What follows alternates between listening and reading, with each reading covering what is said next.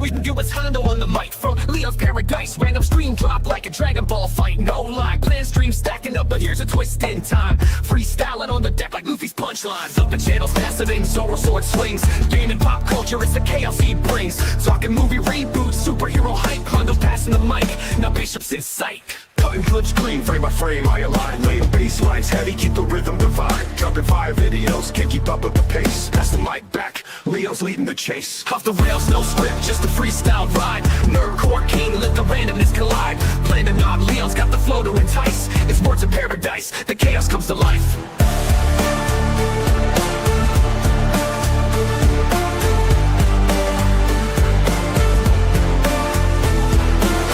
No script, just a freestyle ride. Mirrorcore king, let the randomness collide. Planning on Leo's got the flow to entice. It's words of paradise, the chaos comes to life.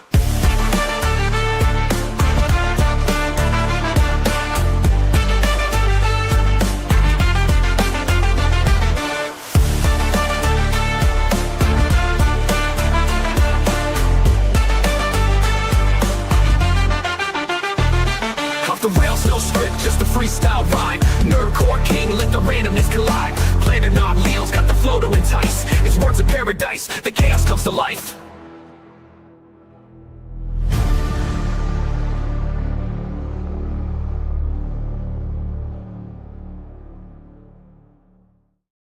Yo, and welcome back to the Sunday special. How are all you vital idols doing?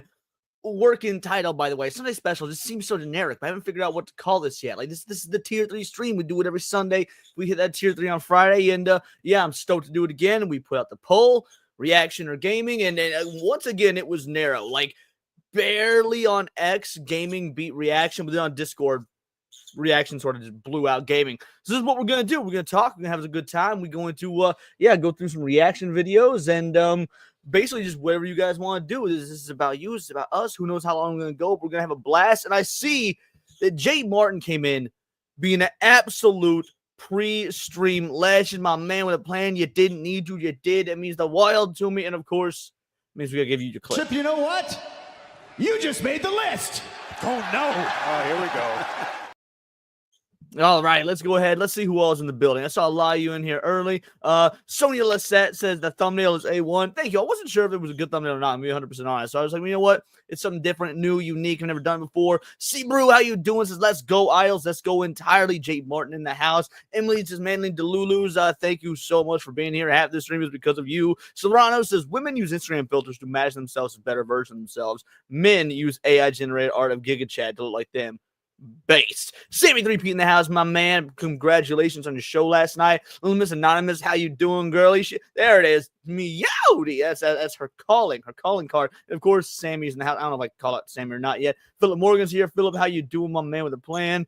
Let's see. We got anyone else? Oh, Daxnor, the best mod in the whole damn land. How you doing, brother? Cryptic Beats is in the house. Well, I'm not here right now. Just an after image. You love to see it. Biolante already did. Hey, thank you so much for liking the stream, all you beautiful bastards. And then who else? Maze Wolf, boo. I say, yeah, homie, want to game in real bad. I didn't even know what I was going to game. I got so many things I'm playing right now. But, B Mozart, who's your favorite Straw Hat? Usopp and Sanji are my favorite Straw Hats. And then my favorite character in all of One Piece is Buggy the Clown for obvious reasons. So yeah, Buggy, Usopp, Sanji, those like my top characters. But I love Luffy and Zoro as well, and love Robin. I like all the Straw Hats except Chopper, if I'm being honest. Like I love all the all except for Chopper.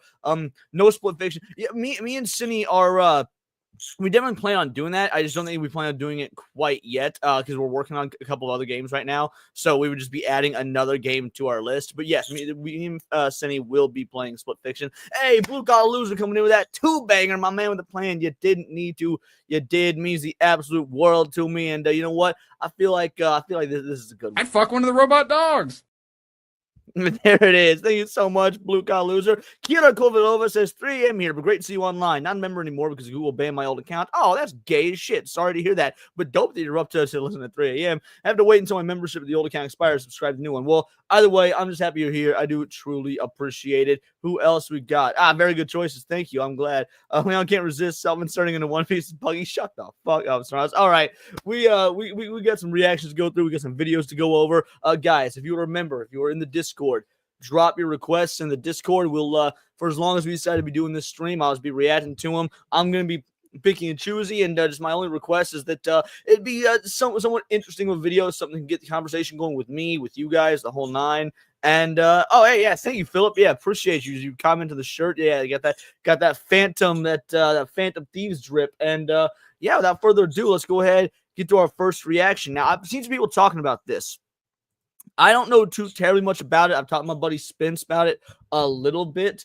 This whole it says USA trying to ban anime and manga. I think it's just Texas, but I want to see what this is about. So this is a Chibi Reviews video. I've never actually seen a Chibi Reviews video before. He and I interacted a little bit on X, but never once seen him. Yo, Wargaming Dad, how you doing? Appreciate you coming here, my man, with a plan. Isaac, how you doing? Dark Intelligence. So many folks hopping in.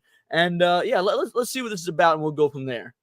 A lot of people have been linking me to this post for the last 24 hours, either through social media, aka Twitter, or even on YouTube. People have been like, hey, Chibi, did you hear about the news that there's politicians in the United States trying to currently ban anime? Completely unrelated to the video itself, but I will just say, as someone who's never watched a Chibi Reviews video, this is kind of exactly how I expected somebody named Chibi Reviews to sound. So, yo, Rick Costa, how you doing, brother? Thanks for coming in. Learn how to summon the Chibi haters. Dude, if it happens, it happens. Let's see. You know, if he dies, he dies. Let's keep going. And manga. And I was just like, huh? Like, I was a little bit out of the loop because I just, like, I want to be honest with you. I do dabble into some political stuff every so often, but I don't make it my entire lifestyle. I personally... Or personality. Although, to be fair, you would think that reading a lot of Chibi Reviews posts on X and whatnot, that like he's very clearly into politics, but he's mostly doing it like a lot of us are. He seems to be into politics because politics affects not just nerd culture, but culture in general. There's that old adage that politics is downstream from culture. I reject that, or refuse that. Culture is downstream from politics is the way that I view it. And that seems to be why Chibi Reviews posts about them so much on X, but it's usually tangentially related in some way or another to anime, manga, whatever it may be. I like to focus on anime and manga. I like to focus on gaming. You get the point. Sometimes I will dabble into some very important adultish topics like this because obviously it's pretty important to kind of stay aware. But more or less, I was completely, hit from the side when I found out apparently a bill was getting passed that might affect anime and manga. So I did some research. I decided to sit down and discover what's going on here. And eventually I found this post, which is from a senator in Texas, basically managing to pass a bill that more or less at first glance seems to be innocent, trying to tackle deepfakes, AI, and the issues of how AI and deepfakes could harm children. And there's out the gate, by the way, I'm going to say I reject even that. I do. Obviously, AI, deepfakes, they're going to be a problem. I do not think that more regulation is the answer to that problem, especially, and it's so strange that this is coming from Texas when Texas has traditionally been one of the most loosey-goosey when it terms of laws, letting individual freedoms, be what they are. Now, I don't think there should be any sort of criminal laws for deepfakes, AI, anything like that. Now, if someone be making AI videos of you doing heinous shit, I think that's a civil matter and should be handled as such, but that's just my take. There's a lot more nuance to it and all that, but it makes a lot of sense why a bill would target that. But then a part of this bill, they try to also target cartoon and animation, as you can see here, which gets into a whole mess of issues. Basically, this is something that's already been ruled upon in the past with the Supreme Court, by the way. In this case right here, which you can see actually right here, it literally outlines the whole thing right here about how it does not apply to depictions of drawings, cartoons, sculptures, or paintings and all that. Now, I've actually covered this before, this original Supreme Court ruling, because there was a period of time where drawings, whether it be anime, whatever it may be, any sort of art that depicted minors in anything that could be considered explicit was illegal. And then there was a case that went to the Supreme Court. They got that overturned. And yeah, I covered that. I can't pretend to know like too terribly much about it. I in the moment I had all the screenshots and images up and whatnot. But at the end of the day, I do not think that any sort of art, whether you agree with the art, disagree with the art, whatever, I do not think that it should have any sort of penalties to it. Do not think it should be obviously self-censorship is a thing. If you're in a public school, hey, that's paid for by the taxpayers. If you want to have something banned, I guess get the school board together, all the PTA, whatnot, have them vote on it, do it democratically. I still don't think it'd be the right thing to do in most instances if it's not a piece of harmful material. I feel like what's harmful is very obvious. We talked about how in Florida, Assassination Classroom is banned from schools just based on the name because these uppity, Christo-fascists thought that, with a name like that, it would inspire school shootings, things to that effect. But at the end of the day, no, I believe in artistic freedom, and I think that censoring drawings is damn close to thought crimes. And you know how your boy feels about thought crimes. We don't want to get into that. Trump passed a federal law making deepfakes criminal. I'd have to look into that. I don't know about that, but I would absolutely be willing to look into it. Can we ban Isekai for the next few years? That's good. All right, let's keep going with this. So pretty much like this is something that has already been shot down before. Kira says, as someone that isn't really into anime, is all anime sexual content. I seem to remember things like Astro Boy, DBZ. Don't remember anything too violent. So DBZ, Dragon Ball, not Dragon Ball Z, has a lot of sexual humor, but that's because Dragon Ball is a comedy show, first and foremost. Dragon Ball Z made the switch to action, and it is far less sexually comedic. But no, anime is not inherently sexual. I mean, don't get me wrong, just like, it's no different than comic books. I mean, you see Elektra in the Daredevil comic, and she got her big bazooms out there, and she's wearing some like sexy outfit and whatnot. And there might be a comic panel or two that emphasize her ass, but in general, no. Now, are there anime that are overtly sexual? Yeah, but anime is not a genre. Anime, just like how TV isn't a genre, live action television, it's a medium. Anime is a medium, and within anime, you've got several different genres, just like how with TV or movies you got genres. You've got law shows, you got action shows, you got horror shows, you've got like stuff anime aimed at little kids, a la Sesame Street style, like Ronya the Robber. Like there's there's no blanket way to say what anime is. All anime is animation that comes out of Japan.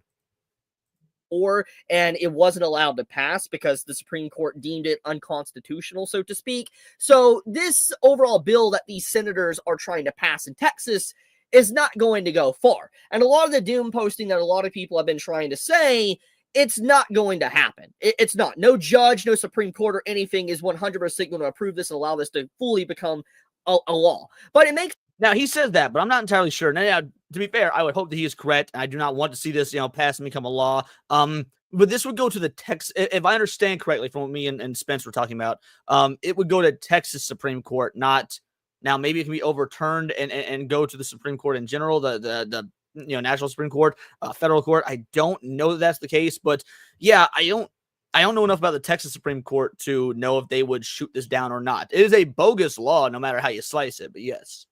Makes sense why there is a lot of fear for it. For one, obviously, I'm just going to be completely blunt. There has been definitely censorship, not just on the left side of politicians, but also on the right. As someone that is going to be completely transparent here, I know a lot of people don't want to hear my political opinions or anything. Completely fair. That's completely fine. But I more or less fall on the side of the center, okay? I do have some left-leaning beliefs and some right-leaning beliefs. I do. And I'm just going to be completely transparent as well. I'm not trying to hide it, but I also voted Trump because personally, I'm just going to be honest, much better option than the other option we had for the presidential election. Just going to be honest. But regardless, I don't always agree with everything that happens on the right, and the same can be said for the left. I'm gonna be real. For a first time Chibi review viewer, I'm digging this video. I like his presentation. I like what he's saying. I can appreciate this so far. Whoever recommended this, I think it was Serrano's. Good pick so far. Like to stay down the middle and just see both sides and figure out which side more or less I agree with. But the point I'm trying to make is that there's been a lot of people that, have found out about this news and been linking me to it saying, hi, you get what you deserve since you voted for Trump or whatever. It's like, just because I voted for, let's say, a Republican doesn't necessarily mean I'm going to 100% agree with every little thing that side does. That's not how it works. At the end of the day, I'm human, and I go back and forth and choose which one I more or less agree with. In this case, like I said, I like to be center. Like I'm more of a centrist. But anyways, getting off of that, the point of the matter is that there has been definitely a lot of more or less censorship on the right side as of late. For instance, a lot of 100%. I can agree with this sentiment 100%. Like again, much like him, I voted Trump. I do think that was a far better option. I voted Trump. This is actually the second time I voted Trump. I didn't vote Trump the first time around. I voted Gary Johnson because, as you guys know, I'm anarchist, if libertarian at the very least, but frankly, I want the abolishment of all government. And yeah, while I know that will never happen in my lifetime, so most of my arguments are made from a more libertarian mindset, just so you guys know where we're sitting. So yeah, I voted Gary Johnson. Then 2020 voted Trump, didn't happen. Voted 2024, went Trump. But I've also, the very first time I ever voted was for Obama. That was a mistake, but hey, what can I say? His fancy words did win a young, dumb 18-year-old Leon over. So needless to say, I'm in agreement here. We saw the right being the censorship-heavy ones back in the 80s, the Satanic Panic with heavy metal music, the whole nine. The 90s rolled around, Columbine happened, and that wasn't a left or right thing. Those of y'all that were there, those y'all that remember, that was a uniparty issue. Like Tipper Gore was on the left, you had a bunch of Republican senators and whatnot that also won. Oh, Doom was the reason for Columbine. And then we started seeing all the censorship become very left-leaning heavy, and now it's back to the right. You've got what I'm calling the Christo-fascists, the Christian Puritans, the hardcore zealots on the right-hand side that are coming hardcore for censorship. Motherfuckers that don't want things like Kingdom Come Deliverance 2 or anime or split fiction or whatever, and it is insane. Adult sites, I think anyone that knows what I'm talking about, has been banned where it requires an ID to access, which not a big fan of. Once again, I don't trust sites with my ID and stuff like that, but obviously it's effectively caused a lot of states. Cryptic Beats, I feel you with this. He says, the first time I didn't vote for Trump, the time I had to. This time I had to until my sister. She may not be my sister after that. My best friend of 10 years has not spoken to me since the election because she knows I voted for Trump.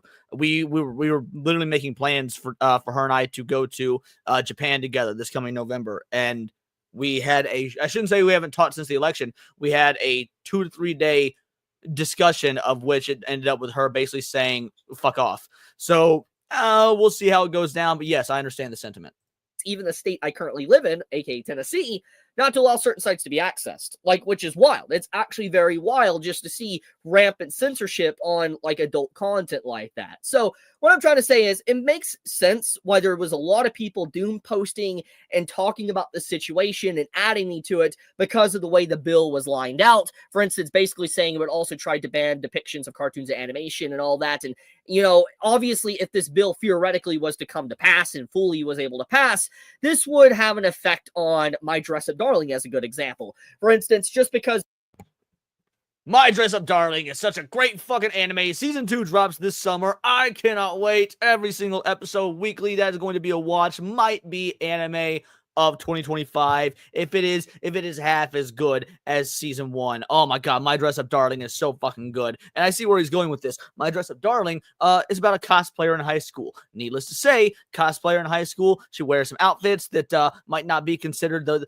most conservative outfits, despite the fact that it's innocent, it's cosplay, it's also a bit romantic, it's a coming-of-age romance story, really no different than things you'd see in like John Hughes movies, like 16 Candles or whatnot. But of course, with the bill that is being laid out here, yes, 100%.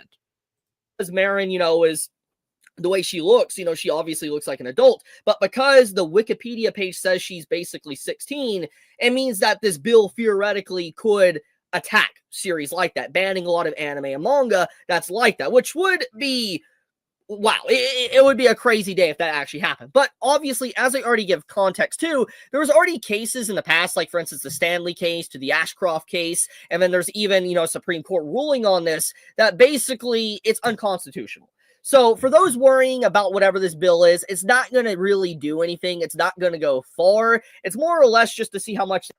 I like his optimism. I also want to believe that it's not going to go far. Legal Mindset had the same, mindset. That being said, I'm sorry, I do not put it past politicians, those in power, as well as the zealots on either side, to push for something like this. And for like, again, we've been seeing the right get dub after dub after dub, which is not inherently a good thing. A lot of it's been good stuff. I mean, don't get me wrong, there's been so much good stuff. That being said, blind allegiance to one party is 100% a problem. Wargaming Dads is the problem this guy runs into is the law specifies obscene content. Obscene content is very specific. I doubt most anime would fall under it. Yes and no. Another part of this law, which is that I was hoping he would go over it. He hasn't thus far, but maybe he will. If he won't, I will. It says indecency. In what's the exact wording? I'm going to paraphrase a little bit. Something along the lines of indecency agreed upon by the public, and that is incredibly vague. If I have the tweet up, because I've got the tweet saved because I'm going to cover this on my panel stream tomorrow. But yeah, basically it's obscene. While obscene might be, very specific, I would argue that it's not, because what's obscene to one might be obscene. We used to have obscenity laws in the U.S. I mean, George Carlin got arrested for his fucking stand-up because it was obscene. And then those being a thing of the past. Obscenity, that violates free speech. So I don't think it's specific enough, but even if obscene is specific enough, there's other language and verbiage in the bill that is not. It is very vague, and that's a problem.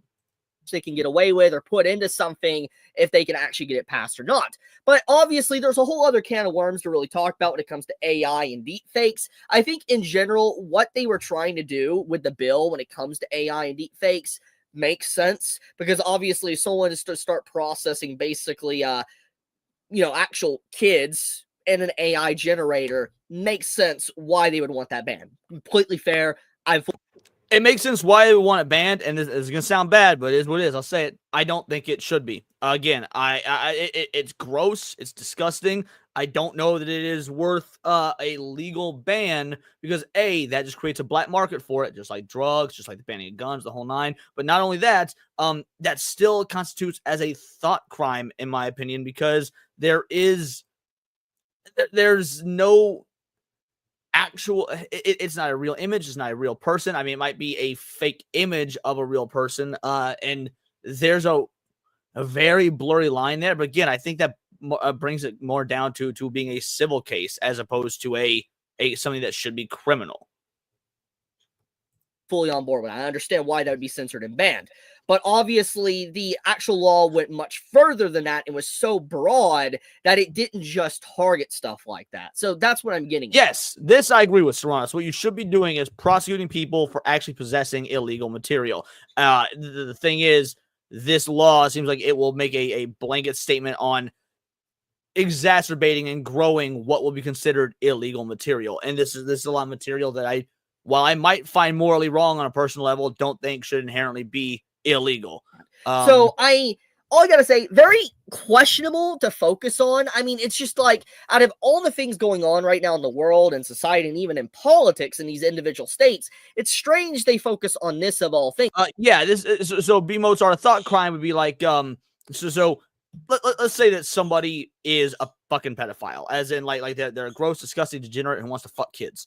That's a disgusting human being, wood chipper. That being said, if they have never done anything and they're only having the thoughts about doing it, they should not be able to be arrested and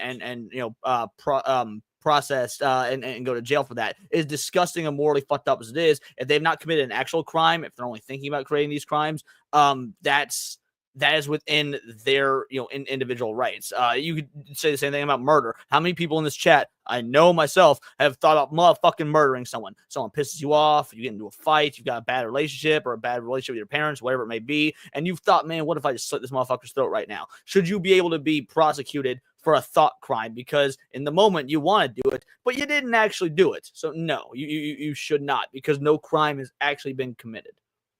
Things like, if they were just to focus on the AI stuff, that would make sense. But the fact that they went the extra mile, it's like, what?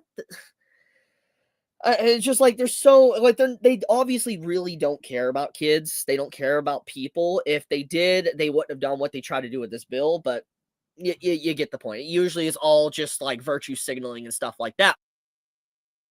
And I want to focus on this point, B Mozart. I agree with this completely. While drawn stuff is nasty, it's not fucking real. Now, there's some absolute creepos out there that get off to like lolly shit or whatever, and it's fucking weird. but it's not real. It's a drawing. I think that if you can't give human rights to non-sentient 2D images. That just doesn't make any goddamn sense. In the Anime Psychopaths, they do that. The only thing I could be agreeable with is the distribution aspect of lolly or child porn. Go into what you want in your own home. So I get what you're saying, and again, I find it morally reprehensible. But if it's still just like if it's cartoon characters or whatnot, I don't know that shouldn't be. I don't think it should be. I don't think it should be prosecuted because it's not real.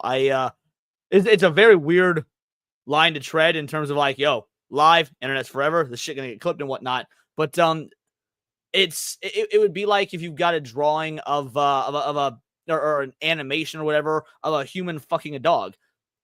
Bestiality is illegal. In fact, I've arrested somebody for it when I was a cop. There's a story behind that I'm sure many of you have heard at this point.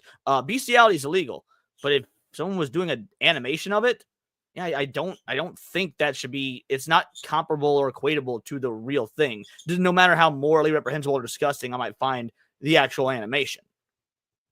Which gets back to the main point. You know, those that are saying that, oh, you're a Trump supporter, you get what you deserve. Look, just because I voted for the man doesn't mean I have to agree with everything he does. What I'm saying is that this in general right now is not good, but I'm glad it's not going to go anywhere. I'm glad it's not. I just wanted to clear the room and let people understand what was going on because this is never going to see the light of day. But okay, I love you guys. Be safe. Stay healthy. Sheeby out. Yeah, that was a good video. I like that quite a bit. So Serranos, you said that wasn't you. Who did post that? Let me check real quick. Oh, that was Vinzinger, which Vinzinger I don't even think is in the I think Vinzinger isn't even in the stream right now. But either way, it was a good video. I think I agree with a lot of what he said. I especially agree with the portion of, hey, just because I voted for Trump doesn't mean I agree with everything he said. 100%. I felt that even though I ended up really liking his first presidency when I didn't vote for him, there's a lot of stuff he did that I liked, a lot of stuff he did that I didn't like. So yeah, I wish that we get more level-headed individuals like that have these large platforms that are able to talk. That was a very well done video. Yes, it is definitely a deeper argument than lolly bad. Stuff like that is a symptom more than is a problem. I agree completely. Supposed to debate someone on this stuff. They're a coward and backed out. Isn't exactly proven. Let's see. Hey, how you doing, Sketch? Appreciate you showing up, brother. Alrighty, let's move on to the next video. So we had a lot of folks throwing shit in the react requests. There was one that here it is. This one was from Serranos, and this one looked very interesting. It's called "We Need More Men Like This," and the thumbnail is the Disney animated Robin Hood cartoon. And I'm wondering. Normally, I would do something that was a bit more longer form, but the idea of we need more men like this, I'm curious where this is going. So from a smaller account, so shout out to Brave New Slop, and let's see what this is. Had my name on it, didn't it? The writing, the art, and the voice acting all blend perfectly to create a hero of unusual tenderness. We've seen all sorts of heroes through our Disney movies, but there's something so warm and okay, all right, hold on. This isn't a Disney movie. This was DreamWorks. Road to El Dorado was DreamWorks, not Disney. But all right, fair enough. We'll keep going. They're talking about, what it takes to be a hero. We need more heroes like this. Just wanted to call out your inaccuracy here. If you're going to be incorrect about what a Disney movie is, how much can I trust what you're saying? All right. What's the discussion you ever thought about? The what we were previously talking about with the lolly stuff? Yeah, it's a very interesting delineation. Like where do you fall on that line? How do you tread it? Yeah, it's a very interesting conversation. Movies, but there's something so warm and loving in Robin Hood. Look at the way he notices the arrow in his hat. Hello. He greets it with a sort of paternal affection. After the sheriff steals the kid's present, Robin Hood saves the day by gifting him a bow and arrow. The kids run out the door to play with it. Based. That would be the modern day equivalent of giving your kid a gun. And I absolutely think so long as you teach proper gun safety, you should let your kids be strapped. Get little Timmy the blicky. But we, the audience, remain briefly with Robin Hood and their mother. Robin Hood becomes serious for a moment and gives a bag of money to the mother. This is the type of moment that kids don't normally see. because it's what happens precisely when they leave the room. Maybe I'm just rationalizing my childhood love of this movie. No, I don't think you're rationalizing it. I think that's a very good point. As a child, there's probably a lot of moments like that I missed out on that now that I'm a fully functioning adult with other adults in my life, as well as spawn of my own to keep alive. There have been very many backroom moments like that. Some of which I was on the giving end of, and others I was on the receiving end of. So that's a great moment that I don't know if I've ever really picked up on in Robin Hood. And it's not that I haven't seen this movie a lot because it's my ex-wife's favorite Disney movie. So, or maybe I'm really onto something. I think this moment is so moving because it completely changes our understanding of Robin Hood. It makes us recontextualize the previous scenes. So far, we saw Little John as the voice of reason and Robin Hood as the compassionate but goofy daredevil. That was just a bit of a lark, Little John. Yeah? Take a look at your hat. Now, for the first time, we hear a seriousness and note of melancholy edge into his voice. How can I ever thank you? I only wish I could do more. Here. In this one line, by the way, the voice acting in this movie is so goddamn good. This is one of my favorite Disney movies. It's easily top 10. Man, just everything, the music, the atmosphere, the animation. This is like apex Disney. 9 months total. 6 months of academy / being cadet, and then only 3 months of actually being a cop before I realized I was very bad at it and quit. He becomes a tragic hero, cursed to risk life and limb on the Sisyphean impossible task of saving these families. He doesn't tell the mother a funny story of how he got the money. He doesn't joke about what she's going to spend it on. There's no arrogance or smugness or self-congratulation in giving it. Keep your chin up. Someday there'll be happiness again in Nottingham. Huge credit here to Robin Hood's voice actor, Brian Bedford. I didn't know this, but it makes sense now. He was a stage actor and director of Shakespeare. Now we're up to the centerpiece of the movie, the archery competition, where Robin Hood, in disguise, tries to earn a kiss from Maid Marian. After winning the tournament, Robin Hood is exposed and captured. And again, he drops the jokes and the games and the goofiness, and he startles us with this Shakespearean intensity. Marian, my darling, I love you more than life itself. I can't imagine many other actors could make us believe such a sentimental line, let alone one coming. I disagree with that. I mean, not being able to imagine many other actors doing that. I mean, that's their job. A good actor should be able to do that, especially a voice actor. Now, to be fair, this guy had stage performance practice, like he was saying, so that's a little bit different because when you're a stage actor, you need to convey in a different way than if you were a film actor because you have you're live. You do not have the opportunities for like set changes and whatnot. There's no cuts. Obviously, there's set changes in between sets, but like live in the moment. That being said, think about Futurama. I mean, Futurama, it's a goofy, hokey, fun comedy. And then you get into an episode like Jurassic Bark or The Luck of the Fryish, and they pull at your heartstrings because of the strong, not just the strong writing, but the performance of the cast. Like it doesn't matter how good the writing is. If you don't have a voice talent that can pull it off in animation, then it's not going to work. So yeah, I think that's, I disagree with him there that not many actors could do it. Any well-trained, especially voice actor, not only can they do it, they should be able to. This is literally their bread and butter. It is their job. Janice Landers became a new member. Janice, thank you so much. I truly appreciate you. We got to get you a clip. I think this is perfect for you because I know you're an animal lover.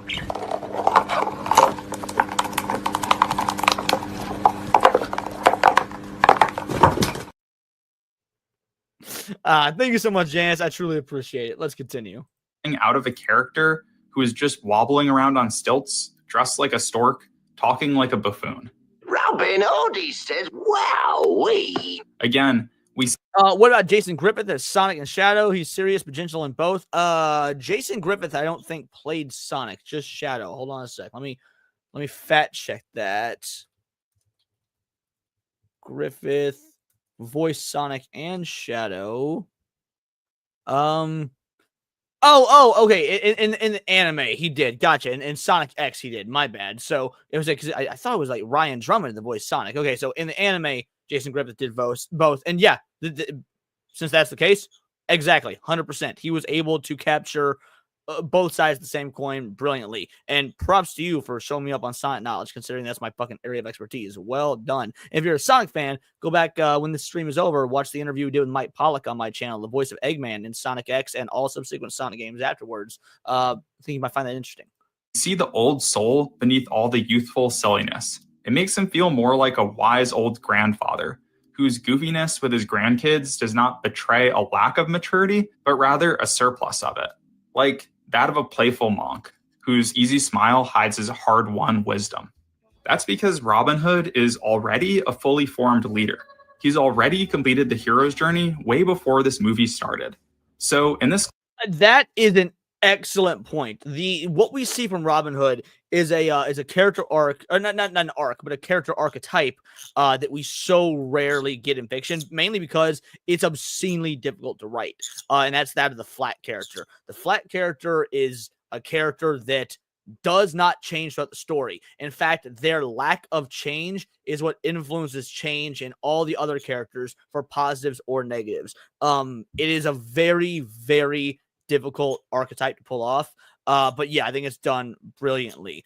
Yeah, it's the mentor trope. However, in the vast majority of stories, the mentor is not the lead. Making the flat character the lead, the main character, it takes a lot of skill when it comes to writing. You're welcome. I do fan dubs, reviews, and gameplays on my YouTube channel. So, dude, hit me up. I would love to check those out. Yeah, definitely like DM me your shit on X or whatever, because I love that sort of thing.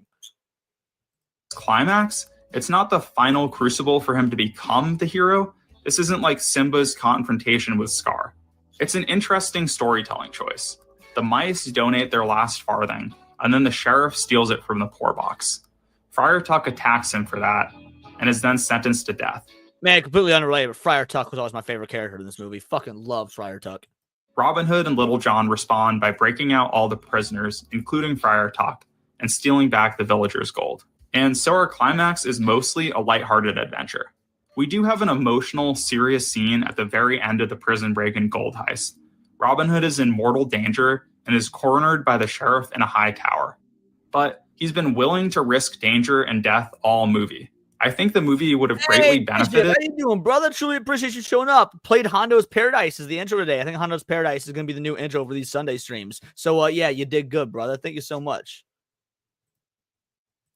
By giving Robin Hood a flaw that he overcame in this climax to make it an act of growth, or to show the villagers uniting and fighting back in some way that felt like growth. It's perfectly fine for some stories to be more of a fun fable or an old-fashioned adventure, but I think we needed a little more in the end here.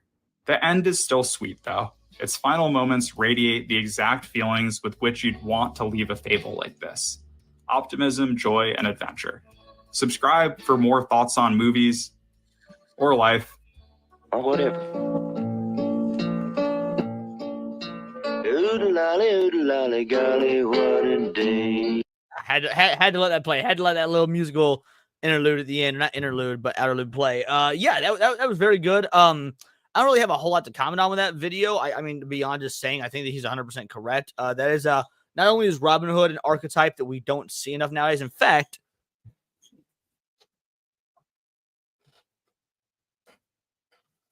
there it is.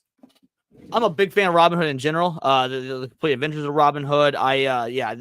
This movie back when I was like a very young child is what got me into Robin Hood, and from there read a bunch of the stories, watched a lot of other versions of Robin Hood.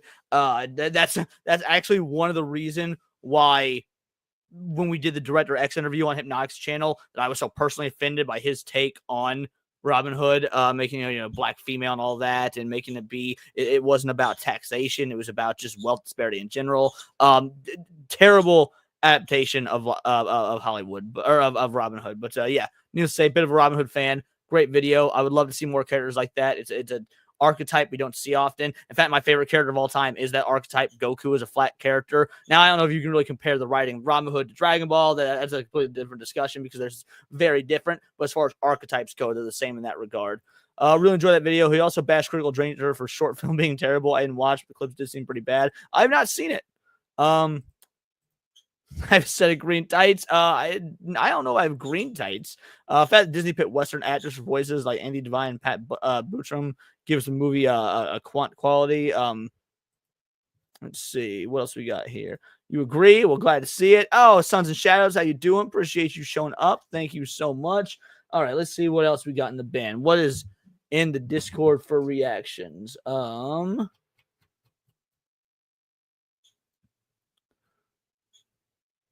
Cryptic Beats threw one in there. Men without hobbies cannot be good husbands and fathers. Oh, this is probably about that tweet that's been blowing up that many of us, I know that I responded to, a lot of folks responded to. So yeah, let's go ahead and let's take a look and see what this. I'm glad to get something like this. I think this will be a very poignant discussion. All right, let's share this. Cryptic, I can already tell you did good with this one. Yeah, so far there's been anything explicitly argumentative, so we'll see. I'm just pulling out from what I think sounds interesting in the Discord. Because I like arguing with the chat. I like arguing with you guys. I like disagreeing. Last week got very argumentative, super fucking argumentative. So we'll see how this one goes. And remember, if you guys are members and you have something you want me to react to, drop it in the react request portion of the Discord. All right, let's go. Men with hobbies cannot be good husbands and fathers. It is known. Whenever I talk to my girlfriends who are looking for a husband and a good father to their future kids, there's always one recurring turnoff. Man children. Seriously. Seriously. Are you serious? Oh dear, oh me. I am so fascinated as to what this person is going to consider to be man children. Yeah, here's the dealio. Obviously, we've all seen this tweet, or at least I assume the vast majority of you guys have seen this tweet. They go on to talk about how men who have effectively nerdy interests and hobbies, video games, model building, Legos, whatever it may be, are man children. That is not what a man child is. A man child is a man that never grew the fuck up in terms of actually taking on adult responsibility. If you don't know how to pay your own bills, manage your finances, if you can't go get your car legal and so it stays, out of date. If you're, going every night to the bar and ignoring your family and your kids or whatever, those are man children. It's a very obvious thing, but clearly this tweet blew up. So some people, for whatever reason, don't seem to realize that. You love Altaori. I've never seen an Altaori video. Unitrace is the only anti-woke that haven't banned me. I do not ban people. I don't ban from my chat at all, with two exceptions. One, if you're a minor and you make it known and you try and change my content because of it, I've banned for that. And then I have banned people for coming after in egregious fashion my friends, co-hosts, or be on my show.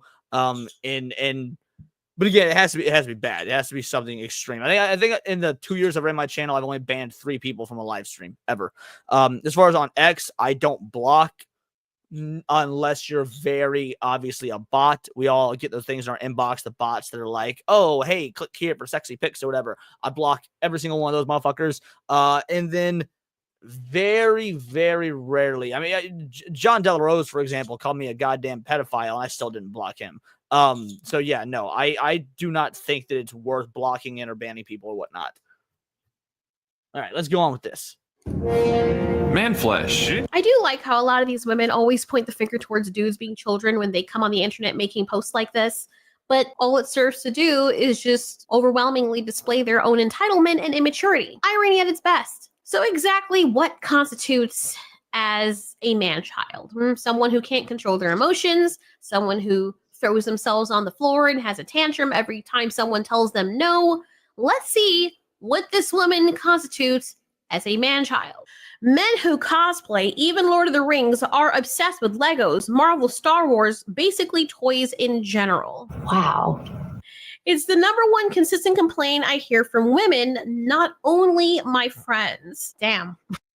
I'm curious what types of women she's talking about. And I mean this seriously because now I am now twice divorced, which isn't exactly a good track record, but that does mean that I was able to have long-term enough relationships to marry women twice now. And both of them very much were interested in the nerdy hobbies and man-child things that this woman says that women complain about. And I've been in other long-term relationships as well. Some I've cut off, some I've cut off. Point is, whether it be watching anime together or going to Disney World and being into Disney shit or you're playing video games, there's no shortage of women, at least that I've been gracious enough to find, that are interested in that shit. And a lot of times those are the building blocks of the early parts of your connections in a relationship. Now, obviously, there are things that are more important, your moral values, your views for the future, your wants and goals and needs. But those initial building blocks of the sharing similar interests are incredibly important. Well, I must have missed the memo because I have interest in a lot of those things or similar things. Imagine being a grown-up and being upset with other people's hobbies that don't align with yours. Like, it seems pretty childish to me if you ask me. But then again, I can't even say that because children will always accept you. You know how many times, like I was babysitting in the past or watching people's kids, that I, of course, take their toys and play alongside them, and we'd make up stories and go on adventures with the toys and whatnot. Or sometimes I'd bring over some of my old toys or whatnot and then give them to the kids. So it would be fun. It would be so fun just to watch the smiles on their faces and not. And I appreciate what she's saying. I love what she's saying. I agree with everything she's saying. But I'm being distracted by this Spider-Man gameplay because, come on, you couldn't have picked a better fucking game anyway. One time did a kid ever make fun of me for playing with toys. And honestly, I don't goddamn care because who made that stupid rule that you can't play with toys anymore? Humans are always going to play with toys. It's just... Yes, I feel like this is an excellent point, Kira. Toys are what led men to have inquisitive minds as adults. The moment you get your first set of Legos as a child and you begin quite literally building blocks, I mean, it allows you to think outside the box. I mean, if you got like a Lego set and you're following instructions, okay, fair enough. But you just get yourself, I'm pretty sure all men at one point or another get like the Lego, the big jug of Legos for one Christmas or whatever, and you sit there and you're like, oh, can I build an airplane, or can I build a train system, or a cityscape, or make a person out of Legos or whatever? Yeah, like it's they foster this sort of creative, but physically creative in the same way, like that could lead you later on to be interested in working with your hands, working on cars, or things to that effect. So yeah, Legos are a fantastic tool for fostering creative thinking that manifests in an actual physical way. Like the type of toys that you're interested in as you get older might evolve, or it might stay the same. I mean, these bitches are out here playing pretend and getting mad at men for cosplaying. Most of you put on pounds of makeup on your face to cosplay as somebody that's actually pretty and younger and looks nothing like you. Y'all are the last ones to be calling out people for playing pretend and being... I mean, I ain't got a problem with a woman wearing makeup as long as they're also good looking underneath. I've always been one of those, like, I prefer the without makeup look. I do. Even when my ex-wives, either one of them would wear makeup, I'd be like, you're so pretty without it. But hey, if it makes you feel good, whatever. Different strokes for different folks. Being childish. For all you know, that might be a turnoff to other men. Seeing you wear pounds of makeup on your face to overcompensate for your lack of looks, because that's probably what you're advertising. You see how it doesn't feel so nice? If you have to sit there and be threatened by someone else's hobbies, then it means that you have none of your own. And I'm glad that whoever this person is that made the post, and this is if they're not actually rage baiting. I'm gonna be real. I don't think they were rage baiting. I don't. If they did a very good job of it. But I actually, before I responded to this tweet, which I did do a response to this, I went through their post history because I thought this was rage bait.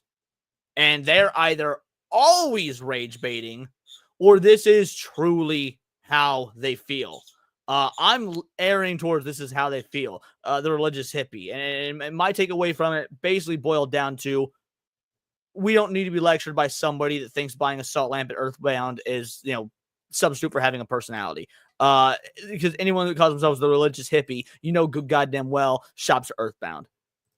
Is telling on themselves so that men can stay away from you and away from people like this. Because Jesus Christ, one of my prerequisites as a woman was, if I'm going to be with someone, he has to be one honest, absolutely love animals, and he doesn't have to love them as much as me, but I'm damn near not letting someone near my animals.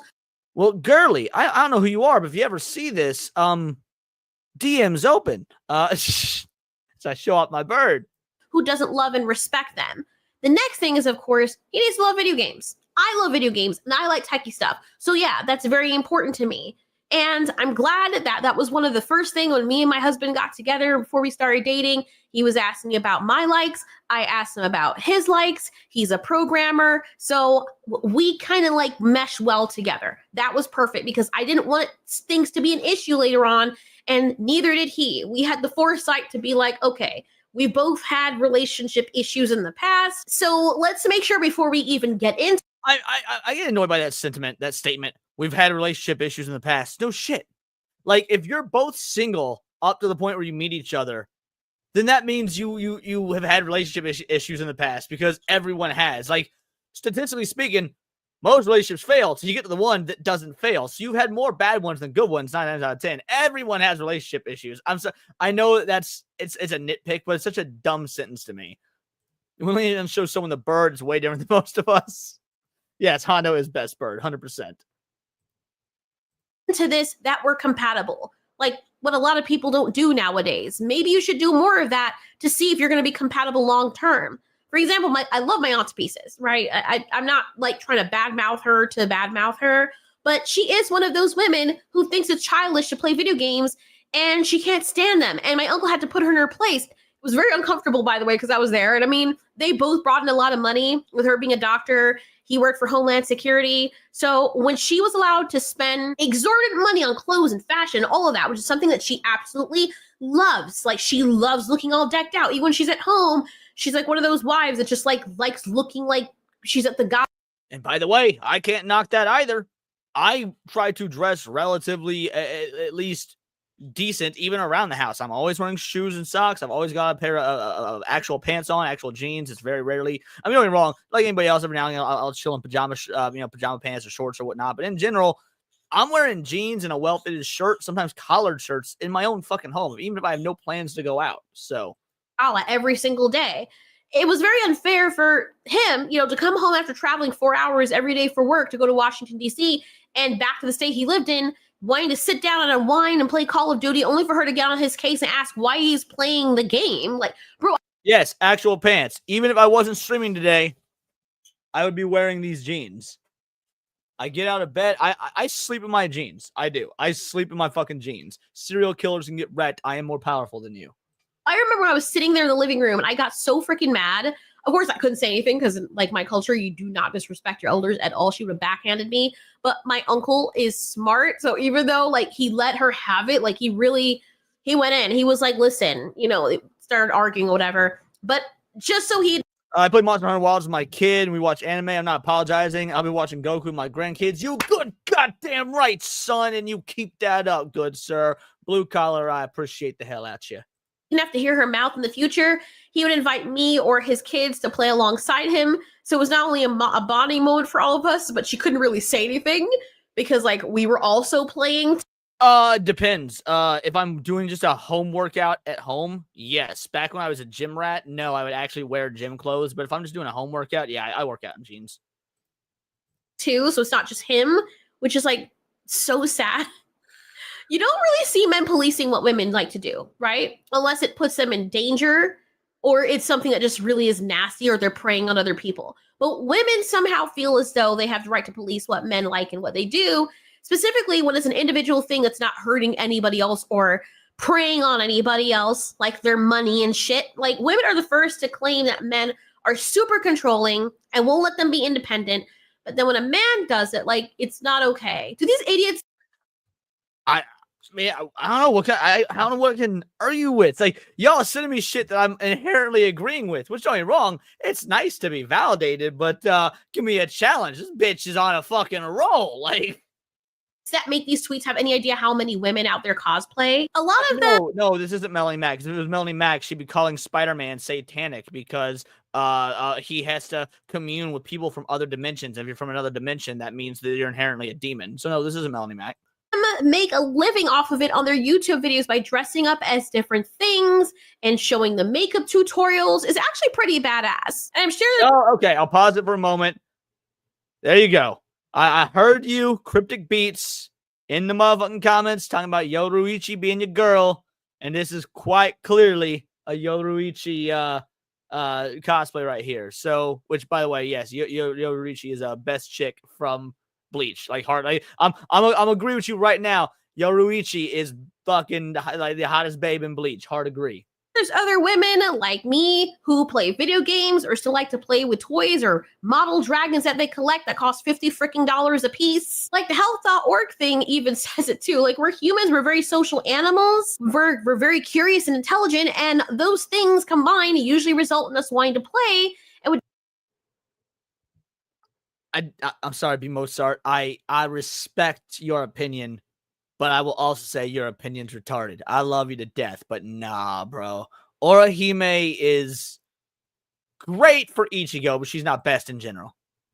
With different types of tools and toys. As it says here, while play may seem frivolous or even possibly silly, when we're adults, it is actually vital to our well-being. UW health psychologist Doctor explains that play helps relieve stress, boost creativity. Whoa. This tranny nonsense needs to stop. I have retired Leona, and instead the new grift is dressing Hondo up in outfits, which, by the way, according to Amazon, one of his 2 new outfits should be here tomorrow. So on Countercast, they're going to be a tier goal to get Hondo to dress up in a nice little froggy outfit, assuming it comes in time. Just saying. Improves our mood and outlook and keeps our mind sharp. It also improves our relationships with others. Interesting. Things that a lot of these women making these posts actually lack. They have a bad mood, horrible outlooks, they definitely don't have sharp minds, and they clearly don't have creativity, and they don't have a good relationship with the people that they're trying to police. Most adult vertebrates, particularly on the face of the earth, will play with toys or things that they see as toys. Cows. This is one of those things that gets touted ever since. I don't know that this was a massive talking point prior to Jordan Peterson, even though it is true nonetheless that it does not matter. The studies have mostly been done in chimps, but yes, it is. It's very easy to find it's statistically correct, which is why there are differences between men and women. And that's not inherently a fucking bad thing, by the way. Most males, regardless of the species, most male mammals will have more enjoyment messing with objects as opposed to other living creatures. The opposite is, true for females.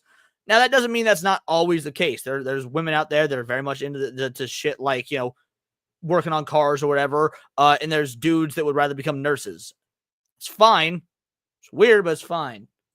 Like to play with balls that they put inside of the pasture. Horses, crows, even reptiles, as you can see here in Miss Stephanie's video, even though he's trying to get at something inside of the ball, but this is his version of play. Rats or rodents, elephants, cats in general, and dogs. Or even canines in general. Maybe people who don't have anything going on are miserable because they've forgotten how to have fun or something. Some men where it's just like you are paying attention on that game, talking to them people, arguing with them people, and you could be in my face. It is some men that needs to give their woman more attention. Wait. She says you could be in my face. So she would rather her man argue with her than argue with his boys on the fucking PlayStation 5 or whatever, being like, yo, why didn't you throw the grenade down the hallway? Now the whole team got wiped out. Like, yo, bitch, let him argue with his boys, and then he could take you out to fucking dinner or some shit. What are you talking about? Like, no, my ex-wife, she rarely threw a bitch fit when I was hanging with the boys. When we were playing like D&D or Magic the Gathering. Well, hell, she got in on Magic the Gathering and D&D. Wasn't much of a gamer, didn't play a lot of video games. So when we were all getting down playing Pokemon Unite or Call of Duty or whatever, she didn't really give a fuck. I don't know. I've never. It's about moderation. All things in moderation. If you're gonna hang out with your boys and play your video games, Magic the Gathering or whatever, that's cool. And hopefully you've got yourself a partner that's either A, joining you, or B, respects it. And then you also got to know when to say no, and you hang out with the other person, and you go to the movies together, or you cook dinner, or whatever it is you guys have this common interest of. Like, what the fuck? Freedom. But why, as a grown man, do you want to come home and play with a controller? You don't play video. You don't. You know what? I'm mad now. I'm upset. Man, this is like his only time of like having complete freedom and something to escape reality for 20 minutes, and you're trying to take it away from him. You're not doing all that with that video game. Yeah, you are. You for reality. Yeah. They got niggas making on the games, little avatars. Like, nigga, what you want to look like? Who the is this? I'm sorry. Again, you can see this woman is covered in fucking makeup. She got that shit caked the fuck on. And she's upsetting spaghetti about a dude making an avatar in a video game? That doesn't make goddamn sense. But this has to be one of the most cringeworthy, digitally punchably goofy ass representations of a character I've ever freaking seen. And I already talked about the specific segment of this video, but it makes me so goddamn annoyed every time I look at it. I just can't watch the whole thing straight through anymore. Can you hear my voice? It feels like 50 years have been sapped out of my future. Actually, no, it feels like 1,000 years have been sapped out of me. All the way back, generations. It feels like that. Years ago, working on cars and with the guys, etc. We do not need to spend every moment of our lives attached to the hip. Yeah, dude, I made this argument all the damn time for my significant others or even for my friends. Like, dude, I love you guys, you're my friends, but there's times I don't want to fucking hang out. I'd rather just be, just chilling in my room alone playing video games or whatever. Or maybe, hey, we play a few rounds of Magic, but at midnight it's time to go home, want to hang out with the wife or whatever it may be. Like, yeah, and when it comes to working on cars, bro, I fucking hate working on cars. I'm bad at it. I'm not good. I love learning about it, but I'm objectively bad at it no matter how much I do it. And so to me, working on cars, either my friends or my dad, because I love working on cars with my dad, is like it's therapeutic because I get to have that communal existence with my friends or with my dad. And while I'm bad at it, they can just give me the fucking guidance. And it's more about the bonding representation. And we're actually accomplishing something. Like it feels shit's getting done because the car's getting fixed or whatever. That's how much life has been sapped out of me right now, just sitting down listening to this shit. Good Lord. If a woman...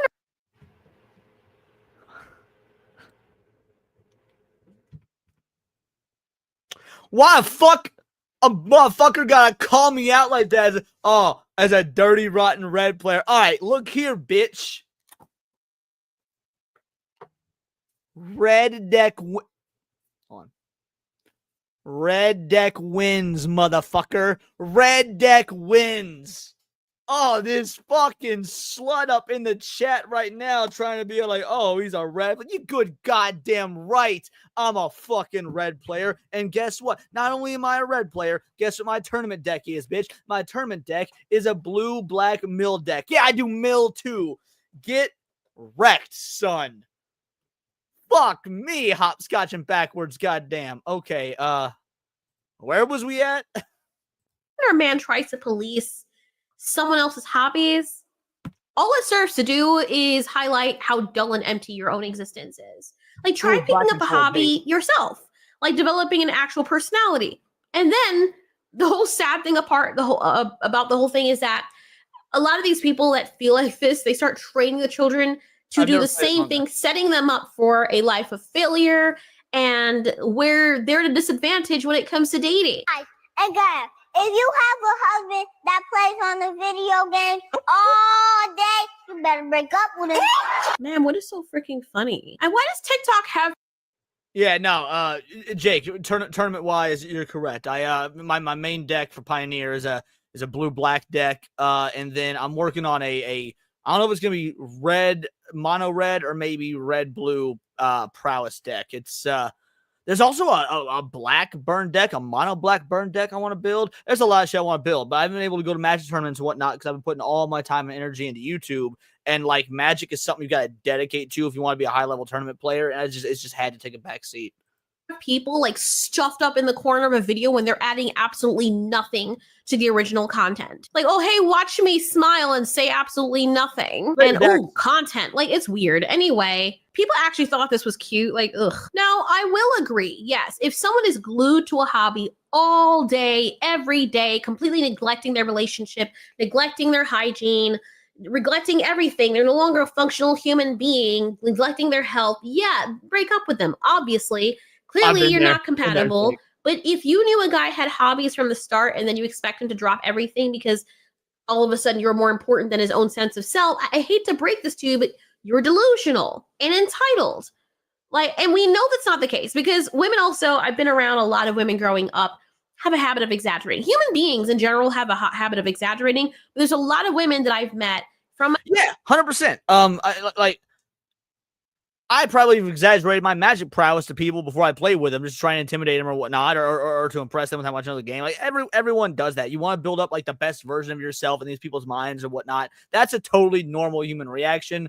And then sometimes you're just naturally good at something, you want to fucking brag about it. Like, everybody got to be braggadocious about something. Like, I'll brag like a motherfucker about my cooking. I love cooking. It's my favorite hobby, which is, ironically enough, is probably a hobby that this woman, the one from the initial post, would be like, oh, well, that's a good hobby because it's useful, because it's functional, because it keeps your fucking belly fed or whatnot. When in all reality, bitch, I don't cook for you. I cook for me. I do it because I find it therapeutic. I enjoy doing it. I like dressing up. I like making some sort of ridiculously complicated recipe and then dressing up the plate and getting the right sort of visual equity, the visual whatever the one I'm trying to think of is, along with something that's flavorful and possibly healthy, whatever it may be. Yes, Bishop is very good at eating shawarma. But yeah, the hobby of cooking, I bet, would be A-okay with this bitch because, oh, well, there's a function to it, as if there's not a function to playing video games when there 100% is. Do you know how much team building and communication skills you can get with video games? Like, yeah, but again, this bitch doesn't know that because not this bitch isn't the one making the video. The one we're talking about in the video, for those of you that are joining late,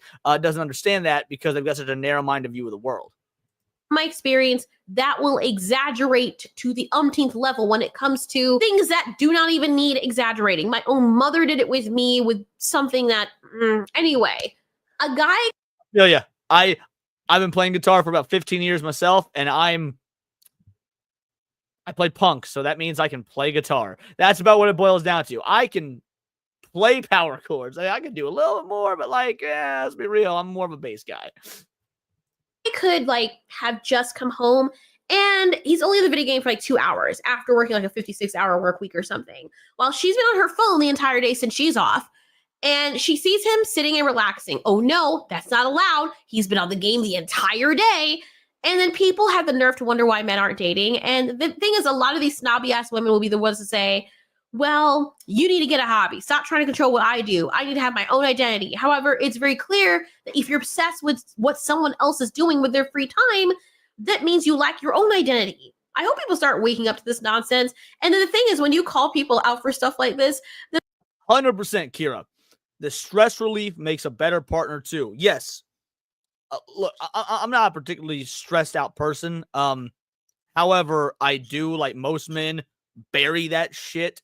And then after so long of burying it, yeah, you might just have that explosive, angry moment or whatnot, or you shut yourself off. One of the two. There's usually the two big things that people do. They'll either have an outrage moment, or they shut the fuck down. And yes, if you've got these sort of creative outlets, then you are far more likely to be mentally sound, mentally healthy, and able to communicate with your partners or your friends or your family or whatever it may be, because you've had that time to de-stress or relax, to get out of your own head, the whole nine. If you want your dude to be less stressed, just give him a blowy more often. There's that fucking too. Get to work, bitches. They'll be like, oh, you pick me. First of all, I'm fucking married. I don't need to be picked. Schecter's Second of all, brand. Even if I wasn't, great brand. You're out here making posts about women who are upset because they want a man, because they want to fucking be picked. That's kind of the point of linking up with people. So you get picked, you fucking dumbasses. I can't stand people who use this argument. Oh, you pick me. You want to be picked, bitch. And stop complaining about not having men, or not men that you don't like or something, or men that you do like. That's very freaking weird. How the hell do you expect to have a relationship if you don't even want to be picked? Same thing with guys. You want a woman to pick you. If you like someone, she actually does have to pick you to be with you. Well, Alyssa called you a pick-me on SNH? No fucking way. You tell me that the woman, I'm using that word very loosely here, that works at Kotaku and has had multiple abortions, which means she's had multiple sexual partners, and has always posted pictures of herself at the bar with a drink in her hands, and has tried and failed at streaming, and is now throwing a frivolous lawsuit around called you a pick-me. That's a fucking riot. A woman should want you more than you want her. I disagree with this. I mean, that's a good dynamic if you're prowling for women or whatever. But once you're in a stable, committed relationship, I disagree with that. Right? Weird. You know what? I really hope that people start waking up to this nonsense. And please do everyone a favor and keep making posts like this. All the people out there who make posts like this, keep doing it, right? So you can actually help people filter you out and stay away from you. resulting in you in turn saving more of your time and never having to meet those people. I got Schechter and a couple ESPs, only like 7 guitars in total. I got rookie numbers. I mean, you got more than me. So when it comes to guitars, like actual 6 strings, I got 3. And I've got 1 bass. I've actually never played a Schechter guitar, but I've played several Schechter basses, and I love them. I think at the height of my instrumentation, I owned 4 or 5 guitars, 3 basses, a banjo, a mandolin, and a violin, and 2 ukuleles. Oh yeah, I still do own 2 ukuleles. People that you clearly dislike. There you go. Everybody wins. Gaming is terrible for most human beings, and here's why. Because everyone that's on a game knows that there's something better that they could be doing with their time. Unless... Why people got this mentality that reading is inherently more useful than playing a game? Like, let's say you're playing a single-player, narrative-driven, story-based game. You're getting the same sort of thing as a book, which is a narrative. You're experiencing a story, but you're also working with your hands with hand-eye coordination, and so you're actually working 2 points of the brain as opposed to just 1. Just saying.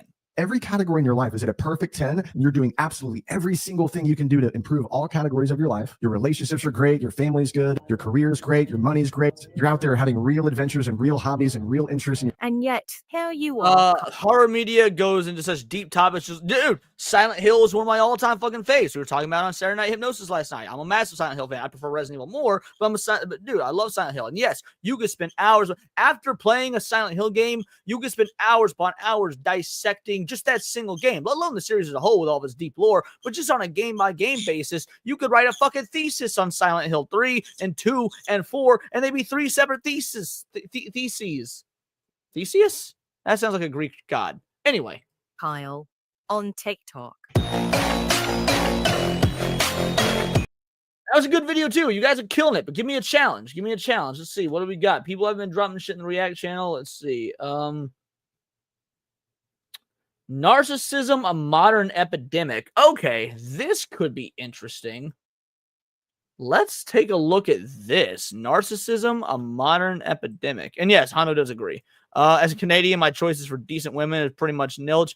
I mean, it wasn't 10 years ago from what I heard. I guess hit up Vex. See if she's available. No, she's not. She's married. But, you know, a boy can dream. All right. The psychology of narcissism.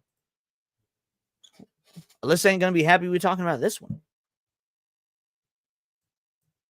Become an Academy of Ideas supporting member and access over 100 membership videos, including our latest membership series on Big Pharma and the Big Lie. Sign up for only $4.99 a month or $39.99 a year by visiting academyofideas.com/members. This channel is made possible by the support of our members. One of the surest ways to ruin our life is to be in a close relationship with a narcissist, whether it be a One of my old best friends, who obviously not a friend anymore, a long best friend, I think was a narcissist, but it's hard to tell because some dudes are just douchebags. So let's see. Narcissist as a parent, husband, wife, colleague, or friend. If we are forced to deal with a narcissist on a daily basis, we suffer. But even worse than having a narcissist in our social orbit is being a narcissist. In this video, we explore the character disorder of narcissism, looking at what it consists of, what causes it, and why increasing numbers of people are becoming narcissistic. Narcissism is based on 2 primary factors. Firstly, a narcissist has an excessive self-admiration or a grandiose or inflated sense of self. Narcissists, in other words, judge themselves to be superior to most other people and consider themselves better looking, more intelligent, higher in social status, more powerful, or more creative than they really are. Oh, thank God. I only feel like one of those, and that's not more intelligent. But all the rest of those, nearly more attractive, more creative. Everybody else pretty much better at that than me. So thank God I'm only 20% narcissistic. Let's keep going. When we say that someone is narcissistic, writes the psychologist Donald Nathanson, we imply the presence of beliefs about the self that cannot be substantiated. The second primary characteristic of narcissism is a lack of empathy. When the narcissist considers what actions to take, the feelings of... The lack of empathy thing is interesting. I want to listen to what he has to say, but I want to just, before he says it, give my thoughts on that, which is, I feel like this is why men are frequently labeled narcissists by women, whether it be women you're dating or family members or whatnot. It's because men are always trying to solve the problem when a problem arises, when a woman talks about the problem, whatever it may be. That willingness to say, all right, fuck all the frivolous shit. Let's get to the crux of this. And let's figure out how to fix it, comes off as a lack of empathy, when really it's just the difference in men and women's mental functions, and that men see a problem and want to solve it, whereas women just want to talk about shit and vent. And like, fair enough, if that's what you want to do. Go, don't bring it to me because I don't give a fuck. And it's not me having a lack of empathy that makes me not give a fuck, because I can be empathetic towards your problem. But if you're not going to take these steps to do something to fix the problem, then why should I give a fuck? Because at that point, it's a brick wall. It's a dead end. There's no progression. So, yeah, I feel like women often label certain men narcissists because of their willingness to actually try and fix problems and gloss over the emotional bullshit and cut through the logical shit. Yeah, exactly, Kira. Men just want to cut to the chase, solve the problem. Bingo, bango, bongo. Of others rarely factor into their calculations. Narcissists view other people as tools to be used to help them attain their wants and needs, and one of their primary needs is to obtain what is called narcissistic supply. Narcissistic supply consists of undue attention, adulation, and praise. How old is this video? Because this is some old world YouTube just cycling through PNG shit. 4 months old, bro. This video is straight out of like 2011 with this just flipping through these old PNGs. All right, fair enough. Let's keep going. Praise, and it is the fuel that helps the narcissist maintain their inflated self-image. Like most personality disorders, narcissism exists on a spectrum. At the extreme end of the spectrum are the malignant narcissists. Malignant narcissists are the personification of evil. They exploit, manipulate, gaslight, and lie to attain what their grandiosity leads them to believe they deserve, and they do so without feeling the pangs of conscience. The malignant narcissist is so convinced of his superiority, so in need. Wargaming Dad says it's an easy term for people to throw at someone. Most don't know the meaning of narcissist. Yeah, I found that people throw out narcissist and gaslighting far more than is actually correct. Because gaslighting, I only recently learned what this was. And recently, because my ex-wife accused me of it, and I didn't know what the fuck it was, so I had to look it up. And we'll look it up here because I find it to be fucking fascinating. So gaslighting definition, and they often go hand. The reason I'm bringing this up, they go hand in hand with narcissism. Narcissism. So gaslighting is a form of manipulation where someone tries to make another person doubt their own reality, memory, or sanity, often to gain control of power. Which, don't get me wrong, is a bad thing. Like, you don't want to do this to somebody as a way of manipulating. But sometimes motherfuckers are just wrong. Like, they are misremembering something, or they're building a narrative or a version of something that isn't correct. And am I sharing the? Oh, whoops! I clicked stop sharing to share screen. My bad. Here it is. So yeah, gaslighting is a form of psychological manipulation where someone tries to make another person doubt their own reality, memory, or sanity. But anyway, what point I was getting at? Sometimes motherfuckers are just wrong, and telling them they're wrong, they will throw out the lob the accusation of gaslighting at you or something to that effect. When it's like, no, you can. I'm sorry you disagree, but just because you disagree and you're trying to make a point that could be wrong or that you're misremembering or whatnot, doesn't make it gaslighting. Like, for it to be, at least by my understanding, at least, for it to be gaslighting, you have to know that you are incorrect and you're trying to manipulate someone to making yourself correct. But if you actually believe what you're saying and you're arguing based on good faith, it inherently can't be gaslighting. Maybe I'm misunderstanding, maybe I'm wrong, but like that's the way it seems to me. Also, Leonardo Style, what you doing, brother man? Obviously, I said what you doing. You're watching the stream. How you doing? There we go. Need of narcissistic supply, and so lacking in empathy that he submits to nothing but his own will. Or as M. Scott Peck wrote in People of the Lie, malignant narcissism is characterized by an unsubmitted will. All adults who are mentally healthy submit themselves one way or another to something higher than themselves, be it God or truth or love or some other ideal.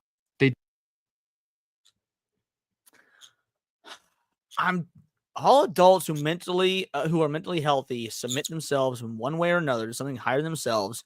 Now, be it God, I would agree with that. Again, open Christian, or truth. Everyone should submit themselves to truth. Truth is just that. It's the fucking truth. Love is a bit esoteric, so I'm not quite sure that could be considered higher. Yo, Mr. Tech Rat, how you doing, brother? I appreciate you showing up. Or some other ideal. I guess I would agree with most of that sentiment, though I don't know that love should be there. They do what God wants them to do rather than what they would desire. They believe in what is true rather than what they would like to be true. What their beloved needs becomes more important to them than their own gratification. In summary, to a greater or lesser degree, all mentally healthy individuals submit themselves to the demands of their own conscience. Not so with malignant narcissists, however. In the conflict between their guilt and their will, it is the guilt that must go and the will that must win. Again, if we're using doesn't seem to be a clinical definition. This seems to be more philosophical, and like if that's the case, fair enough. But doing away with guilt isn't inherently a bad thing because people can be think about survivor's guilt, for example. School shooting happens, and 12-year-old Timmy survives when 13-year-old Mary Sue and 14-year-old Bobby Joe didn't survive. If Timmy has survivor's guilt, like, no, you should get rid of that guilt because it's unfounded. It is not. There's nothing you could have done. It's not your own fault. You aren't in the wrong for just fucking surviving. So yeah, I don't think that inherently having the mentality that guilt needs to go is a bad thing. It is estimated that only a few % of the population are malignant narcissists, but the number of people who can be characterized as mild to moderate narcissists greatly exceeds this rate.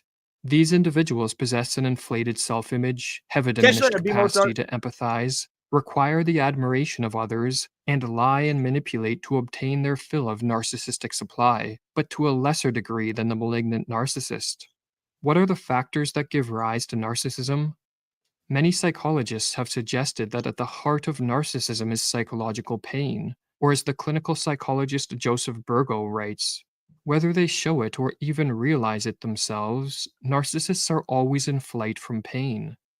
The primary type of that almost makes it sound like they're a victim and they're just in their victimhood they become the villain. I guess I don't know that I would. To me, that seems like sugarcoating it, but that's just me. Pain the narcissist flees from is shame.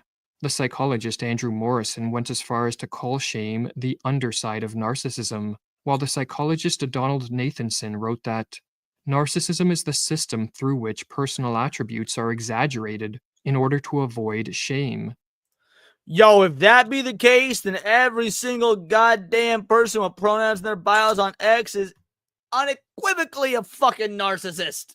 As if there was any doubts. Chronic or severe shame is debilitating and reflects a negative evaluation of the self. Often this negative evaluation is a result of a perceived failure. If you have a negative evaluation of yourself, doesn't that go against what they were saying narcissism was earlier, which is narcissists have have an inflated sense of self-importance? So that would mean that their inflated sense of self-importance is a mask for their shame? I feel like you can't have it both ways. Either they have shame and they're masking it, and that inflated sense of self-importance isn't real, therefore shouldn't be a qualifier for narcissism, or that inflated sense of self-importance is real, and you can't minimize it by saying, oh, but it's because they have this underlying sense of shame. Like the two, at least in my mind, are incompatible. To live up to the expectations of our family, peer group, or society at large, in contrast to guilt, which arises when we believe we have acted in an inappropriate way. Shame arises when we feel our entire that's what I thought, Boosh, is that narcissists have no shame. Not that they've got an exaggerated sense of shame. Lack of shame is not the same as minimizing shame. Well, no, I get that. What I'm saying is I feel like the person making the argument was minimizing shame. It could be something like their insecurity so well, they master insecurity so well, they believe themselves to be, so they don't even know that they're masking. Is that what you're saying? Self to be inadequate, or as Nathanson put it, shame seems always to involve a more or less sudden decrease in self-esteem, Oh, a okay. moment in which we are revealed as somewhat less than we want to believe. Shame can be useful in enforcing social norms and maintaining group cohesion, but all too Base. often individuals suffer from shame, not because there is anything wrong with who they are, but because they interact with cruel people who They forget their masking, they trick themselves. Yeah, you tell yourself a lie so much that you believe your own lie. Yeah. ridicule or reject them. Malicious or neglectful parents, for example, are a common cause of shame in children. Other people experience shame because they live in a sick society and refuse to adhere to its value system or fail to live up to its unreasonable demands. But no matter the cause, if feelings of shame are persistent or severe, a defensive reaction is elicited. Some people use shame as motivation to better themselves. Others withdraw from the world and descend into the depths of depression. Some numb themselves through addiction, while others practice a narcissistic avoidance of shame by creating a grandiose self image and then deluding themselves that such an image, rather than the one that is eliciting the shame, is a true representation of who they are. So okay, so basically what we were saying just a moment ago. So yeah, they experience such shame that they actually are lying to themselves so much that they end up believing their own lie. This inflated self image acts as a sort of psychological armor that protects them from their pain. And as Nathanson explains, narcissism is a term that must be reserved for that part of our self image that would be relinquished were we to accept shame.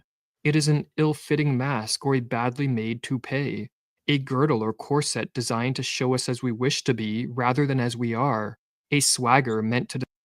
What's worse, addiction and addiction and more cowbell or Jane's addiction? Jane's addiction is definitely worse. Fuck Jane's addiction. Jane's addiction sucks. They've always sucked. They're not a good band. In fact, they were supposed to play a show that I went to last September. And do you guys remember when they broke out into a fist fight? It was captured live. It was like all over X. They broke into a fist fight on stage. That was 2 days before the show that they were supposed to be at that I was going to go to. And so they straight up canceled. And Billy Idol ended up pulling double duty and doing 2 sets. Disguise the slump and considering Billy Idol's my favorite musician of all time, that was perfect for me. Because fuck Jane's addiction, dude. Beck was the headliner, by the way, and Beck kicked ass. Disgrace. A house full of imitation fine art and fake jewelry, a phony accent, anything we do to call attention to the self we wish to assume, rather than the person we are. Or as Burgo writes, almost everything narcissists say and do is intended to avoid the experience of shame. The narcissist. You don't even know. Okay, Jake, if you've seen Beck, then you know. But if you haven't seen Beck, you don't even know. A live Beck show is dude, it was one of the best shows I've ever been to. Yeah, Beck and Billy Idol back-to-back Tech Rat. It was a badass show. And Rad Natty, Billy Idol is my favorite musician of all time. Narcissistic defenses they mobilize against shame are so extreme and pervasive that they color everything about the person's personality, relationships, and behavior, creating a kind of shell or armor against the. Damn, so many motherfuckers in here have seen Beck live. That is awesome. I know this video is supposed to be dissecting narcissism, but we're here talking about music and whatnot. But like, Beck is such a crazy good, insanely talented artist. I'm so happy I got the chance to see him live last year. The threat of shame. When observing a narcissist, it may be difficult to believe they are infected by shame. They come across as confident and high in self-esteem, and they seem to truly believe in their superiority. Hey, Corboy coming in with that $1.99. Thank you so much, brother. I appreciate it. This is so far kind of a depressing video we're going over, but it's incredibly important. Plus, I like listening to what my viewers do recommend. So you know what? I feel like after this video, we will all feel so much shame that we'll need to do this.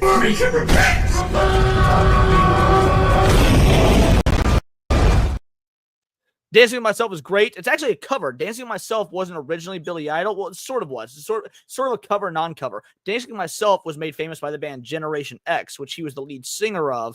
And then he went solo and redid Dancing with Myself as a solo artist. But yeah, Dancing with Myself was fantastic. My claim to fame is that I was a Carolina Rebellion when Monkey officially joined Korn. Nice. Korn is fucking good, dude. I dig Korn.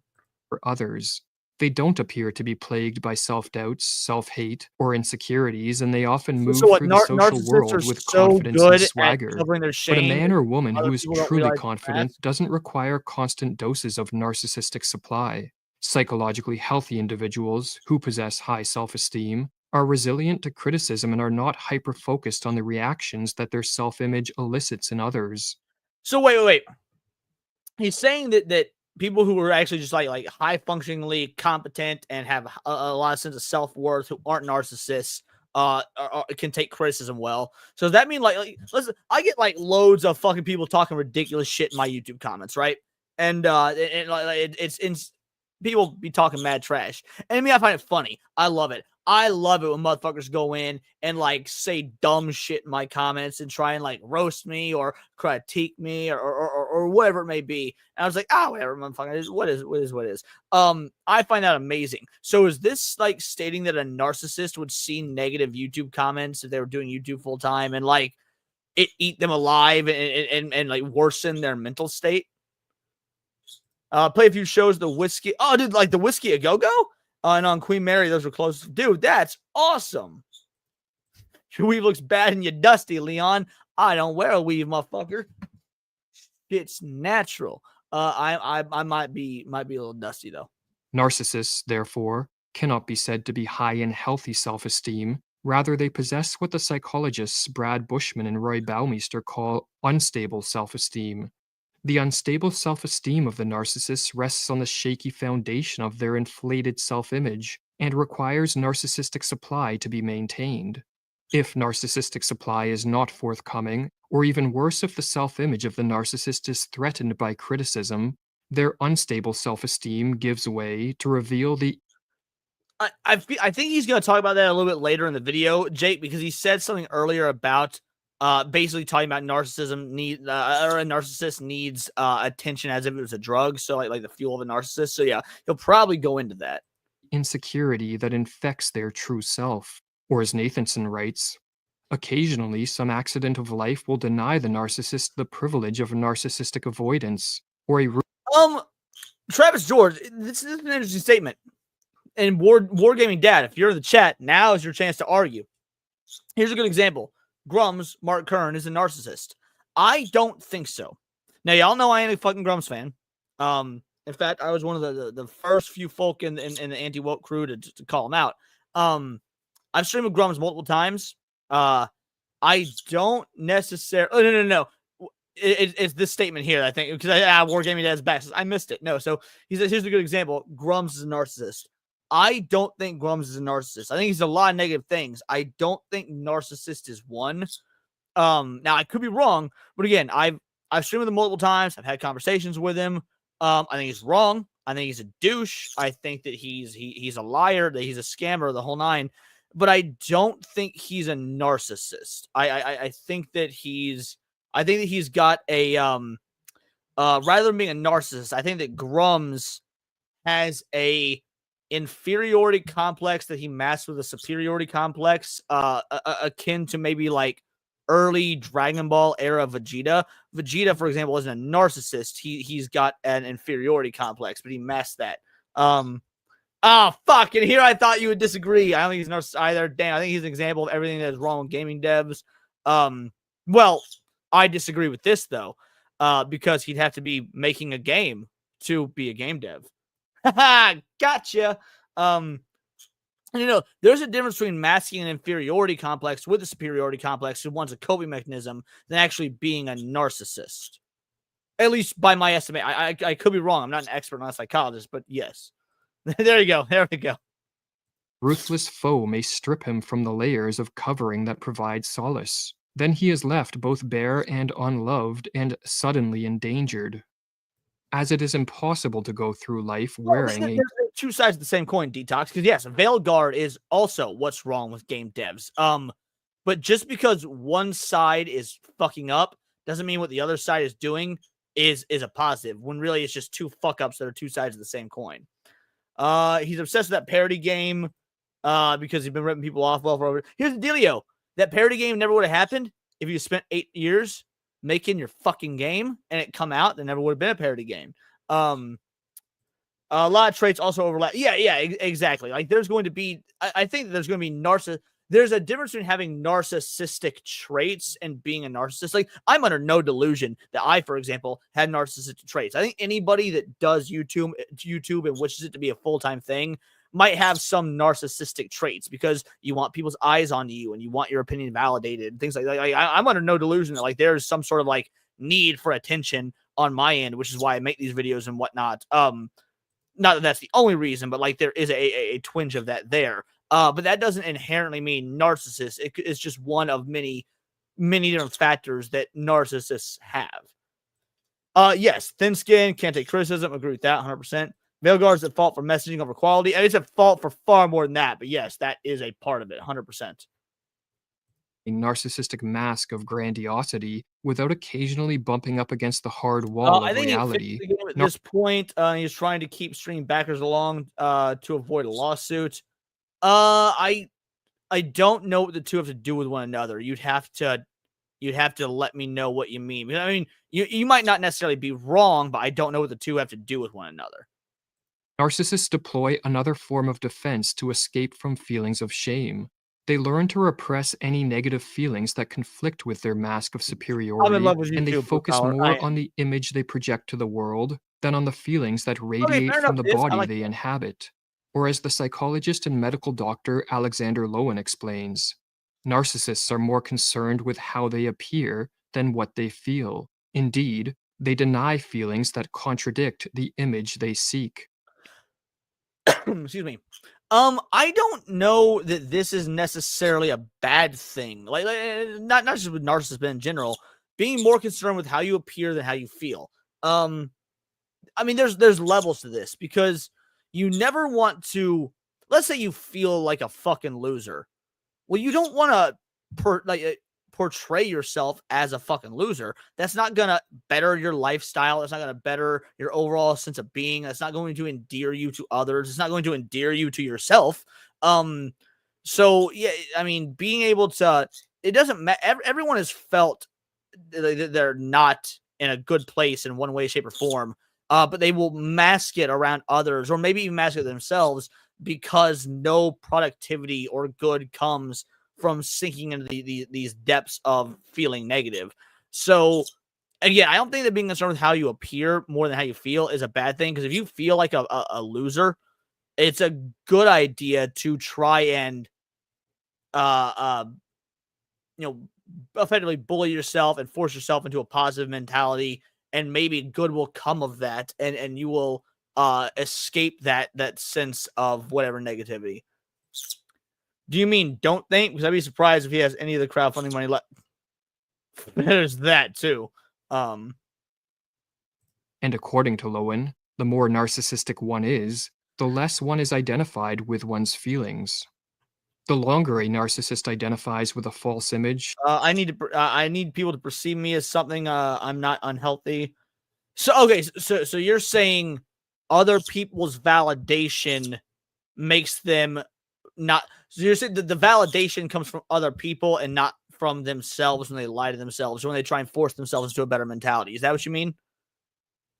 Sometimes you fake it so you make it kind of deal. Or see, and that's what I was referring to. Like fake it so you make it. Everybody, I assume, at least most people, have a moment or time in their life where they need to fake it till they make it. I mean, I know I have, and I don't think that's inherently an unhealthy thing, nor do I think it's inherently a narcissistic thing. But you can fail at it or take it too far. Again, it's more of an all things in moderation sort of thing.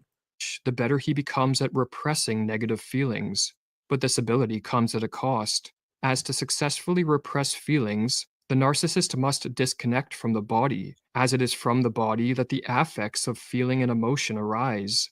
Over time, this disconnection from the body and the impaired ability to feel genuine emotions destroys the narcissist's capacity to empathize, or as Lowen explains, the denial of feeling characteristic of all narcissists is most manifest in their behavior toward others. They can be ruthless, exploitative, sadistic, or destructive to another person because they are insensitive to the other's suffering or feeling. Now this presents an interesting question. So the denial of feeling characteristic, denial of feeling characteristic of all narcissists is most manifest in their behavior towards others. They can be ruthless, exploitive, sadistic, or destructive to another person because they're insensitive to the other's suffering or feeling. Now, this is true of narcissists 100%. That being said, not everyone's feelings are valid, and like this is just like there are people out there that might feel one way or another about their lot in life or where they've come to or what they're in the process of doing, and those feelings aren't valid feelings. And I don't think that we should indulge others in their invalid feelings.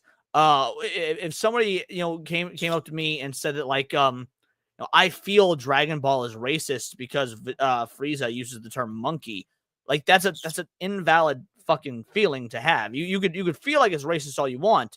It's objectively incorrect. And for me to bow and kowtow to you feeling like that because you feel like that would be wrong. And to roast them for it, which would be, ruthless or sadistic or could be destructive to them, isn't inherently narcissistic. Again, I think there's levels to it that this can be true, but I don't think this is inherently true.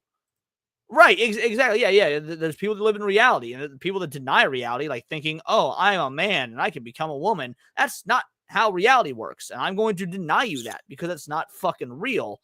That's not me being a narcissist. If anything, it's you being a narcissist because you're trying to oppress the populace to bow and kowtow towards your fake version of reality. If I feel like kill yourself is the answer, I would say that's an invalid feeling. Empathy is understanding how someone else thinks. It doesn't require you to care. There's a difference between empathy and sympathy. Yes, okay, that's true. Good one. That's very true. Fair enough. Ted Frieza is racist just to say, right, but that doesn't mean Dragon Ball as a whole is racist. That means the character is racist. Grumps rip people off multiple times now. Shows he doesn't care to grow, learn. He's here to grift, take your money, and don't dare get upset. I mean, I can agree with all this, but those aren't inherently the traits of a narcissist. Someone said ABF facts. ABF says many of the most influential leaders historically and yeah, and that's true because leaders want to lead, and if you want to lead and you like have this inherent need to be the center of attention and think that you are competent and intelligent enough to be a leader, then yes, that goes to show a sense of, if not narcissism, at least narcissistic tendencies. Can't become a woman yet. Yeah, and here's the delineation I make. When science gets to the point where they can fundamentally alter your DNA, your chromosomes, the whole nine, and actually make you biologically female on the cellular level, I'll call you a woman then. He's a speciesist. Yo, seen and heard. It's been a minute, dude. How you doing? I appreciate you.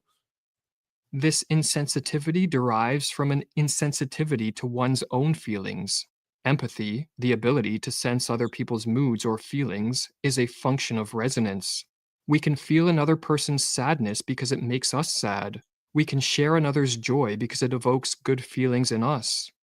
Okay, but again, see, I'm disagreeing with a lot of this video because it seems so blanketed. Much like I think it was Radnad Skubla, or maybe it was Kira Kolonova. Someone earlier said that there's crossover between a lot of different disorders and whatnot, but they're not inherently the same.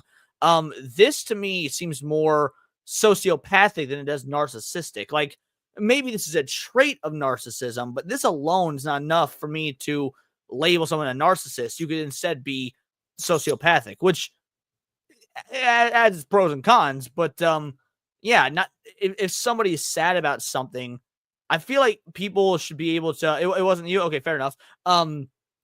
Sometimes you're just not going to empathize with whatever someone is sad about because what they're sad about is fucking stupid. That's wrong. He's equating empathy. See, okay, so it's not just me. I thought this was wrong as well. Thank you, good one. We're also great apes. We have to know how to reach others' expressions to a certain degree. Okay, Jin T Maxi, did you say great apes because I have the Dragon Ball analogy and you're like carrying on with that, or did you accidentally make the best like joke / comment this stream so far? Yeah, dude, I'm happy. Yeah, I'm happy you're here, homie. Other person's sadness because it makes us sad. We can share another's joy because it evokes good feelings in us. But if we are incapable of feeling sadness or joy, we cannot respond to these feelings in another person, and we may even doubt that they have such feelings. So, doubt. I agree with doubting they have such like people who doubt they have those feelings are. I would say they're wrong to do so. You can believe somebody is feeling something, but you can also come to the conclusion that it's stupid that they are feeling it. ADHD, you can hyperfixate on a new relationship where a narcissist will love bomb to build towards a person needing them. And as somebody who is ADHD, yes, I agree with this 100%. And I'm not just some fucking self-diagnosed motherfucker or whatnot. No, ADHD meds knock me the fuck out, put me to sleep. Meth puts me to sleep. Doctor diagnosed me like the 3rd grade, the whole 9. That being said, I'm very against ADHD. What's it called when a doctor not medicates. I'm blanking on the term, even though I just used it because I've been drinking. Diagnosis. I'm very, very suspect of ADHD diagnoses because they are so fucking frequent and oftentimes they're overprescribed. But I know I actually am ADHD just due to the fact that the way the meds affect my mental state and affect my physical state as well. But we never use it as a crutch. I look at my ADHD. There's a lot of misdiagnoses of ADHD. That being said, I look at my ADHD as a fucking superpower. I don't understand people be like, oh, I'm ADHD because, and they use it as a fucking excuse. Like, dude, I can focus on a fucking phone call, anime, and play video games all at the same time because of ADHD. And it's like a goddamn superpower. A lack of empathy, along with a constant need for praise and adulation, makes the narcissist a plague on the social world. Those who interact with a narcissist must support the narcissist's fantasy of superiority. Anyone who fails to inflate the narcissist's self-image, or even worse, causes the narcissist to doubt their own superiority. Oh, dude, absolutely remember Prozac. I don't know if you had know somewhere to go with that, but you said, do you remember? And yes, I do. Must deal with their dark side, a dark side that is notorious for the anger and rage. Dude. Okay, Travis George, I think that's why I didn't enjoy Coke the few times I did it. It just didn't really do much for me. I was like, people really build Coke up like it's an awesome drug. And like, it was fucking whatever. It's like, yeah, I did it. Fair. Go, I do your thing. But like, it just didn't hit me. True ADHD can have crippling aspects, but no mental illness is an excuse. Yes, agreed. Hard agree. And to be fair, there are crippling aspects to it. I just ignore those and pretend they don't exist. It can unleash. As the narcissist considers himself to be better than most other people, he often views it as only natural that he exerts control and power over those in his social circle. The best way to deal with a narcissist, therefore, is to avoid them, and if someone close to us is a narcissist, we should consider cutting ties with them if their narcissism is... Real quick, Seeing Heard, member for 3 months. Thank you so much, Seeing Heard, says, I still hold to the opinion that everyone is on the autism spectrum. There has to be a baseline to measure against. If everyone has autism, then no one has autism, and we're all just individuals. Like, autism is a specific thing, and there's a spectrum of autism for people who are autistic. But if everyone's autistic, then that just means everyone is individuals, and that's just how the brain functions. I have a buddy. He doesn't like Coke. He just likes the way it smells. There's a line in an Uncle Kracker song. First concert I ever went to, Uncle Kracker. And he has, I think the song, Yeah, Yeah, Yeah. That's a line in that song. Anything but mild. For narcissists are notoriously difficult to change, and their lack of empathy makes them capable of destroying lives with little to no thought of the suffering they leave in their wake. Their disorder may be rooted in pain, but it does not follow that we need to allow them to bring pain into our life as well.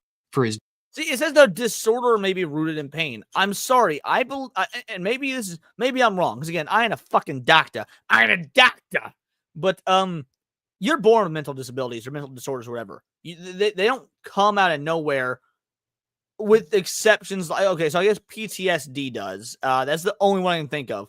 Okay, but PTSD is because, okay, maybe you're not born with them. Because now I'm thinking on it, trauma or afflictions of the brain can happen later in life, and those disorders can manifest when that happens. But point is, there's more to it than just like, oh, dude was bullied and now he's a narcissist. Like, no, I don't think. I think that's the dude's oversimplifying it in this video. Old Crow Medicine Show is a great song about methamphetamine. I don't know Old Crow Medicine Show. I know they performed on Saturday Night Live once. I saw that. That's the extent I know about them. Damn it, Jim. I'm a YouTuber, not a doctor. Yeah, probably. Gene Twenge and Keith Campbell write, a recent psychiatric study found that the biggest consequence of narcissism, especially when other psychiatric symptoms were held constant, Agreed. was Like suffering by people close to them. While we lack studies indicating whether the rate of yeah, there might be a trigger for something you were born with. Yes, I can agree with that. malignant narcissism is increasing, the number of people moving the wrong way down the narcissistic spectrum and developing mild to moderate levels of narcissism appears to be rising. Or as Twenge and Campbell write in the Narcissism Epidemic, which was published in 2009. In data from 37,000 college students, narcissistic personality traits rose just as fast as obesity from the 1980s to the present, with the shift especially pronounced for women. What can account for this rise in narcissism? One explanation is that our modern value system promotes Hold on. Let's roll that back, because that was interesting. Especially pronounced for women. In data from 37,000 college students, narcissistic personality traits just rose as fast as obesity in the 1980s to the present, with shift especially pronounced for women. Now, well, first of all, shocker, women. If obesity and narcissistic personality disorder rose at the same time, and you are of the mentality like I am, that all the chemicals and preservatives and things in our food are what cause a lot of this obesity, would that imply that a lot of these chemicals are, because I would think it would, that are put in these foods not only affect the physical body, but also affect your brain to the point where it is causing an advanced, Brandon School was RFK, but yeah, an advancement in narcissistic disorders. So if hypothetically RFK came in and cleaned up all our fucking food and fries are made of beef tallow now, we'd see narcissism start going down in future generations. And yes, the trophy generation probably has something to do with that as well. Interesting. The rise of social media. I don't agree with this. That the rise of social media normalized narcissism. Much like somebody said earlier, I think it was Jake Martin. Someone said there's always a trigger. It may have triggered narcissistic tendencies in folks that already had them, but I don't know if it normalized it per se, because people still dislike narcissists and they actively try to avoid them or call them out or whatever it may be. So normalizing it means that we accept it. And I don't think people accept narcissism, but I could be wrong. And yeah, it's McDonald's. McDonald's calls narcissists. Good job, Grimace. What can account for this rise in narcissism?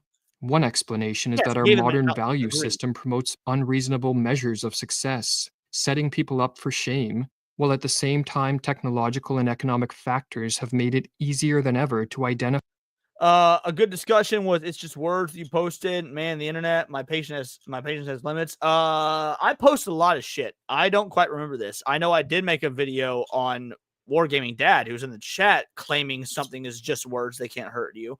But I don't think I made a post about it, but I could be wrong. Identify with an inflated or narcissistic self-image to escape from this shame. Most contemporary societies hold wealth, beauty, social status, and fame as preeminent values.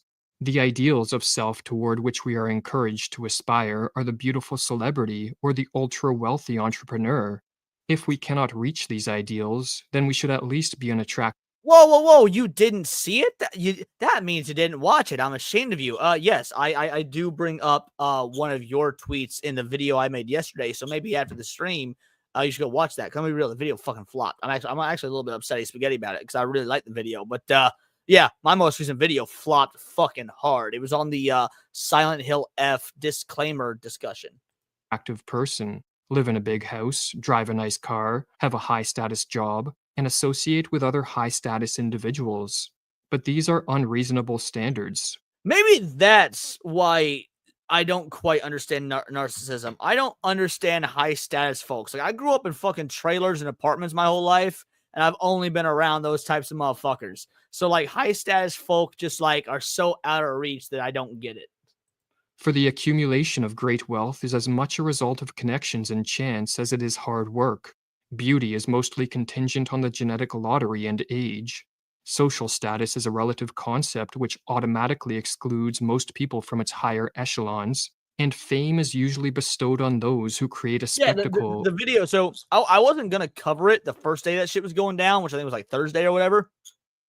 Or maybe it was Friday. But the second day, Madam Savvy had a post. I agree with her post. You quote tweeted it, and I agree with yours as well. And it was this weird middle ground. And so the video is me just like in real time parsing through my thoughts on the whole thing. It's not the typical type of video I would do, because usually I already know my thoughts. And I go into the video to give my thoughts. But this video was me like trying to rationalize the two schools of thought. It was about Vegas and someone saying they'll throw hands in person. Oh, that one. You mentioned threats to which people death, etc. Point sometimes words should incite a slap or punch. Yeah. Okay, I know exactly what you're talking about now. When motherfucker was talking shit on Trace, and Trace said roll up in Vegas, and CV said to my face and whatnot, and I said yeah, by all means, let's fucking go. So yeah, I know what you're talking about now. Or achieve notoriety rather than reflecting true greatness of self. If we are led to believe that we must attain these things to be considered a success, many of us are destined to feel ashamed. To escape from feelings of an inadequate self, social media, in conjunction with a debt-based economy, has made the narcissistic avoidance of shame easier than ever. Like a moth. Wait. What does that debt-based economy have to do with this? Like, I'm actually asking, because I don't see the correlation. I can see the argument for social media. I don't necessarily agree with it, as we already previously discussed, but I can at least see it. But a debt-based economy, I don't see what that has to do with narcissism. Spending money you don't have to uplift yourself socially. Huh. Okay. So narcissists will do that, but normal people won't. Is that the argument that you think is going to be made? Because like that would make sense, but I guess it's just not a mentality I'm familiar with, I guess. To a flame, those who feel shame turn to social media, as through the curation of profiles we can easily create a new self-image to replace the ugliness and failure we feel inside. By sharing only the most flattering parts of life, posting the wittiest of thoughts and the best of pictures, the creation of a profile tends to be an exercise in the narcissistic inflation of the social rat race encourages narcissistic personality traits. Okay, I would agree that yes, the social rat race encourages narcissistic personality traits, but doesn't necessarily encourage or doesn't mean there's a larger number of narcissists, just people with narcissistic traits. Again, like I said, people who make YouTube videos often have narcissistic traits. I still think the number of narcissists is probably like true narcissists is relatively low. But the narcissistic traits that are shared by many of especially the first world, are more often highlighted. Is narcissism the product of fame or the cause? Well, first of all, thank you so much for the 2-banger seen and heard. I do truly appreciate it. Let's go ahead and get you a clip real quick. What would be a good clip? You know what? We were talking about a Trace earlier, so we'll give you the Trace clip. I just super love sucking dick. When I haven't for a while, I get needy. Is narcissism the product of fame or the cause? I think that it is probably the cause. People who are narcissistic are more likely to seek out fame. Sound like a ChatGPT question. Self, and basking in the glow of the likes and comments that a post elicits, is the quenching of a need for narcissistic supply. But the ease with which we can create an inflated self-image is further promoted by our debt-based economy. Low interest. No, Cryptic Beats. I would say Ryan Roger Atday is probably the most clipped person on SNH because of Speargate. But that's just a guess. Rates and easy access to credit allow us to pretend we are richer and more successful than we are. We can use credit to purchase a luxury car, go on an expensive vacation, mortgage a dream home, or even finance plastic surgery. We can then go on social media to show the world what our credit has allowed us to purchase, and thus further inflate our self-image. Or as Twenge and Campbell write, the inflation in credit leads to inflation in self-image, helping the narcissism epidemic spread far and wide. I had my own Speargate not too terribly long ago when JDA accused me of being a pedophile. So I had a lot of motherfuckers I've never even heard of quote tweeting me and stuff. Yeah, I had my moment, and it was funny as shit. I rolled with how amazing that shit was. Take a culture that promotes self-admiration and material goods, add the ability to realize this self-admiration through buying things you can't really afford, and many people... Yeah, I kind of understand and agree with Boosh here. Someone can brag about accomplishments without being a narcissist. Like, you could just be braggadocious. I mean, I don't know. When I posted the fucking picture on Instagram, my most recent Instagram post of Mike Pollock, the voice of Eggman, sending me his tweet interaction where he told people to call detractors slurs, and he like signed it and sent it to me. Me posting with that was like being braggadocious. Look, Eggman sent me this one-of-a-kind signed piece from a Twitter interaction he had, and like that maybe, I don't know, is that narcissistic? Like, I don't really think so. It's just seemed like a fun fucking Instagram post. Hairgate or Birdgate? God damn. Well, it's funny. Alyssa Mercante brought both up in one sentence when she was bagging on me in her live stream. She said, wait, Words of Paradise, aren't you the guy with the bird and greasy hair? So, yeah, I guess there's Hairgate and Birdgate, all wrapped up into one. Live the narcissistic illusion that they are wealthy, successful, and special. The more we inflate our self-image through social media and the use of credit, the more the other symptoms of narcissism infect our character, as we identify with an image. By the way, I just want to specify. I dye my hair black. I'm naturally a redhead. Dyed black hair naturally just looks greasier because in the light because it's bottle job black. So more often than not, like, don't get me wrong, there's times I've got greasy hair when I only wash my hair once a week because it's very unhealthy to wash your hair more than once that. So I wash my hair once a week, maybe twice a week if I have some sort of special social engagement. But in general, even right, I washed my hair yesterday. If it looks greasy because the light and whatnot, it's just because bottle job black is what lighting does to it. Just throwing that out there. Catch you later, Rick Costa.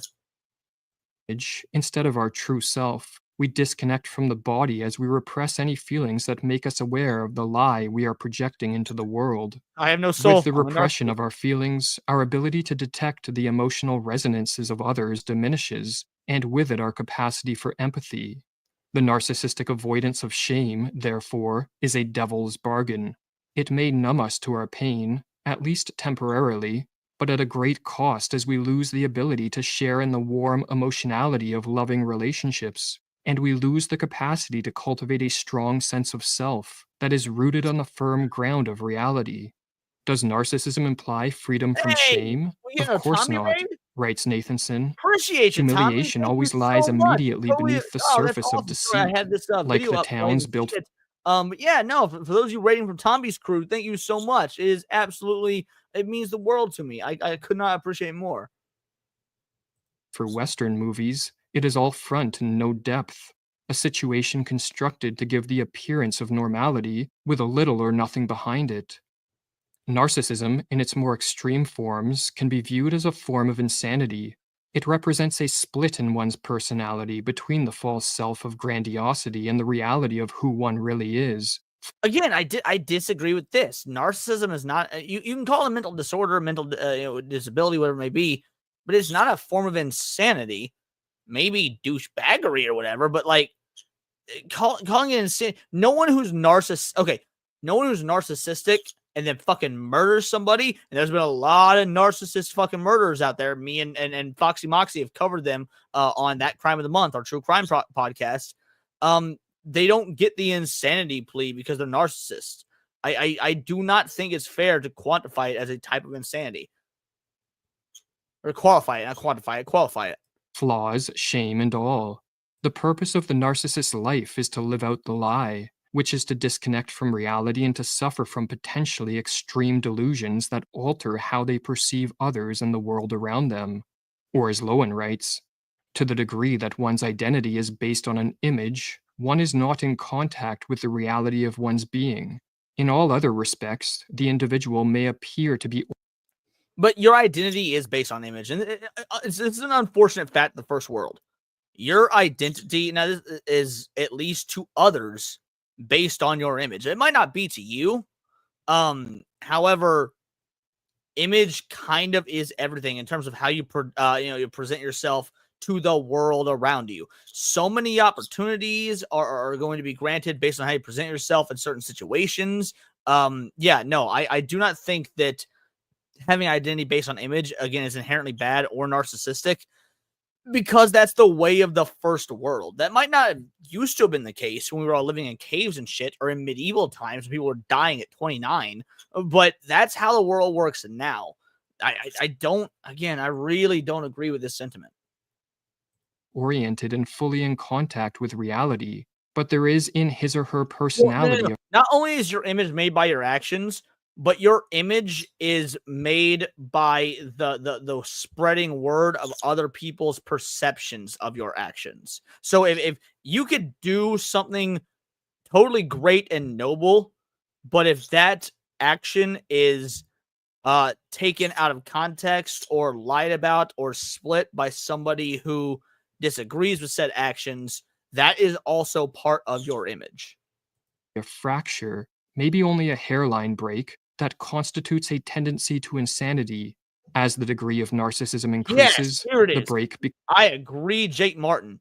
Needing to control what other people think of your image is inherently narcissistic, as opposed to just rolling with what the perception is. Banger statement. Speaking of bangers, Tricky Thoughts came in with 10 Words of Paradise gifties. My man with a plan. You didn't need to. Bingo, bango, bongo. Let's see who you hit. I'm truly curious. Let's see here. It's not showing quite yet. Sorry, I might have to refresh here.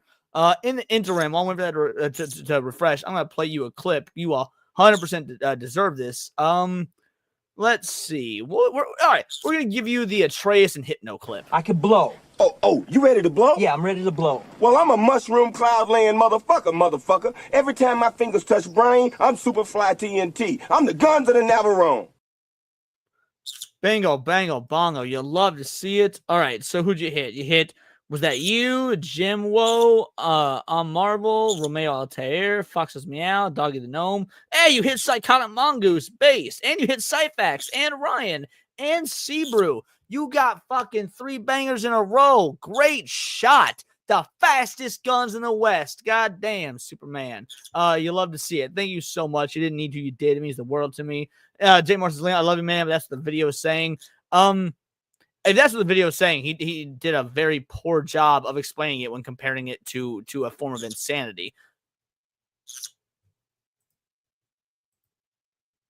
All right. Speaking of, back to the video. Becomes more pronounced.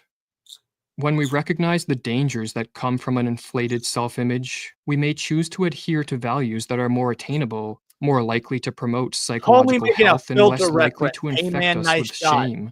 We may also choose to abstain from sharing our life on social media in the recognition that it is very difficult to do so without becoming at least slightly narcissistic. But so long as the majority of people in our society hold wealth, beauty, status, and fame to be preeminent values, while at the same time social media and a debt-based economy offer an easy means of inflating the self, modern society will only become more narcissistic. When wealth occupies a higher position than wisdom, when notoriety is admired more than dignity, when success is more important than self-respect, the culture itself overvalues image. and must be regarded as narcissistic. The goal of Academy of Ideas is to empower the individual and promote freedom. I don't know that I get what he's saying. Let's break this down.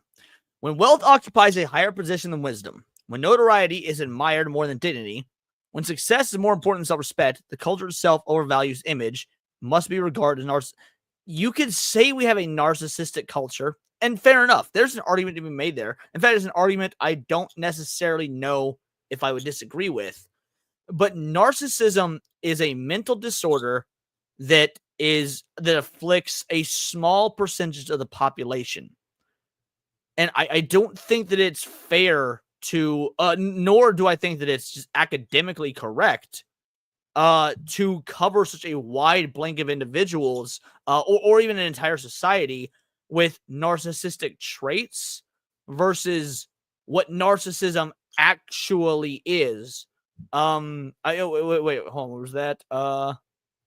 Yeah, disagree this using narcissism on a wide. Yeah, that's exactly what I'm saying. I agree with your disagreements 100%. Hey, Dexnar's back, the best mod in the whole damn land. Thank you so much. Good thing nobody typed any N-bombs in the comment while you were gone.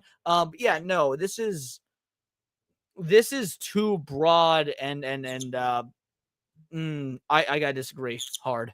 Image and must be regarded as narcissistic. The goal of Academy of Ideas is to empower the individual and promote freedom. The best way to do this is through ideas, as it is ideas, not politicians, money, or weapons, that shape the fate of society. Become a supporting member to help us in our mission and access over 100 membership videos, including our latest membership series on Big Pharma and the Big Lie. Sign up for only $4.99 a month or $39.99 a year by visiting academyofideas.com/members.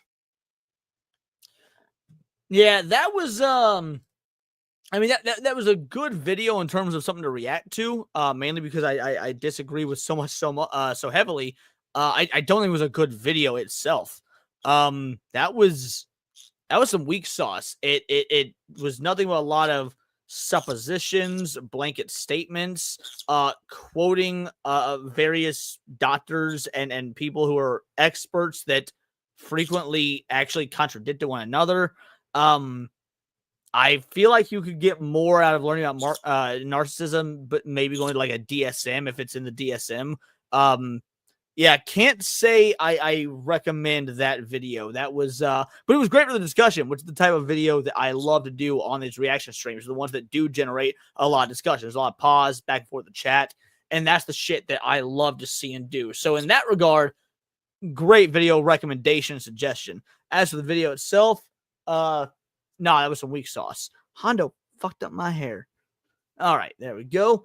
Kira Kovyavlo, the Russian name, put this in the chat, and I don't know anything about this. So let's go through this and see what this has to do. New Jersey's schools gender justice field trip divides parents. An elementary school in New Jersey has planned a field trip for second grade students to Alice Paul Center for Gender Justice. The trip has sparked a debate amongst parents due to educational content focusing on gender ideology and the school's policy prohibiting schools policy prohibiting gender parent chaperones? What? Regardless of what the field trip is over, like, I don't care if it's a fucking field trip to an educational nature film or to a museum. Their parent chaperones have been a thing my entire life, like back when I was in elementary school, that is. And yeah, I'll get to the second graders part in a sec, Kira. But like, no parent chaperones, that's fucked up. Parental reactions vary, with some expressing strong opposition to the trip's theme and others concerned about the lack of parental oversight. Yeah, I could see that. Let's scroll through some of these. Gays Against Groomers say, New Jersey, elementary school students are going on a second grade class trip to the Center for Gender Justice, where they'll be taken off school grounds and exposed to gender ideology propaganda during school hours. The form specifies no parent chaperones will be allowed.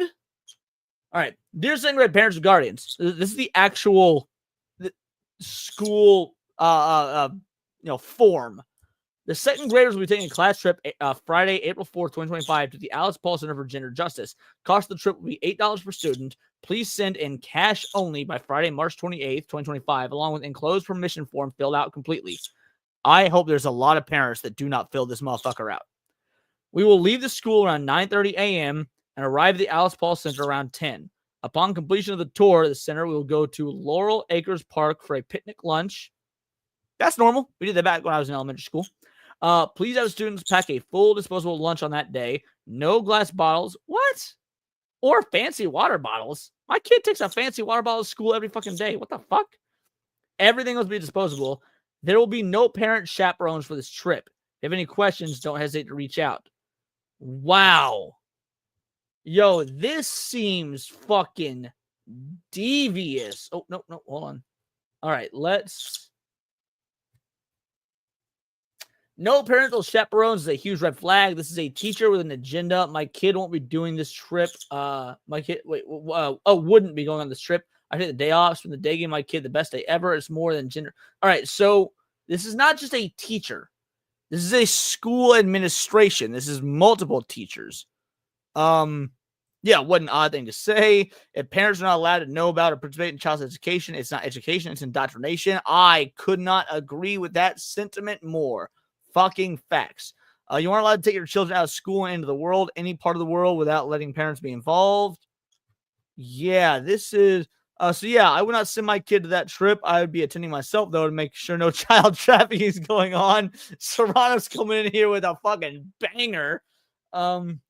I don't care. I wouldn't let my child go on that kind of field trip. Is there anyone that agrees with this? If this is your child's school for their safety, pull your children immediately. Call Child Protective Services over my dead fucking body. I want to see something from folks that actually go to the school. I want to see what the actual parents that are in this district had to say. My kid would be sick that day and put out of reach of this field trip.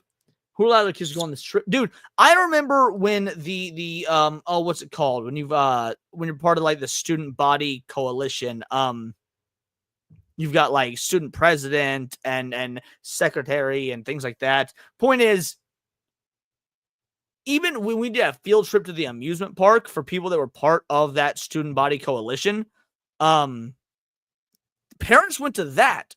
Like I've never in my, now granted, my elementary school days were damn near 30 years ago, but even so, my elementary school days, student council, thank you, Ryden, student council, my elementary school days, I cannot for the life of me recall a field trip that did not have multiple parent chaperones, like at least 3.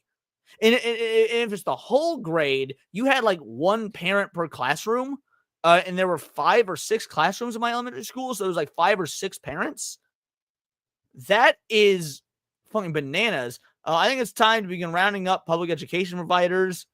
The Democrat running for Wisconsin Supreme Court had a trip to Disney drag queen show. This is a promotion to homeschooling. I mean, that's fair. Promotion for homeschooling, fair enough. See what else we got. Hell no trip ever anywhere without. Yeah, no. This right here, no trip ever to anywhere should be without parental chaperones. Like these are second graders. When I was in, I think 5th grade is when the movie The Polar Express came out. 5th grade, 6th grade, somewhere around there, and it came out around Christmas time, obviously because it's a fucking Christmas film. And so it was near the end of the year. This is near the end of the calendar year before Christmas break. And we went to see The Polar Express in theaters when I was in middle school. There were parental chaperones for that.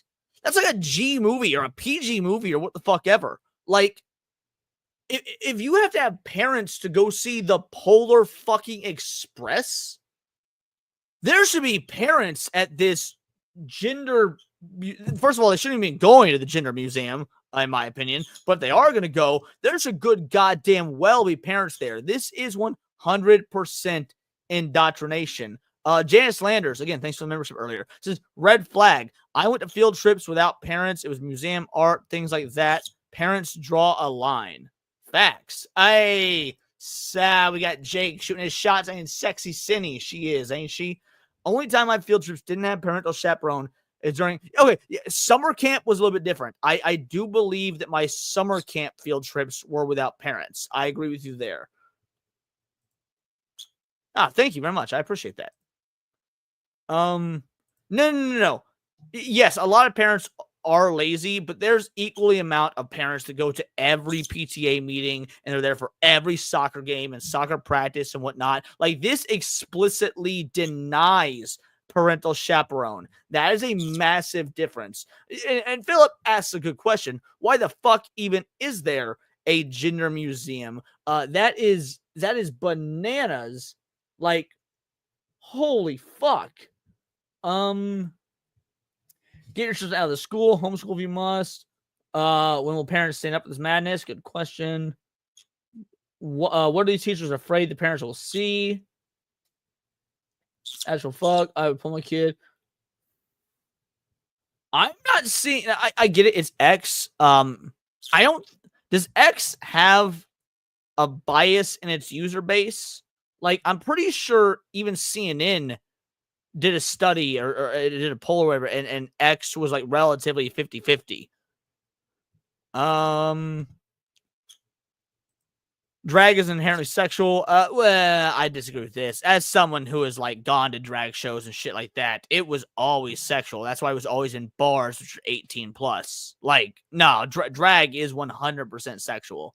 Now it's not necessarily a bad thing, but it always has been. Aside from being absolutely inappropriate to take children to, there seems to be a push to leave parent chaperones and field trips. Totally against it. Give me anyone agreeing with this.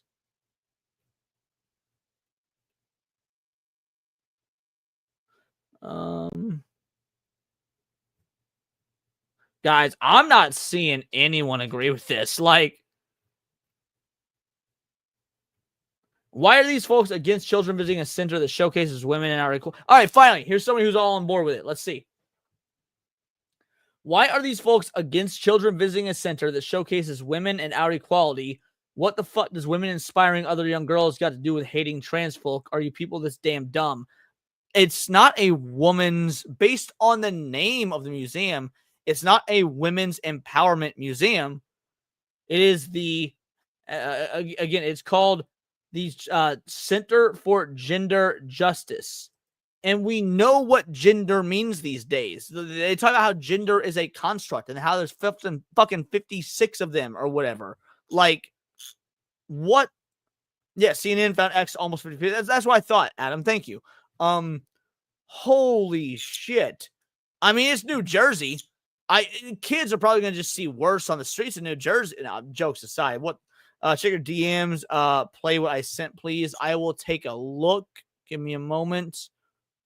Let me refresh. I don't see a DM from you. Let me check the spam folder. Did it come in? Oh, Retro Blair. Oh. I will accept this for whatever reason you came in as spam.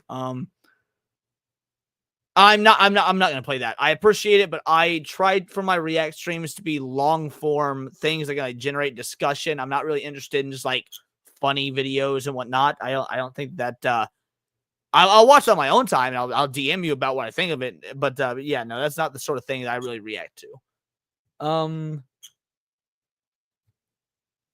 How did the school do this? Is there anybody else? Anybody else? It took us that long to find one person who's okay with this. To be fair, there's a lot of people sharing the gays against groomers thing. They're already going to have an opinion. More dodgy indoctrination behind parental backs plan. The center is only not. All right. Here, this seems like this is from the Center of Gender Museum. Center for Gender Justice. We acknowledge the trans, non-binary, and gender non-conforming people the right to self-identify their gender freely and without anxiety. We affirm that everyone has the right to feel at home with themselves. We continue to center female-identifying individuals. Yeah, female-identifying, not fucking females. Dudes pretending to be women that often get enter into sports and beat the fuck out of other women. because we have been treated as inferior to men in every sphere of life throughout human history. That is also inherently incorrect. Like, you can look back on culture after culture where women were treated like fucking goddesses and they were matriarch-based systems of religion. But sure, go for it. To me, it's an issue of school thinking this is acceptable and age appropriate. I mean, that's an issue as well. That is 100% an issue as well. Oh, gender probably sponsored by you. Okay, you might be making a joke, but I wouldn't be surprised if that was the case. Well, USAID, I don't know if that was.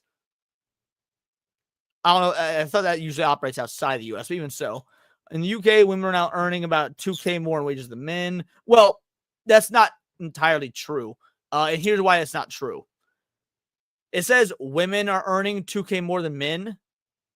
How many of those women are dudes pretending to be women that are already in high-paying jobs? But, of course, legally they're counted as women. But they're not fucking women. Oh, okay, it's just a joke. But, yeah, no, I wouldn't be surprised if that was true either. Wow. Well, that's some interesting shit. Yeah, good job on that one for the React request, Kira. That's fucking bonkers. Let's see. Let's go back to the request page. Women made me gay. What? More. We're gonna do this one. We're gonna do video on the origin of the creations from LMA of Shadow and Rouge from Sonic, because I like to end these with a Sonic reaction. Yo, LG, how you doing, brother? Tabbed up, my man with a plan. I truly do appreciate it. ABF, I think the field trip would be okay for high school students. I don't even think it'd be okay for high school students, given how it very clearly is ideologically based. And even in high school, we needed parental chaperones. But yes, second graders is all that more insane. Like, Jesus Christ. All right. This is Women Made Me Gay. I hope this is something of note and not just something retarded.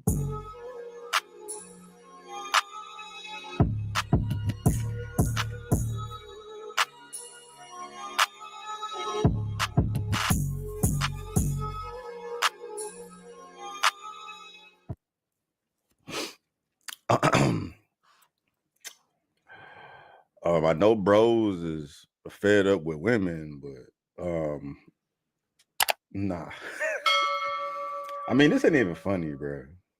Okay, I know this is a lot coming from me since I suffer from that Midwest mush mouth, but yo, motherfucker need to enunciate. It ain't, dog. You know what I'm saying? This probably takes the cake as one of the. I mean, if you could find my comment on this post that just came across my feed, bro. I commented on it. I said, "This is the gayest I've ever read," because it literally is, man. Army. It don't even matter who it is. Who doesn't matter. It is what that was said that matters, bro.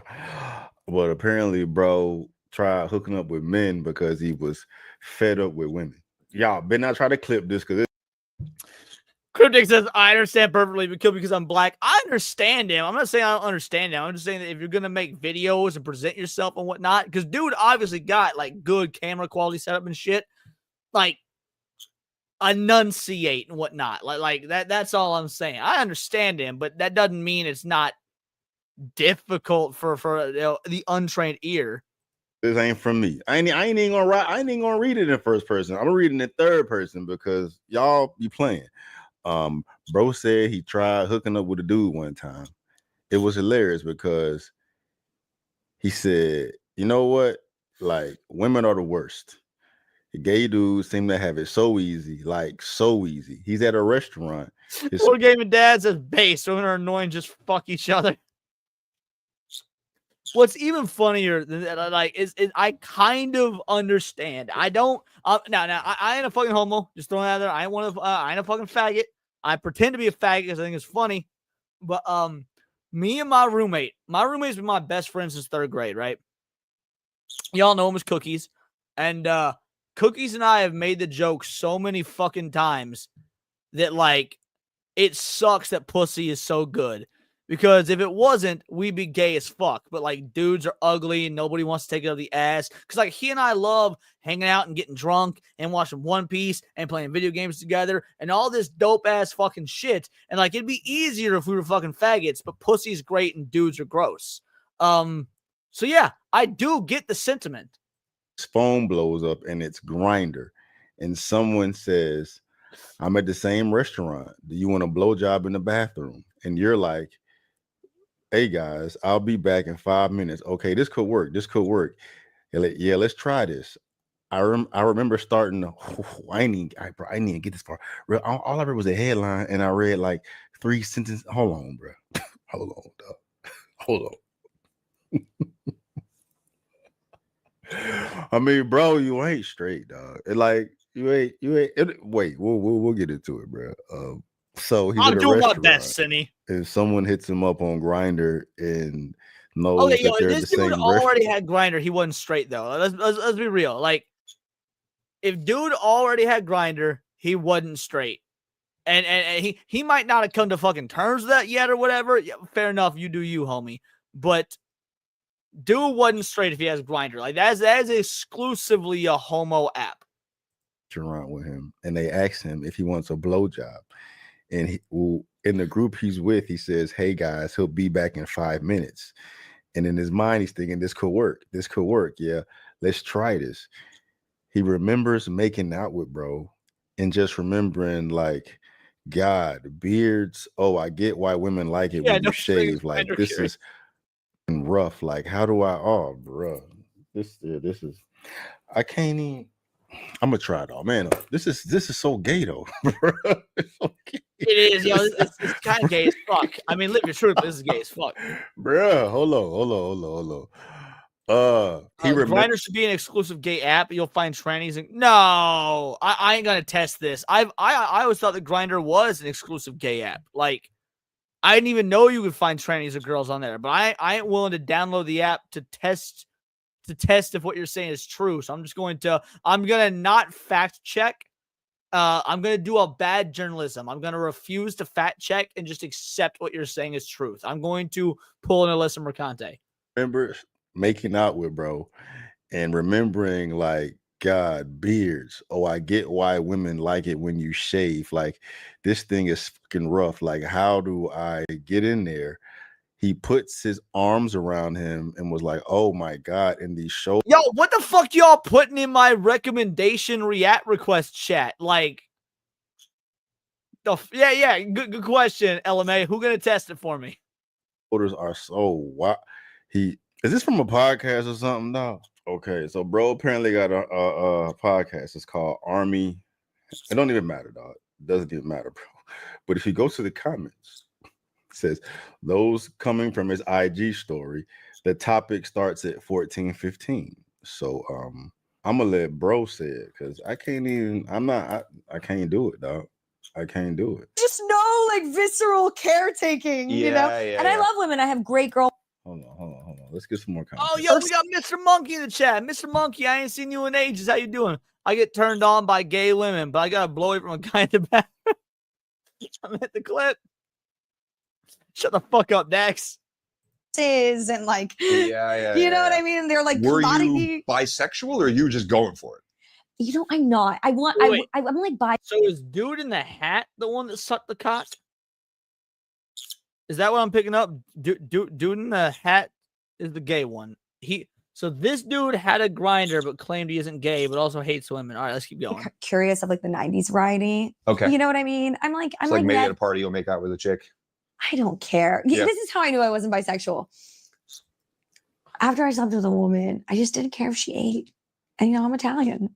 Fair. I just didn't care. Like, it's like, get it yourself, you know? Yeah. It was there was just no like visceral caretaking, you know? And I love women. I have great girlfriends. And but I just. No, you don't. No, you don't. No woman has good girlfriends. Women hang out with other women that they can tolerate when there isn't a good-looking dude around that they're going to compete for. Women don't actually have female friends unless they know they're better than them. I tried hooking up with a dude one time, and it was hilarious because I was like, you know what, like women are the worst. Like Sure. gay dudes seem to have it so easy. Like so easy. I'm at a restaurant, my phone blows up, and it's like Grinder, and like someone else is like, "I'm at the same restaurant. Do you want a blowjob in the back?" Okay, so he's here. So yeah, he's openly saying in this interview he's got Grinder on his phone. So by this point, homie is 100% experimented with cock, like 100%. Bathroom, and you're like, "Hey guys, I'll be back in 5 minutes." Yeah, and then you they get up and you do go to the do bathroom, that. you get a blowjob, and you come back, and you're ABF. like, "What was that?" They're like, "I don't know, some guy just sucked my dick." It's like, Yeah. who? It's like, "Oh, I don't know, I didn't get his name." Anyway, what'd you order? Yeah. Yeah. Totally. But- yeah. So I was like, you know what? I'm gonna give this a try. Yeah. Like maybe this actually works for me. Let's give it a try. And I remember I met this dude. No, bro, you gay. You gay. See, no. It's all jokes. We gonna keep it rocking, bro.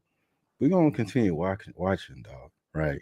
But you know what I'm saying? We ain't gonna fucking sit here and insinuate that or imply that women are just Some dude liked to fantasize about eating chicks, as I recall, and not in a fun way. That's called vor. Make love, not vor. just that fucking terrible that you're gonna go gay. No, if you're gonna go gay, it's because your ass is gay. Point blank, period, bro. Yeah, I'm about to sound gay as fuck, but like, is anybody kind of enamored by how white this motherfucker's teeth is? Like I'm impressed because I feel like even if he was a white dude, his teeth would still be like relatively noticeable. They're so fucking white.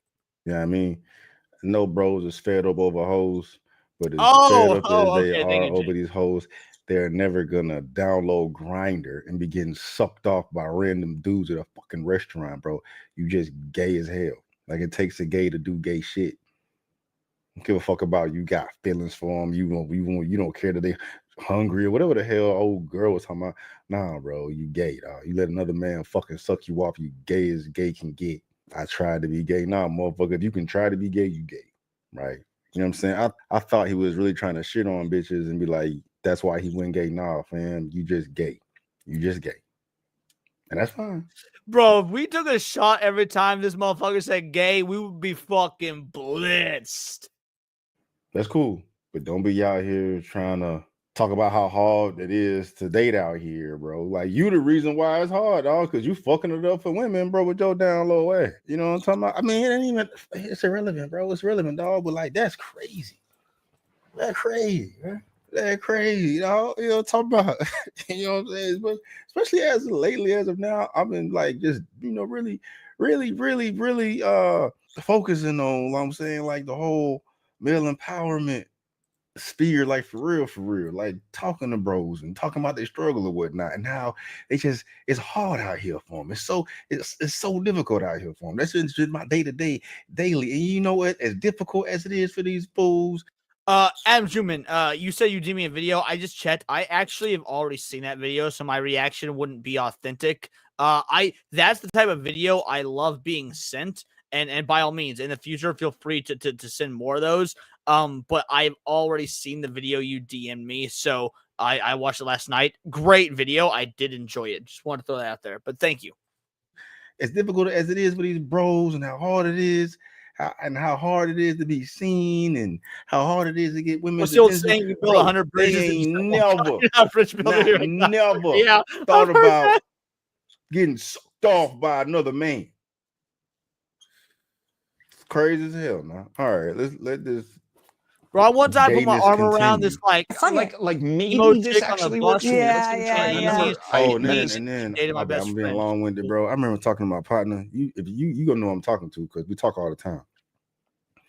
And he's like a fucking human encyclopedia. He knows all the stats to everything, right? And he was talking about the stats from Grinder. It's like the gay version of Tinder, Bumble, or whatever, dog. And you know, anyway, dude be racking up numbers like crazy, like multiple bodies an hour, multiple bodies a day. You know what I mean? Like as much dog. Dude, that's another reason I could never be gay. Like all the jokes and shit aside, yo, gay motherfuckers talk about sex all the time. That's what they want to fucking do and shit. They just want to fucking bang. And like, homie, like I got videos to make and games to play, and I need to like hydrate and go out to dinner. Like it's just way too much fucking butt fucking in the homo community. Like you do you, but I ain't got the stamina nor the time for that. as you can do with women. You know what I'm saying? Like if you on your fuckboy shit and you out here really dicking women down, as much as you can dick women down, it is exponentially multiplied on that grinder shit, bro. It's crazy, bro, how much these motherfuckers be, bruh. And it's crazy. It's crazy. Anyway. Yeah, like maybe this actually works for me. Let's give it a try. And I remember I met this dude, handsome, French, you know, the whole thing. Sure, the whole thing. Yo, no, he said handsome. And I was like, okay, that's not inherently gay. I've appreciated good-looking dudes because, like as a man, I can look at another guy and be like, I can appreciate that you're a good-looking guy. Just on a platonic level, I like people who take care of themselves. Henry Cavill, good-looking dudes. But then he said French. It's like, nah, dude, you a faggot. The moment you follow up handsome with French, you a straight up fucking faggot. I was like, okay, this could work. This could work. Let's try this. I remember I started making out with him, and I just remember being like, God, beards. Like, oh, I get why women like it when you shave. Like, this thing is fucking rough. Like, how do I get in there? Totally. And I remember I put my arms around him, and I was like, oh my God, and these shoulders are so wide. He's so big. Like, he's almost my height. Like, this is so strange. And it did physically for me, absolutely nothing. Nothing. Like, didn't, like, not even a twitch. Yeah. And I was just like, okay. And then I remember, like, we were, like, making out, and it was kind of, like, getting hotter and heavier. But I was like going through the motions and like not feeling anything. And then he like reached. Hold on. I think it's part of the gay community that's more of a fetish, especially when you start to get into. But okay, I don't even know what bug chasing is. I know what piss parties are just based on context. Like I've never heard of that until this moment. But like I feel like I know what it is just based on the context. I don't know what I want to know what bug chasing is actually. I'm just gonna hit play. Like I don't want to know.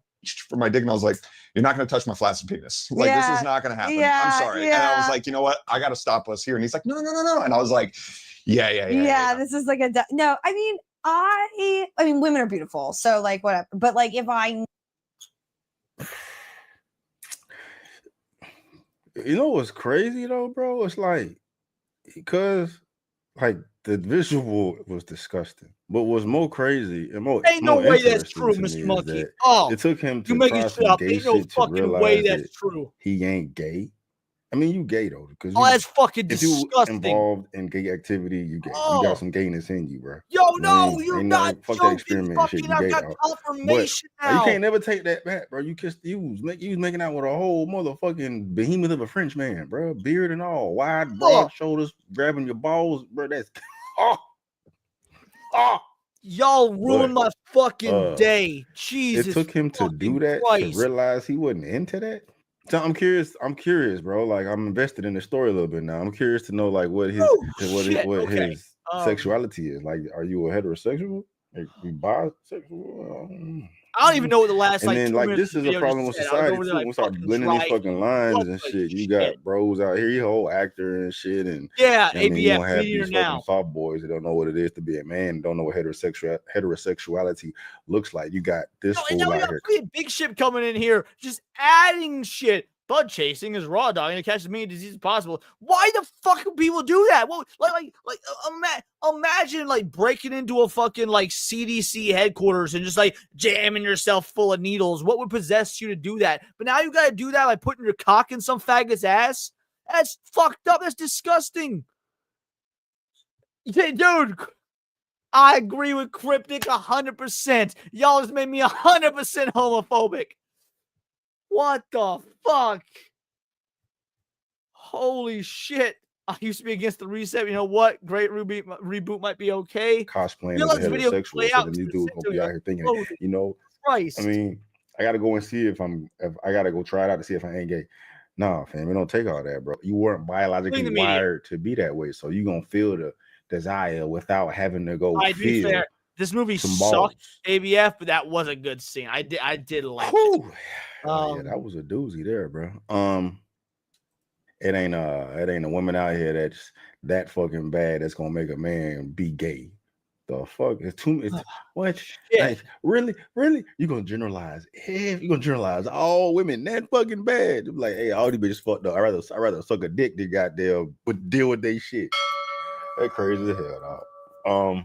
All right, so that was the thing. I know there was like 10, 20, 30. There was time left in that video, but we're done. We're fucking done, son. Wow. Okay. So Adam Juman sent this. I know I said we'd only do one more, but frankly, we're having fun. I have no timetable. So we're gonna go ahead and do this as well, and then we got a few more videos. I want to be wrapped by 7 at the latest, but it's only 5:45, so we'll do a few more of these, and then, jeez, I'm sorry, I'm still reeling, I'm still broken. Mr. Monkey, that's only partially possible. We actually covered that. That was the very first video we did today. But yeah, give me a sec to recollect myself. I'm gonna finish this vodka here. I'm not gonna finish it. I'm gonna take a sip of this vodka here. God damn. I need the alcohol to just purify my insides. Fuck, even that sounded gay. That probably wouldn't have sounded gay before that video, but now that sounded gay. Wow. Yeah, was that your video, Jake? Fuck you. Yes, it is real vodka. I've got 2 fucking pints here to last me throughout the night. But yes, it is real vodka. Okay, so El Salvador president roasts woke judge after Trump gang member deportation flights refuse to comply. That's the video. Let me share the screen. Wow. Leon, you maniac. What the fuck are we listening to? I'm driving. I want to drink. I trust me, drinking doesn't help. I've tried. I've been drinking. It isn't fucking helping. Chris, So a federal judge temporarily blocking. Before we get to this video, Mr. Monkey coming in. We have $5 banger. Says, what's your thoughts on the cleaners in the division after watching that video? I don't know what the division is. Let's talk about like the video game, the division. I feel like we all need to be clean. I've already played this clip, but honestly, I'm gonna play it again. So this, Mr. Monkey, you weren't hearing me play this earlier, but it's even more relevant now after hearing that clip. Every single one of y'all motherfuckers, myself included, even Hondo at this point, needs to do this. Yeah,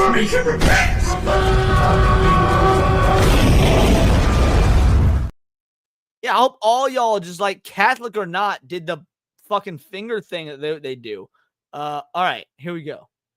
President Trump's executive order to fast-track the deportations of alleged Venezuelan gang members out of the U.S.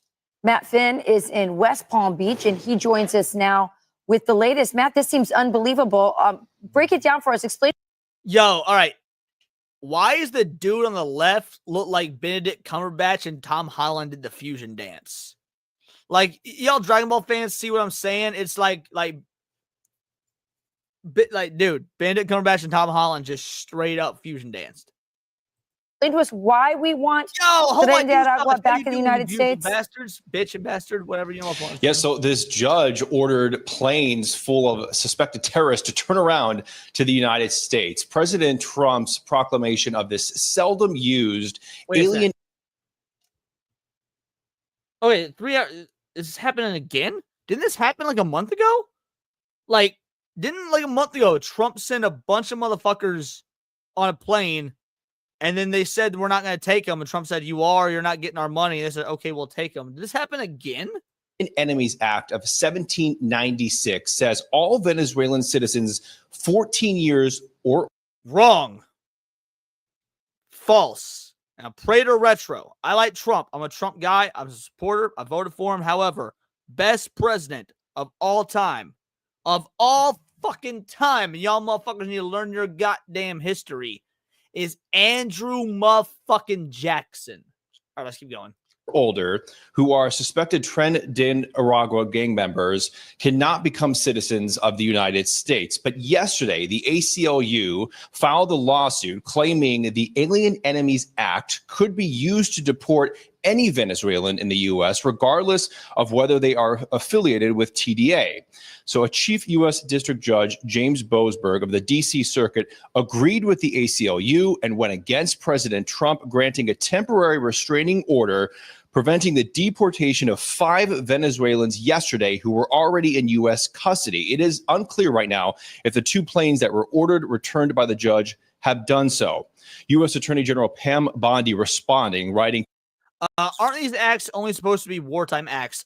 Sort of. So because a state of emergency was declared at the southern border, it has effectively this, again, to my knowledge, I could be wrong, but this is my understanding of it. It has the same relative legal rules as wartime acts, a state of emergency being declared. So they the Trump administration is within its legal grounds to permit these mass deportations to this extent because of the state of emergency that was declared. Again, assuming I understand it properly. Tonight, a D.C. trial judge supported Tren de Aragua terrorists over the safety of Americans. This order disregards well-established authority regarding President Trump's power, and it puts the public and law enforcement at risk. No. Plot, you're late. And here's the dealio. You're not gay. You want to know how I know? Because some motherfucker in this chat, Jake, actually requested some gay shit. We just got done watching 10 minutes of gay shit. And I've learned so much about those fucking faggots in the last 20 minutes that I didn't know before. Trust me, you may be late, but you ain't fucking gay. The Department of Justice is undeterred in its efforts to work with the White House and Department of Homeland Security and all of our partners to stop this invasion and make America safe again. Now, as the number of illegal migrant crossings and illegal gotaways continues to drastically plunge under the Trump administration, DHS Secretary Kristi Noem posted this video online showing gates at a border wall closing behind her. Boy. So once again, we got to talk about another. What sort of fucking I get it. People chastise me for saying bingo, bango, bongo, which to be fair has been part of my lexicon since I was like 6 years old. But this dude opens a video with boy. Like, yo, I don't ever want to hear no one talk shit on my bingo, bango, bongo ever again after this dude being successful at boy. Like, that sounds like that fucking snails from One Piece. Woke judge that, for whatever reason, believes that his little district court has more power than the executive branch. Okay, I think that we do have a constitutional crisis happening in this country, and it is these lower courts trying to overthrow, stage a coup against the executive branch. That's exactly what is happening as you have all these judges. I've never seen this guy. Who is he? Black conservative perspective. All right, black conservative perspective. Yeah, I've never seen one of his videos. So let's go. This will be my first black conservative perspective video. That are coming out and trying to stop the president from enforcing our laws. Okay, and President Trump is trying to enforce our immigration law by conducting the largest mass deportation operation in American history. And Democrats have essentially resisted him at. So, all right. I want to address this because I kind of understand the sentiment and I agree and disagree. It feels wrong. If it's illegals, I get it. But being so widespread, they can deport anyone of a nationality goes against what our country is about. I do not. It is very fair to make the statement that we are a nation founded on immigration. 100%. From the old days, pre-Revolutionary War to Roanoke to the Ellis Island of the 30s. That being said, there's also times change. Immigration now is not what it was back then. The mentality of people immigrating are not the same as it was back then. But also, citizenry is not the same. These aren't citizens that are being deported. If you are in this country and you're not a citizen, it's a privilege to be here. I mean, think of Johnny Somali. Johnny Somali is the biggest fucking lolcow clown on the internet. He makes his living going to countries, acting a fool, and doing it for money until he causes so much of a ruckus. he gets effectively deported by these countries. Israel, Japan, and now he's actually facing charges in South Korea. And I hope that dumb motherfucker gets the full book thrown at him, the full 10 years. So if these individuals are not citizens, then they do not have the same.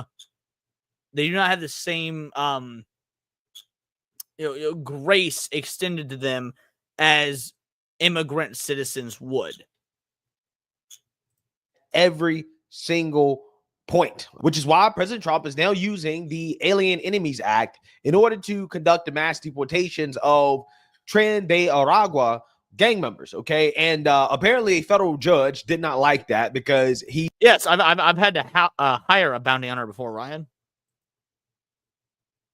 He ordered the deportations of these dangerous gang members to be stopped, even as the flights to El Salvador, which apparently President Trump and Nayib Bukele have worked out a deal. Well, really Marco Rubio, because I think Marco probably did most of the work here. But regardless, the Trump administration and Nayib Bukele.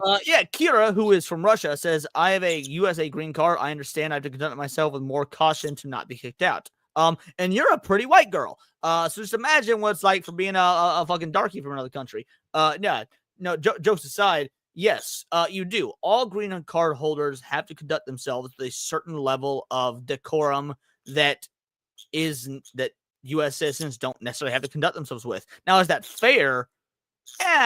No, it's not. It's actually pretty unfair that you have to conduct yourself with more decorum than fucking gangbangers in Chicago. But it's the way the world works. So fairness has never been the way the world is what it is. But I agree with what you're saying. Yeah, 100%. The president of El Salvador, they worked out a deal to hold the gang members in their maximum security security facility. Okay, which is something that was talked about just a few months ago as a possibility.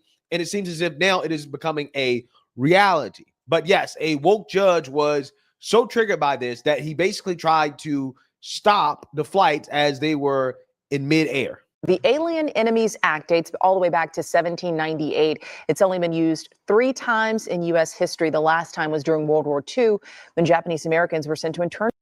Morgan, I disagree. They're here legally and they share the same freedoms we enjoy. Being here legally does not imply being a citizen, and we have different rules for non-citizens. I don't like Trump reporting people for using legal free speech, even the dumbass Palestinian protests. But that's the thing is, it's not. I mean, again, this is probably going to go to the courts and whatnot. But as far as we understand currently, it's not legal free speech. People who are citizens can espouse terroristic bullshit views. That's why, for example, the KKK is allowed to exist. Neo-Nazis, the Black Panthers, the whole nine. Because so long as they're not actively committing crimes, they're allowed to espouse and believe these backwards thinking ideologies. But if you're not a citizen, those same laws and those same rules do not apply by law. So I mean, you can disagree with the law, which is all well and good, but right now that is the law. So if folks are here on a green card, they're not a citizen, and they are a danger to the actual citizenry, yes, I do not think the deportation is a problem. Not in the slightest.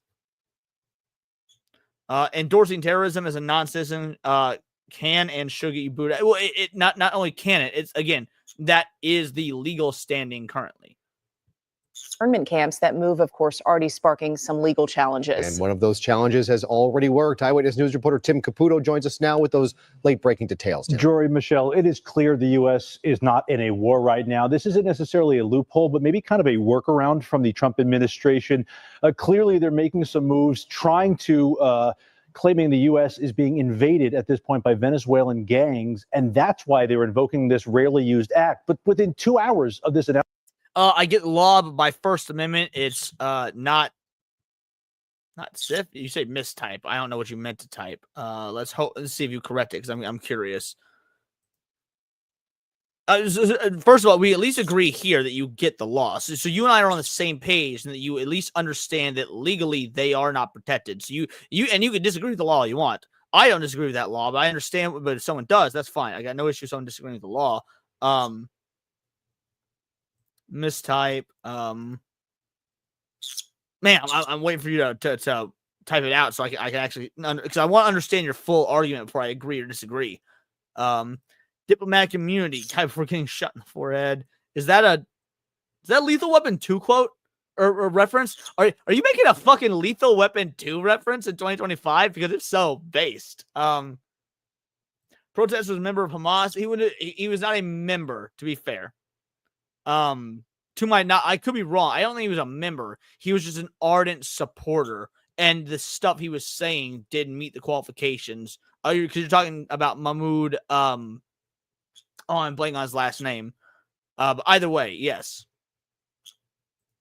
First Amendment doesn't say citizens of America. It's people haven't. So actually, you know what? I'm not going to argue without. Let's actually just pull up the First Amendment.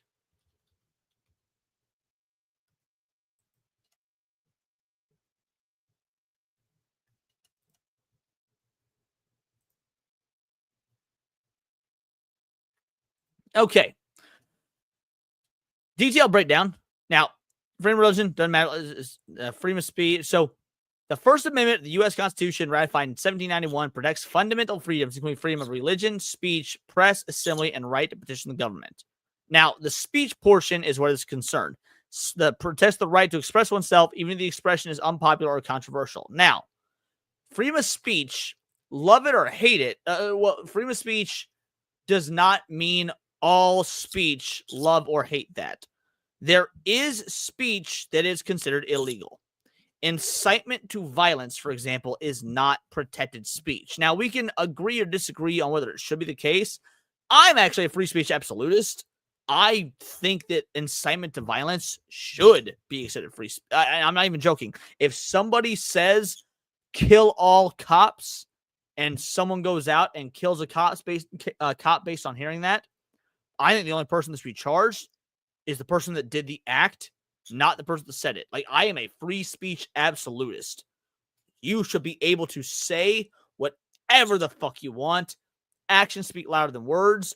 If someone else does an action, guess what? They had the choice not to do it. That's on them. Unfortunately, that's not the way America actually operates. There are limits to free speech, incitement to violence being one of them. And so other individuals, especially if you are a green card holder, and it's laid out in the law that terroristic speech can can cause a deportation for non-citizens. Advocate for a change of the law, but as it currently stands, that's the way the law works, and upholding it is not a bad thing.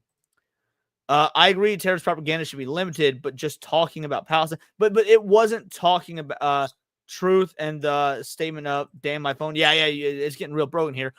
But Mahmoud, in this case, the guy that was, by the way, isn't what's going on in this video. This video is not about Mahmoud. He was not just talking about freeing Palestine.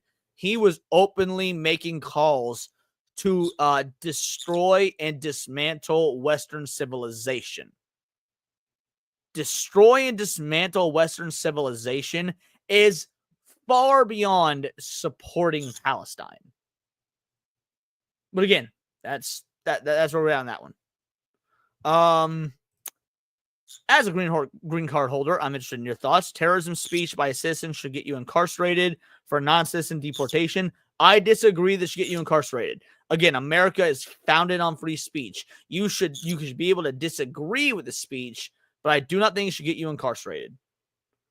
If an American is blocking traffic, breaks a window, calls for violence, throws a brick, or is in a group that does so, they can be jailed. Green card holders can be deported. And this is the thing that I learned as a cop. Dude can walk into a building 100% naked, not an ounce of clothing on him, and say, I have a gun. It could be painfully obvious, motherfucker, doesn't have a gun. He could still be given a gun charge, or he can be given a charge for the threat of gun violence, whatever that may be. There's actual legal statutes to it that I don't remember without breaking out my legal book.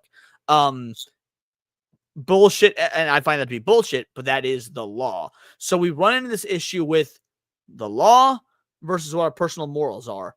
And right now I'm erring on this is what the law says, so this is the world we have to operate in because this is our current reality. We can disagree about whether that's right or wrong, but that is the world we operate in currently. Announcement this afternoon, a federal judge blocked it with a temporary restraining order. Now, the White House claims the Venezuelan gang Tren or TDA, is perpetrating, attempting, and threatening an invasion or predatory incursion against the United States.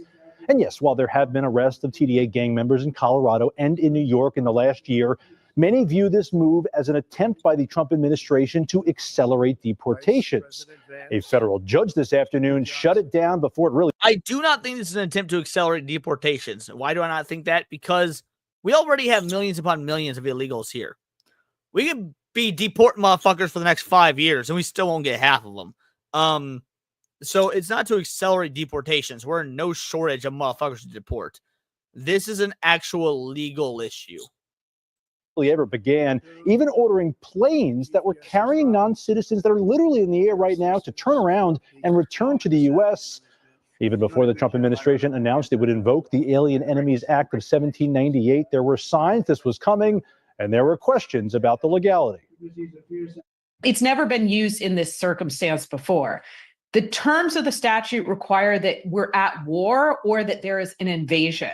And the last time it was used, by the way, was World War II. And what happened?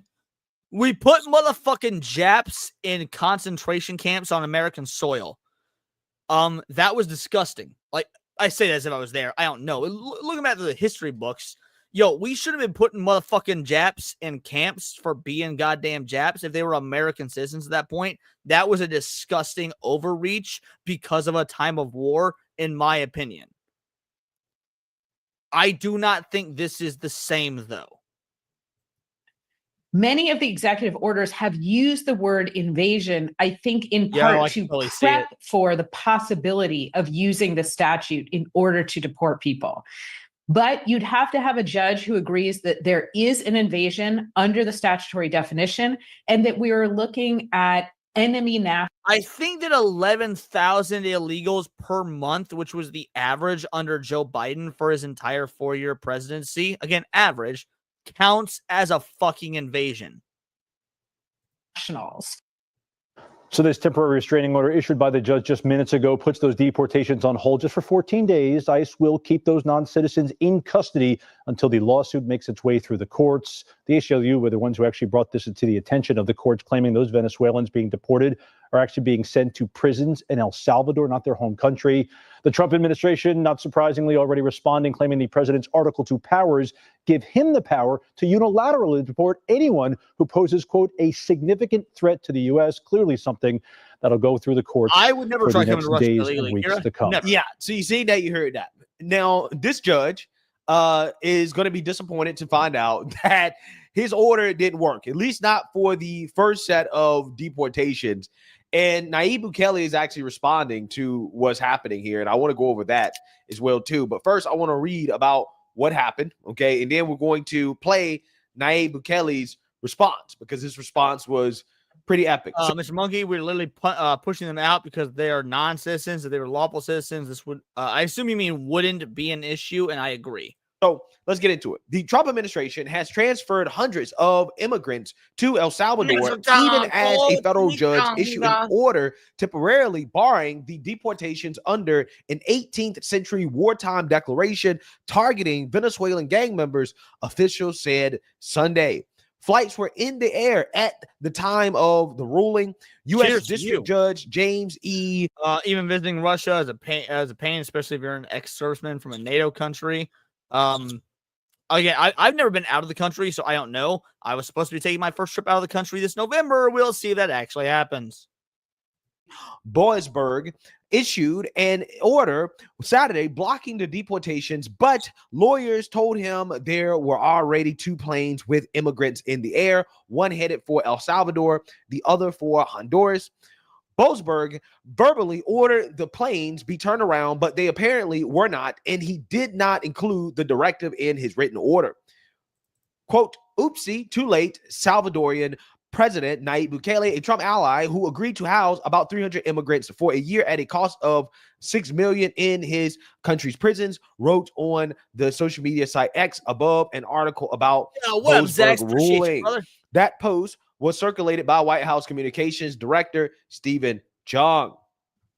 Secretary of State Marco Rubio, who negotiated an earlier deal with Bukele. I want to comment on this. So, Cyfax is the end of this comment that means the most to me. I'm getting why I voted for at breakneck speed. The others will take time because government runs worse than the DMV, but it'll happen. Bro, I live in a city that has a privatized DMV. We got like 5 or 6 DMVs, but there's one that's privately ran, and it's a fucking godsend. It's amazing. I love the privatized DMV in my city. To house immigrants, posted on the site, we sent over 250 alien enemy members of Tren de Aragua, which El Salvador has agreed to hold in their very good jails at a fair price that will also save our taxpayer dollars. Yeah, I 100% agree with this. And the reason why is because if Nayib Bukele is not holding them and we send them back to their country of origin, Venezuela, I don't have confidence in Venezuela that they're going to keep the gang members there and that they're not going to eventually try to make their way back across the border, which again, I mean, so making their way back across the border is going to be inherently more difficult now because we actually have border patrol and we have ICE and we have folks that are doing their fucking job the way it's intended. So,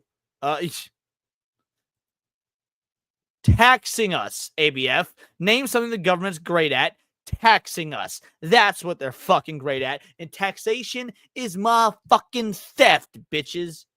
No taxes ever. And it's going to be a lot more dangerous for them due to the fact that, unlike the Biden administration, the Trump administration, the borders are shut. The military's at the border. It's going to be a lot harder for you to get back in. Okay. But, you know, it's probably not impossible, but it's definitely going to be a lot harder. Regardless, again, because we just don't want to risk having to deal with them again, okay, or them participating in operations abroad that could be targeted at us. It's just better to have Nayib Bukele hold them at a price way cheaper than what we can do. And basically, they're guaranteed to stay there, right? Like they're not going anywhere, right? They're not getting out of that prison, okay? And again, Nayib Bukele is trolling this federal judge. Okay, he says, oopsie, too late, right? So, you know, apparently the judge tried to tell the planes to turn around in midair, but the planes didn't listen. So, again, we don't know. What they're trying to do is that they're trying to cover for the judge and say, well, it wasn't in his written directive, so therefore it wasn't really official. But at the same time, the Trump administration violated the spirit of it because the judge verbally told the planes to turn around. And the plane said, we don't give a damn, right? We're going to continue our flight. We're not turning around. Again, these are gang members. These are people that are killing. What? Poland, the country that was invaded by the Nazis, is now doing an amazing job of keeping the country safe. It's almost as if they learned from the past and were like, you know what? Maybe foreign invaders are a fucking bad thing, and we should do what we can to keep our populace safe. Like, yeah. I'm not surprised at all that Poland, of all fucking people, are like, what? Muslims? These sand niggas? No. American people, okay? Drugs, criminal activity, robbery. I mean, these are agents of chaos. These people do not belong in our... Not all are gang members, Wargaming Dad. That being said, I don't know. Have you interacted with individuals in Texas, especially South Texas? And I'm actually asking. This isn't a gotcha or anything. The reason I say is because due to my previous job, which required a lot of travel, I have, and it ain't nothing that Latinos in South Texas hate more than illegal Latinos. Country, but you have woke judges trying to play captain saving illegal, right? That's what's happening here. That's what's happening. Again, this is what the modern day Democrat Party supports, guys. This is the exact type of stuff they support. Okay. And again, they're never going to win with the American people when this is what I don't have stats on that. It is purely anecdotal. I used to install security systems for ADT. And so I would go to folks' houses, install their, and South Texas, you got a lot of motherfucking darkies. And unless you're not stats, this guy was talking about, but if you meant stats based on what I was saying about, Latinos. So I would talk to a lot of Latino families in South Texas, and bruh, they fucking loathe illegals because they're all here and established. Like the legal immigrants are all here and established, and they can't stand their former countrymen basically skirting all the hard work they had to do to get here legally and build the lives they have. My buddy saying the Mexican citizen, him and his dad hate. Okay, gotcha. Yeah. All right. So I guess we're on the same page there. Gotcha. A support. So with that being said, again, Nayib Bukele, not only is he issuing a response to all this, but he also put out a video as well too that we're going to watch here in a second. But I want to read what he said. He says today, the first 238 members of the Venezuelan criminal organization Tren de Aragua arrived in our country. They were immediately transferred to CCOT, the Terrorism Confinement Center, for a period of 1 year, renewable. United States will pay a very low fee for them, but a high one for us. Over time, these actions combined with the production already being generated by more than 40,000 inmates engaged in various workshops and labor under the Zero Idleness program will help make our prison system self-sustainable. As of today, it costs $200 million per year. On this occasion, the U.S. has also $200 million a year. I'd rather just send them home now. I don't. To me, this is still wasteful spending. By the way, housing them for a year and it costs $200 million. By the way, this is why I'm pro death penalty. If we know without a shadow of a doubt motherfuckers are guilty of the crime, I don't think we should be spending taxpayer dollars to keep motherfuckers alive for XYZ reason or XYZ length of time when we could either send them back where they came from or just fucking end them or whatever. Because these are our taxes going to this shit. Now, I'm a little iffy on the death penalty in general because I do think it takes, as a Christian, I'm not a big fan of the death penalty as a general rule. But if you got a motherfucker on camera shooting a bank teller in the face, kill the motherfucker. Leave them. I don't give a shit. If dude recorded his session of raping a 12-year-old girl and that recording is played in court, end the motherfucker. In fact, the jury themselves should be allowed to beat the fuck out of them to death and then wrap early to get lunch. Yes, death penalty for all states. Don't give a fuck. Sent us 23 MS-13 members wanted by Salvadorian justice, including 2 ringleaders. One of them is a member of the criminal organization's highest structure. This will help us finalize the intelligence gathering and go after the last remnants of MS-13, including its former and new members, money, weapons, drugs, hideouts, collaborators, and sponsors. As always, we will continue advancing in the fight against organized crime, but this time we are also helping our allies, making our prison system self-sustainable and obtaining vital intelligence to make our country an even safer place, all in a single action. May God bless El Salvador and may God bless the United States. Man, I love this guy, right? I absolutely love this guy. This dude should go down. It's funny you say this, Stephen Carroll. This is the position I've maintained for a while now. So you say the death penalty might discourage people from doing crime. Yes and no. The death penalty as it currently stands doesn't discourage anyone. Why? Because the death penalty is behind closed doors. Go back to the fucking 1890s when motherfuckers had public hangings. If you a 12-year-old and you see a motherfucker getting hung publicly because he stole bread, that's going to instill some shit into you not to steal bread. Like, or do any other crime, obviously.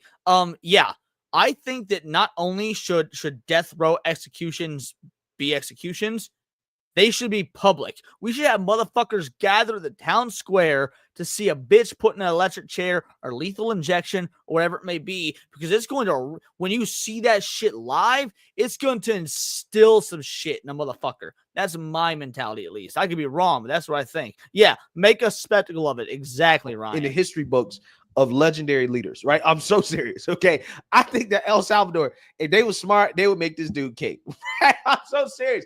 There are some countries that actually really just need a cake. And when you get it right, with a country with a history like El Salvador, when you get it right, when you get the right guy, you keep that guy, because democracy is too risky. You don't want to play with democracy when you have a leader, a president like Nayib Bukele, okay? I think, yes, they should definitely continue to have elections, but if the dude wants to keep running, just let him continue to run, right? Have elections, But there should be no term limits, right, for this guy. Again, if they keep electing him, then hey, he should continue to be in office because he's that good of a leader, right? And you just don't let a dude like that go. He got to stay. He got to stay in power, Adam. Right? Exactly. Again, I wish that we had a Nayib Bukele here in the United States of America. I really do. Okay, I don't know who. I wish we had Javier Milei. Right? I love Trump, but I just wish that we had one. This dude is just on another level when it comes to intelligence, common sense. Okay, like, I love his. You can say what you want. When I say we need a Javier Milei, like I love Trump, but man, I was on that Vivek Ramaswamy train. I was full blown Vivek Ramaswamy all the way. And as much as I like JD Vance, I don't want him for president in 2028. I want Vivek Ramaswamy for president in 2028. That dude is the American fucking Javier Milei, assuming he ain't playing us. Tough old crowd approach. I absolutely love it. And he doesn't care about being called a dictator either. Okay. But sometimes, again, you got to do what you got to do to stop crime. What they did in El Salvador needs to happen in these liberal cities, to be honest with you. That's how you fix a place like Southside Chicago. Okay. Or Memphis. Okay. That's how you fix those type of places. You can't. Yo, don't we throw Memphis on the bus? Memphis is great. I love Memphis. Memphis ain't that bad, is it? I need to see some stats, but I love Memphis. Play with these criminals, right? And Nayib Bukele is not playing with the criminals. So let's watch this video.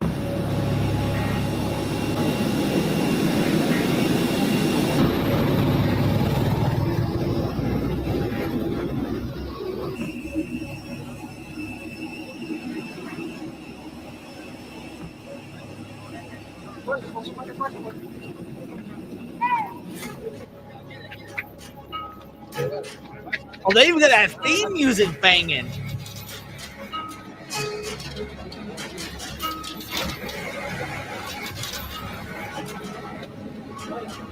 I think he's president material, but I think he's second tier. I think Vivek is better. Yo, this is straight out of a fucking 90s movie. Like, this is some Con Air IRL shit.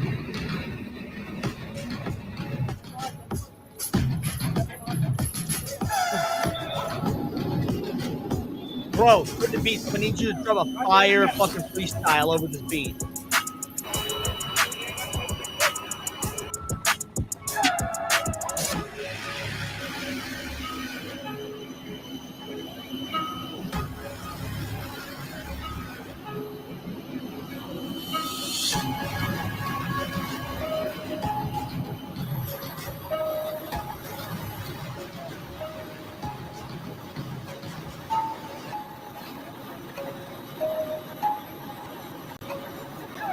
Yo, no, I'm digging this beat. What you talking about, Trippy? This is a good beat.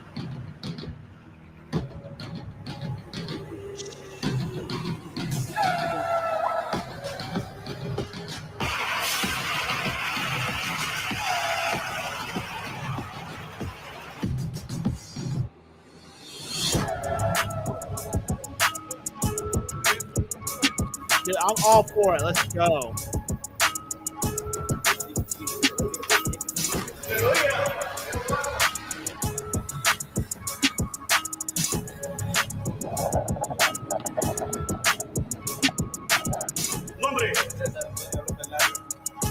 I got no idea, but you're right. It goes fucking hard, bro. That's another great show. I saw Disturbed Live 2 years ago. They killed it. Pop Evil opened for them. I didn't even know Pop Evil was still relevant.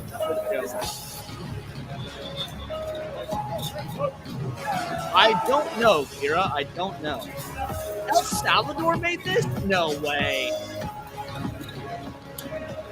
Bro, Latino rap is fucking dope, though.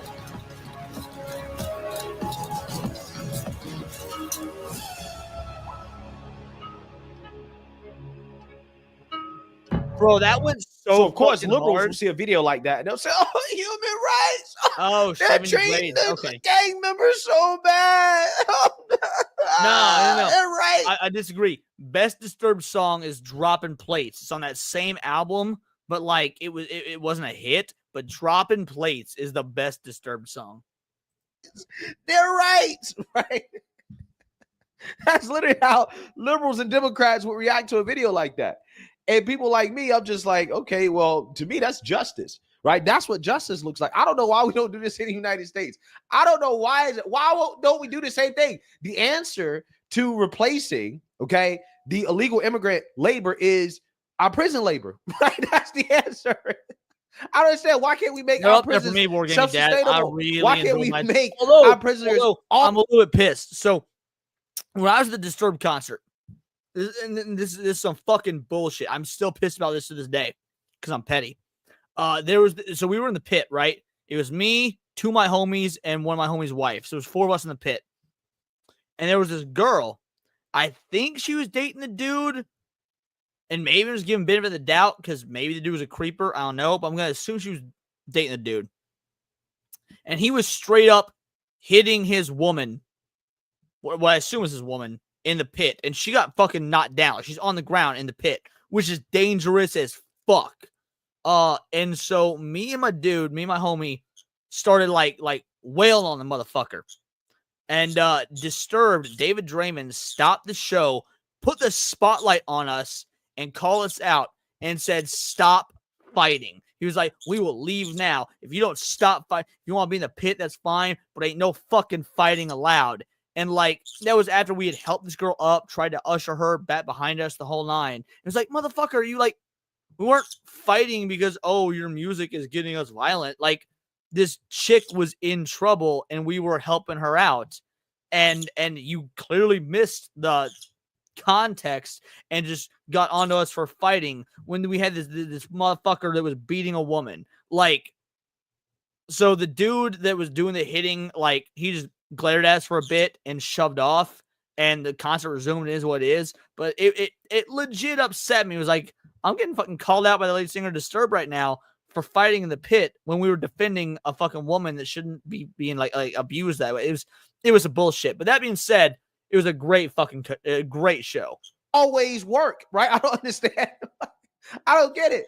I don't get it. I mean, nobody should be talking about, oh, well, we need the illegal immigrants because they don't work for anything, right? They gonna work on the table. They're gonna pick our crops, right? It's like, we have prisoners for that, right? We have grown adult men who can do that, right? They need to repay their debt to society. They should be the ones picking our crops. And if they don't want to pick our crops, then, hey, there are consequences for that too, right? So I'm just saying, you know, it almost seemed like Nayib Kelly. He's like, gay, demon. He's just implementing common sense. That's it. He's not doing anything special outside of just common sense. This is common sense. And he's advertised it. He's letting the world know this is how we roll. Okay? Which sends a message. We should be doing the same thing. When we prison labor being a bad road to go down. That's an interesting statement. So I disagree with for-profit prisons. I out the gate, I want to say that. I disagree with for-profit prisons. That being said, I do think it is healthy because for most folk, I believe in rehabilitation. Now, when you're a stone cold murderer, rapist, whatnot, fuck that. You ain't getting rehabilitated. But like for your average criminal, your domestics, your thieves, your people that like shot someone once during a robbery, but they're not a serial killer or whatever. I think those how folk can be rehabilitated, and having them do shit on a routine, like pick up the trash in cities or whatever. I'm okay with that. I think that's good. It's healthy. It teaches a sense of community, a sense of camaraderie. So prison labor is a very mixed bag issue for me, but I don't ever think it should be for profit, if that makes sense. And I could be wrong on my mindset about that, but like that's just what I believe. I've not started solo leveling at all. I watch a lot of anime. Solo leveling is on the list, but I've not actually seen it yet as a whole. Metallica, nice. Send all the pro Hamas to El Salvador, nice. Prisoners should pay their. Yeah, exactly. So that's another thing. A lot of prisoners, obviously, they get fines as well attached to it. That hourly wage to help pay off whatever debt they need to owe, I think is a good thing. Prison's supposed to be a reformation. You're doing time. Might as well do some work. Right. I agree with that. But if you're outsourced, like there are prisons that do like assembly line labor for profit, and at that point, it's all about intention. If you're just doing it as a way to get cheap labor because you can pay them 35 cents an hour, as opposed to teach them the lessons of giving back to their community, the camaraderie, the rehabilitation, like that's where I have the issue. How the fuck you almost get into a fight at an E40 concert? Oh, E40, not UB. I'm sorry, I was thinking UB30. The people who do Red Red Wine. E40 is fucking dope. Everyone loves E40. One of the greatest Bay Area rappers of all time.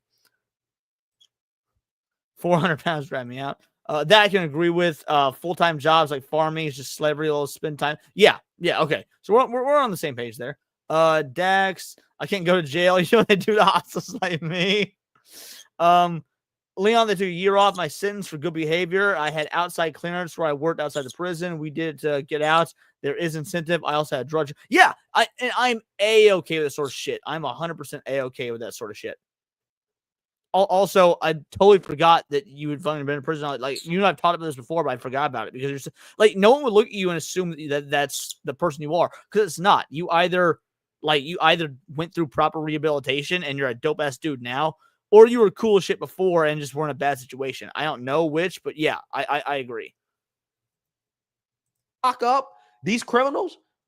Yeah, we should be recording it. We should be recording, sending them to prison and what it looks like, what it feels like. And we should be advertising it so that other criminals understand that this is what's going to happen to you. You want to live a life of crime? You want to be a gang member? You want to be a thug? You want to murder people? You want to rob? You want to steal? You want to hurt people? You want to be an agent of chaos?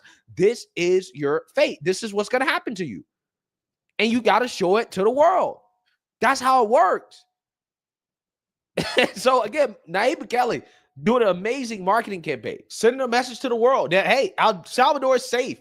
El Salvador is open for business, which, by the way, since I'm probably going to be buying a Tesla this year or next year Salvador is safe. To support Elon Musk, like I might have to visit El Salvador too to support Nayib Bukele, right? So I got to take a trip to El Salvador now because, hey, the country's safe, right? That's it's safer in a lot of these liberal cities in the Oh. United States of America. Let's be honest, right? It's safer to go there than to a liberal city here in the United States. And it's probably a lot cheaper too.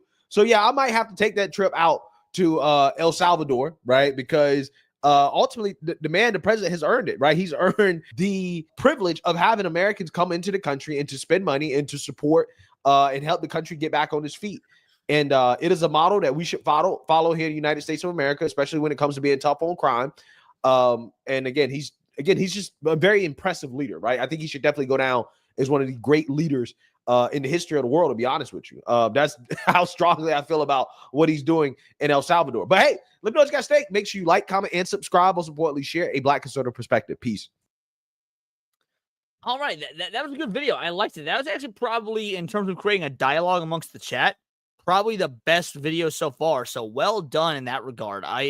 Again, those are my favorite source of videos, the ones that get all of us talking, because that's why I do these. It's not just, oh, hey, you guys in the chat, watch me. I want to have these conversations with you and get different perspectives. And there's been times where people in chat have been like, made me reconsider my perspective. And yeah, that was very well done. I very much enjoyed it.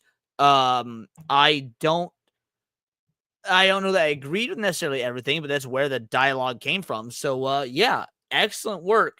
We're going to do one more, and then we're going to call it, because we'll be probably the 4-hour-ish mark by the time this wraps, and I have another stream to do tonight, plus need to cook dinner and stuff like that.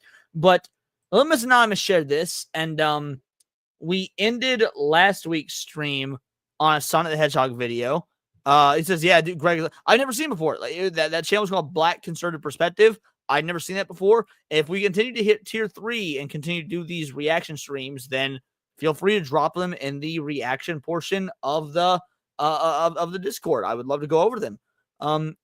Watch Black Conservative Perspective and give it to them. Yep, nice. So yeah, we've got one more to do, and I love gaming lore videos, and that's what this is. So for those of y'all that are gamers, this is from Little Miss Anonymous. I don't know if she's still in the chat or not, but she requested it, and by God, we're going to do it because I give the people what they want.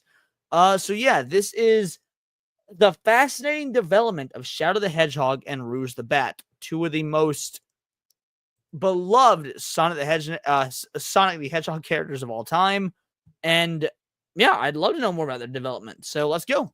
I've been playing a lot of Sonic Adventure 2 recently, and it's been a blast. But one I want to say, I've not been playing a lot of Sonic Adventure 2 recently. I love the game. I've been playing a lot of Sonic Adventure recently. The first one, I literally from about for about 2.5 hours before the stream, I was playing the first Sonic Adventure game. It's my favorite video game of all time. And me and Cinevere are playing through it together right now. And she's having a good time with it, except for it's old, outdated, and clunky, and I need help with some mods. Let's go. One thing has been lingering in my head, though. Why Shadow? I don't mean it in a bad way, but we already had a rival for Sonic in the form of Metal Sonic established in universe, who people forget was in Sonic Adventure. And how do you forget he's in Sonic? Dude, if you 100% complete Sonic Adventure, all missions, all emblems, everything, you unlock Metal Sonic. It's great. On top of that, why Rouge? What inspired her and Shadow's designs and personalities, I wonder? This really piqued my interest, so today I thought it'd be cool if we check out the development of Shadow the Hedgehog and Rouge the Bat. So before I go throwing a bunch of cool facts at you guys, I think we should establish some background info as to why they were even included. Coming strong post-Sonic Adventure, director Takashi Iizuka really wanted to emphasize the story in this unannounced sequel to SA1, really expanding the narrative powers the first game had, building the foundation for the great story we ended up getting. Sonic Team wanted this game to be... Dude, Sonic X Shadow Generations is so good. The fucking Shadow story arc in Sonic X Shadow Generations is so good. What Sonic 2 was for the Genesis. A complete refinement and overhaul of the previous game. I still remember what I promised you. For the people of this planet, I promise you revenge.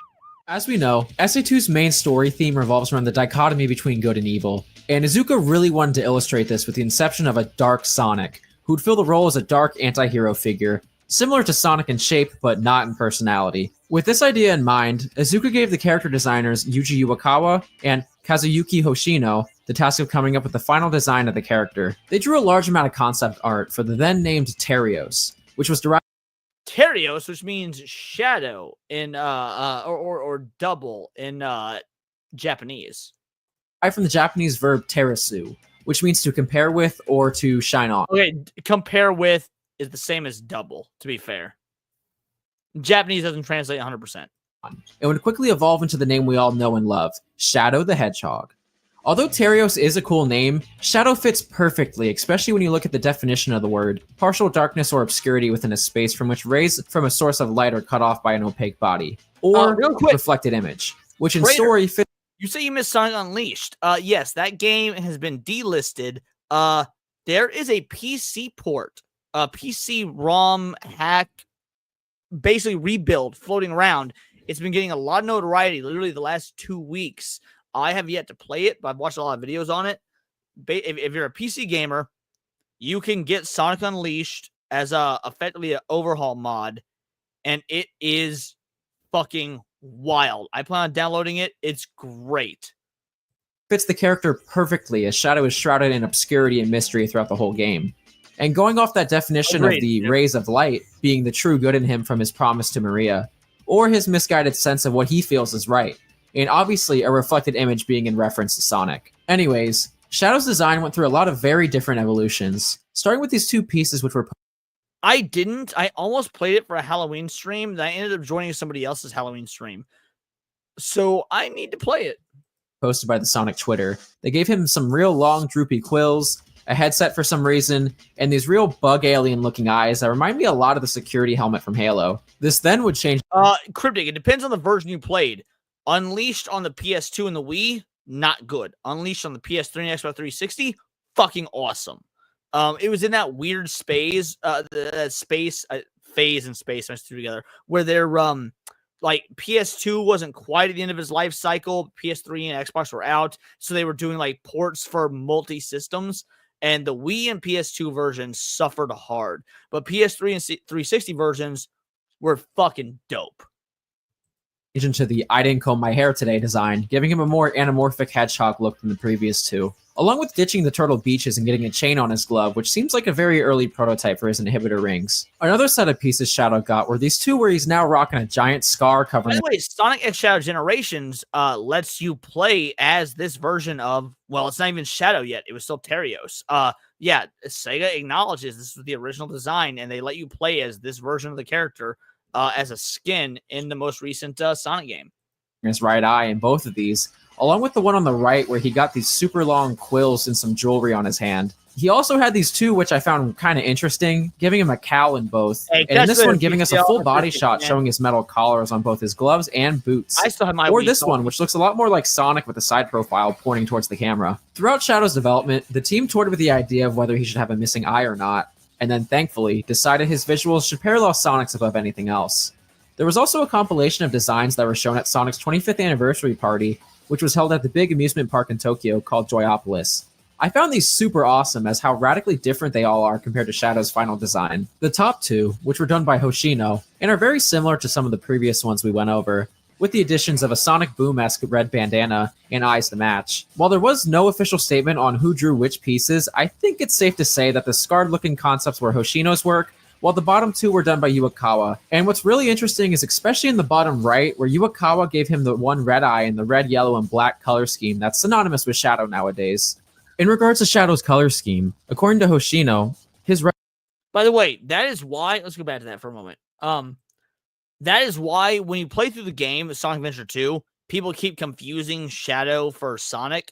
It's because the dialogue was all written for a character that did look more like Sonic, such as Terios here. So when Shadow comes about, and he actually looks radically different aside from still being a hedgehog, well, the dialogue was already done. They never redid it. It's actually kind of fascinating that the character model was changed, but the dialogue never was. And so it kind of creates a disconnect in the story. Yellow and black color scheme that's synonymous with Shadow nowadays. In regards to Shadow's color scheme, according to Hoshino, his red stripes were actually inspired by traditional Japanese kabuki makeup. It's pretty neat how all four of these designs feature this color scheme in at least some aspect, or the rather normal looking design on the bottom left, going with the yellow gloves instead of the red. Nice. And shockingly, gave him both pupils in this compared to like all the other ones we've gone over so far. Okay then, it's a deal. I don't think we've been introduced. I'm Rouge the Bat, but you can call me Rouge. Unfortunately, if any character at all exemplified Cinevere, it's Rouge the Bat. Like, for y'all motherfuckers that know Cinevere, and if you don't, she was in the chat earlier, subscribe to her channel. She is Rouge the Bat for sure. Shadow and Silver, two of the best hedgehogs. Yeah, I'd agree with that. If you're not a comic fan, if you're going game only, I'd agree. If you're a comic fan, there's a few others. There isn't nearly as much information known about Rouge's development, except she was originally called Nails, and from the get-go, she was going to be a spy/jewel hunter whose true motives were ambiguous through most of the game. It's kind of an interesting tidbit that I don't really have anything to back up with, but Rouge's upgrade called the Pick Nails could be a little Easter egg reference of her prototype name. Just food for thought, though. Rouge did have some really awesome concept art from Yuakawa, which all came from the 25th anniversary official art book that I unfortunately didn't have direct access to, so shout out Parka Blogs for flipping through it on video. Let's start with these two pieces that are radically different from the final product. With Rouge having no bat wings, surprisingly, some white... Hold on. I don't know if they're radically different. Like, she got the same eyes, the same sort of like seductive look to her, eyelashes, wearing the same like big boots. I don't know. I don't think they're radically different. They're just not what we ended up getting. Having no bat wings, surprisingly, some wild hairstyles, and ear piercings, which didn't see the light of day in her final design, obviously. These other two were a bit more in line with her final design, where she's got actual bat wings this time, along with the piercings and a Santa sack to signify her being a jewel hunter, I imagine. Something else that I found really cool was that in the GameCube port of SA2, aka SA2 Battle, Rouge has an alternate costume that's unlocked after A-ranking all of her missions. It's called the two-piece in-game, but seems to be a reference to her concept art designs with the tank top and shorts. There's also this full detailed sketch of her final design, which is, well, I think it's worth noting that while Takashi Iizuka came up with the idea for Shadow, and Yuji Iwakawa actually drew Shadow, the arguably most important player in Shadow and Rouge's creation was Shiro Miyakawa, the lead and only writer for Sonic Adventure 2, who worked with Sonic Team starting with SA1 as a field designer, and would write... I did not know only one dude wrote Sonic Adventure 2. That's wild. Usually got teams of motherfuckers for this, and he didn't. That's pretty cool. For Sonic Team till 2009, where he was an uncredited story writer for Sonic and the Black Knight. This guy took the awesome concepts and designs for Shadow and Rouge and truly fleshed them out into the iconic and beloved characters they are today. Because as we've seen most recently, Just because you have a cool design does not mean you make a compelling character. I am not weak. You missed it, Cinevere. What I was saying is that if you were any Sonic character, you'd be Rouge. You're 100% Rouge the Bat, girly. There was an interview done by the good old Sonic channel back in what I assume was 2006, since he references working on Sonic 06 at the time. This interview was asking him about working on the story of SA2, and I thought this excerpt was really interesting, just showing how much Miyakawa really cared about Shadow and making him so awesome. When Miyakawa was asked, inside the Sonic series, which character do you like the most? He responded with, "It is Shadow the Hedgehog. In reality, I'm also his creator, but there are times when I feel the stronger bond than my true..." Yeah, and now we have teams of consultants for teams of writers that can't write for shit. Look, I've said my piece on the consultant stuff. I have an entire playlist of how I feel about that on YouTube. While my views have evolved over my time on YouTube, my views about consultants and gaming have not. As somebody that's worked in the private sector with consultants, I can see why there's a place for them. There's certain folks that have specialties and they come in to help out teams with those specialties. But when your consultants are purely, unequivocally, 100% ideologically driven, fuck them. There should be no consultants in artistic mediums. Gaming, at the end of the day, well, of course, it's a product to be sold. It's still a product of artists, writers, designers, the whole nine. And those should be left to the ones that do the fucking creating. So yes, I am vehemently against consultation on games because they do ruin artistic vision. Relatives. I cannot think of others anymore. And then he jokes, "I'm unable to use chaos control though." Along with this other excerpt, I thought would be cool sharing this video anyway. Thank you so much, Wargaming Dad. I appreciate you showing up. You have a good rest of your evening. Where he's talking about the birth of Shadow and the creation of the iconic Faker cutscene, where Miyakawa answered, "No. It was a very difficult delivery because it was a proposal that created a character who is similar to Sonic, or is cool beyond that. The order called, the Black Hedgehog had been decided. But it took a considerable amount of time until this guy started to talk inside my mind. One late night, when I was thinking about the lines of the confrontation scene of Sonic vs. Shadow inside my car returning home from work, after Sonic said, I found you, Faker. When Shadow responded for the first time, Faker, I think you're the fake hedgehog around here. I felt it has come for the first time. From the tone of the voice that had come to echo in my mind at the time, I feel that Shadow's personal pronoun had been decided to be Boku naturally. This personal pronoun Boku of Shadow is very popular to women, but I remember that there are many disagreeing opinions inside my team in the beginning. However, because I myself treated Shadow as an image that is a very subtle and pure character, this Boku was a part that I could not throw away. I personally didn't know what Boku meant, so I did some research, and in Japanese, and in the Japanese version of this scene, it's an expression used by men generally to describe themselves in a humble manner as a servant or boy,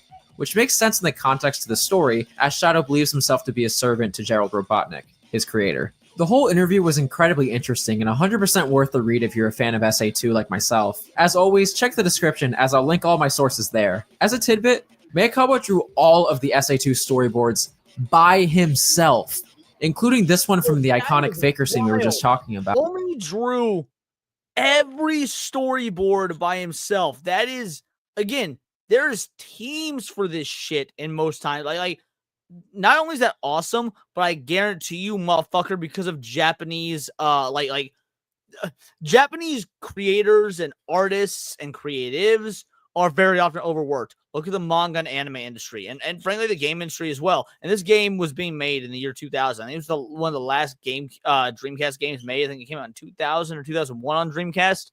Like, dude, I bet was not fucking sleeping, doing like 80-hour work weeks. That is bananas. Wow. Along with self-teaching himself drawing and scripting. That's insane. You know what? I don't usually play clips unless we get a super chat, but for you, Daxonar, and because we're talking about a video about Shadow right now, I'll go ahead and give it to you. Now excuse me while I harass someone for having pronouns in their bio. All right, let's keep going. Sonic Team kept Shadow and Rouge under heavy lock and key until E3 2000, where Sonic Adventure 2's first trailer was shown, giving the public their first look at Shadow and the lingering question of, who could this mysterious guy be? Sega would be silent on the news about Shadow to the last day of the Sonic Team Festival on October 1st, 2000, where these screenshots became available. Still not name dropping Shadow yet though, just ramping up the hype even more. On a quick side note, a neat thing I noticed in the E3 trailer was that Sonic was on Skyrail, and in the final product of SA2, that's a Shadow stage. So somewhere down the line, they must have swapped the stage from Sonic to Shadow. And also, the stage music fits more with Sonic's discography in this game compared to Shadow's music discography. So kind of interesting. Anyways, Sega continued to stay relatively silent after this, only with a short trailer coming with a demo of City Escape that was bundled with the release of Phantasy Star Online. Although alright, so I had this demo disc. I bought Phantasy Star Online 2 because of the Sonic Adventure 2 demo disc that came with it, and then ended up fucking loving Phantasy Star Online. I think we talked about Phantasy Star Online 2 actually on Saturday Night Hypnosis last night, and I love it. It's a great game, but I bought the game because of the demo disc for Sonic Adventure that came with it. Sonic Adventure 2. Though Sega was able to keep quiet, unfortunately, the toy company Resource couldn't hold the same mannerisms, as Shadow and Rouge were officially name-dropped and leaked in a press release of a new wave of Sonic Adventure figures. These figures would obviously never see the light of day, as the company went under shortly after the incident.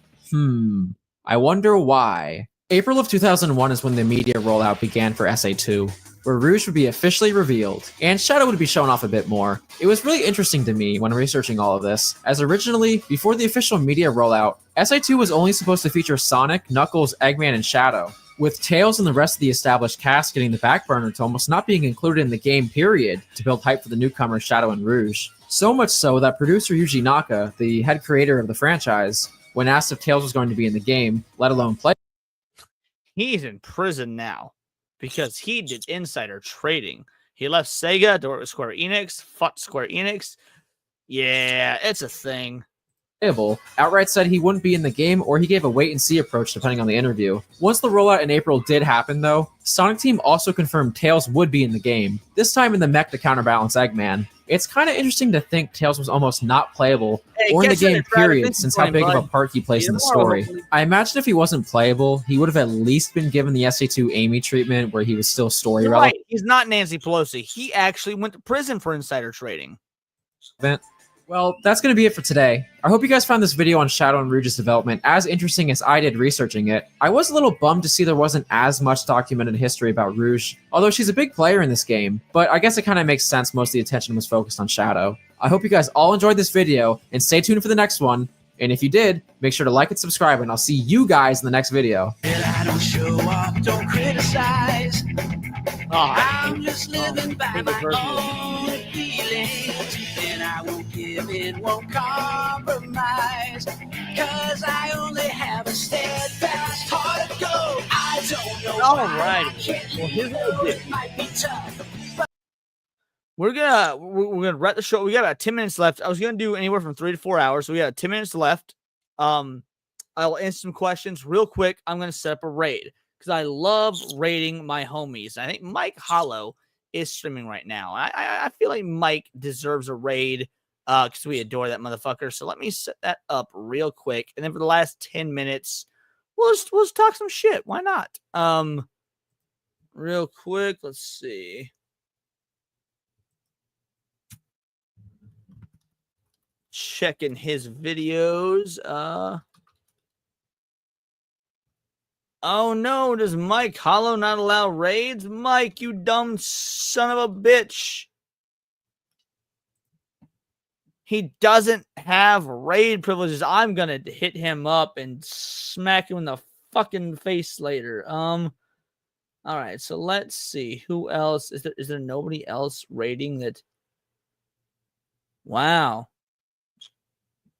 Oh, wait, Blue Collar Loser was in chat earlier, and he's streaming now. Let's see if give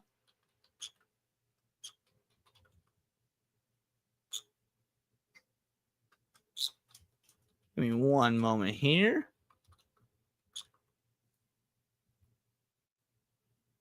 Damn it, he doesn't have. I'm gonna have to hit some motherfucker. All right, I guess we're not rating anybody. It is what it is. It's fine. So we'll just go ahead and wrap the last few minutes. Yeah, I guess we'll just do the last few is maybe just interact with the chat. You guys talk about what you want to talk about. I'll answer questions. We can go from there, and we'll call it.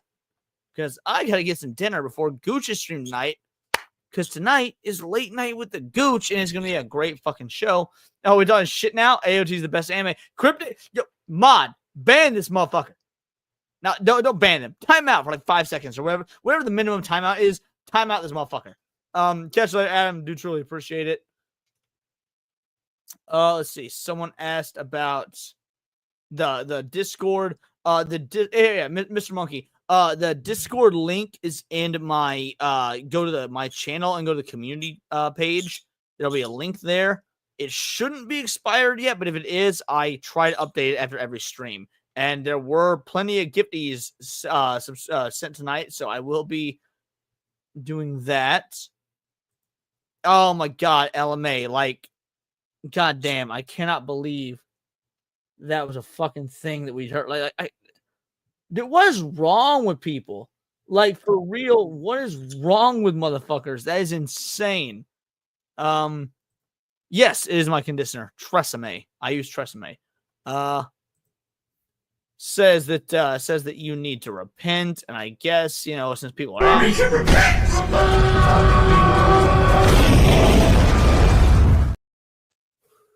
Magic Circle, I've never heard of that. DM it to me so I don't forget, because I won't lie. A, there's a lot of people here. B, I'm streaming. There's a lot to go over. C, I've been drinking. So yeah, you'll need to send me that, but I would love to try it out. The low point in the vid, you were fined 1 credit for violation of the Don't Fuck with Leon Act. Is that a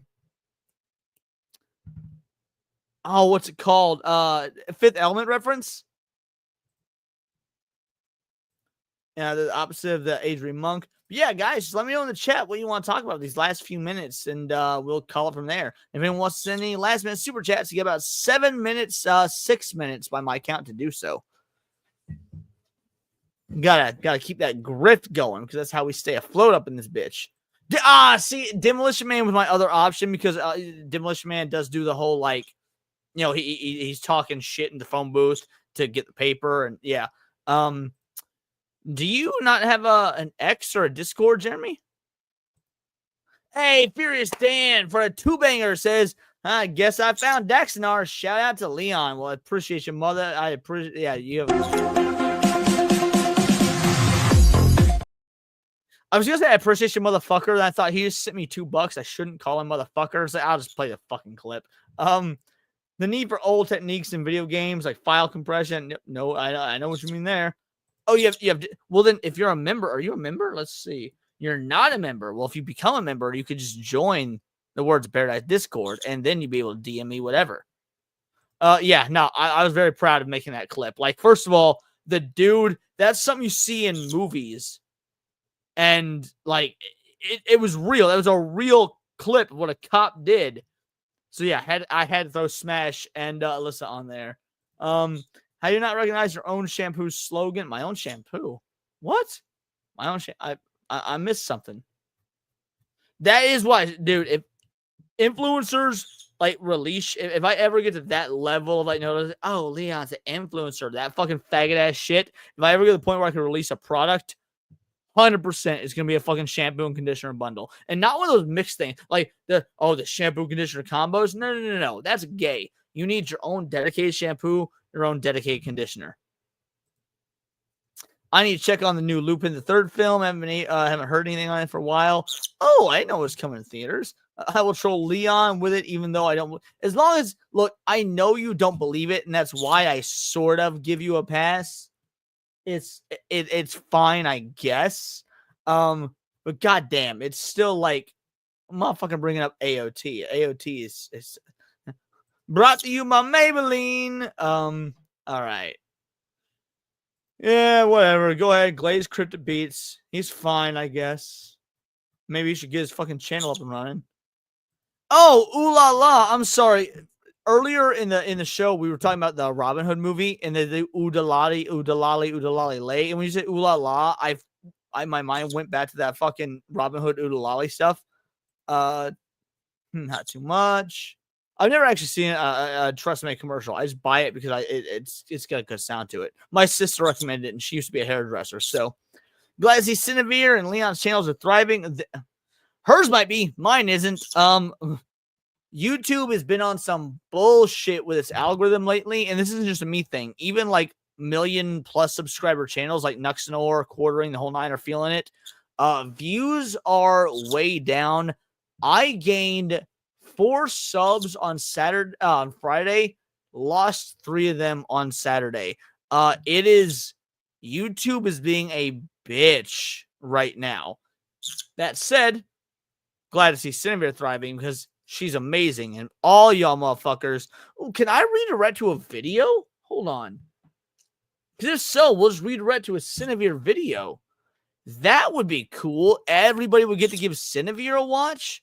Let's try that. I've never tried to redirect to a video before. And we could give her massive... God fucking damn it!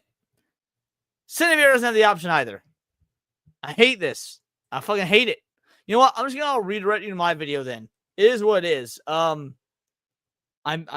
so upset. Why did people not have? I can't redirect to my own. What is YouTube on some bullshit? Huh? I guess YouTube's on some bullshit. Well, either way, when y'all are done with this, because we're ending in 2 minutes, go watch my most recent video about Silent Hill, and then go to Cinevere's channel and watch all of hers because she's fucking amazing. Mods, Dax, the best mod in the whole damn land. Put Cinevere's information in the chat right now.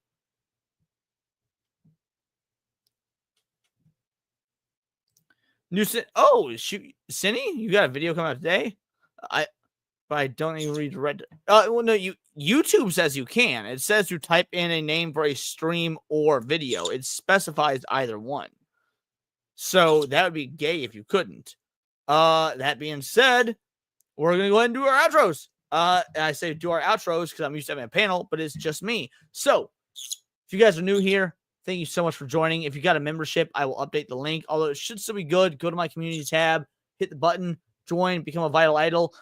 Membership is only monthly, but the Discord is lifetime access. You've been given a monthly membership just the one time.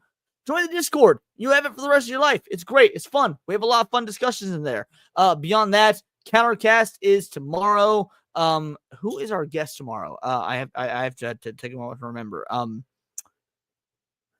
blanking on who our guest is, although I promise you it is a great guest. Wow, that's really fucking kicking my ass. I can't remember who our guest is for Countercast tomorrow. But again, it's been 4 hours and I've been drinking. So that being said, Countercast tomorrow, 6 o'clock p.m. Central Standard Time. Late Night with the Gooch is tonight. Before that, Sammy 3Pete does his show. And yeah, for all of you that donated, that sent money, I do truly appreciate it. I can only continue doing this and slowly working on upgrades. And I do mean slowly because there's a lot that goes into that stuff behind the scenes. But I can only do it because of you. It means the world to me. A bingo, a bango, a fucking bongo. And for those of you that can't or didn't or whatnot and are just in the chat, that's equally as important. So just make sure that when the stream or the video ends, go comment, like, subscribe, push down the algorithm even further because we have been being butt fucked. Again, not just me, everyone. And there's a few reasons as to why.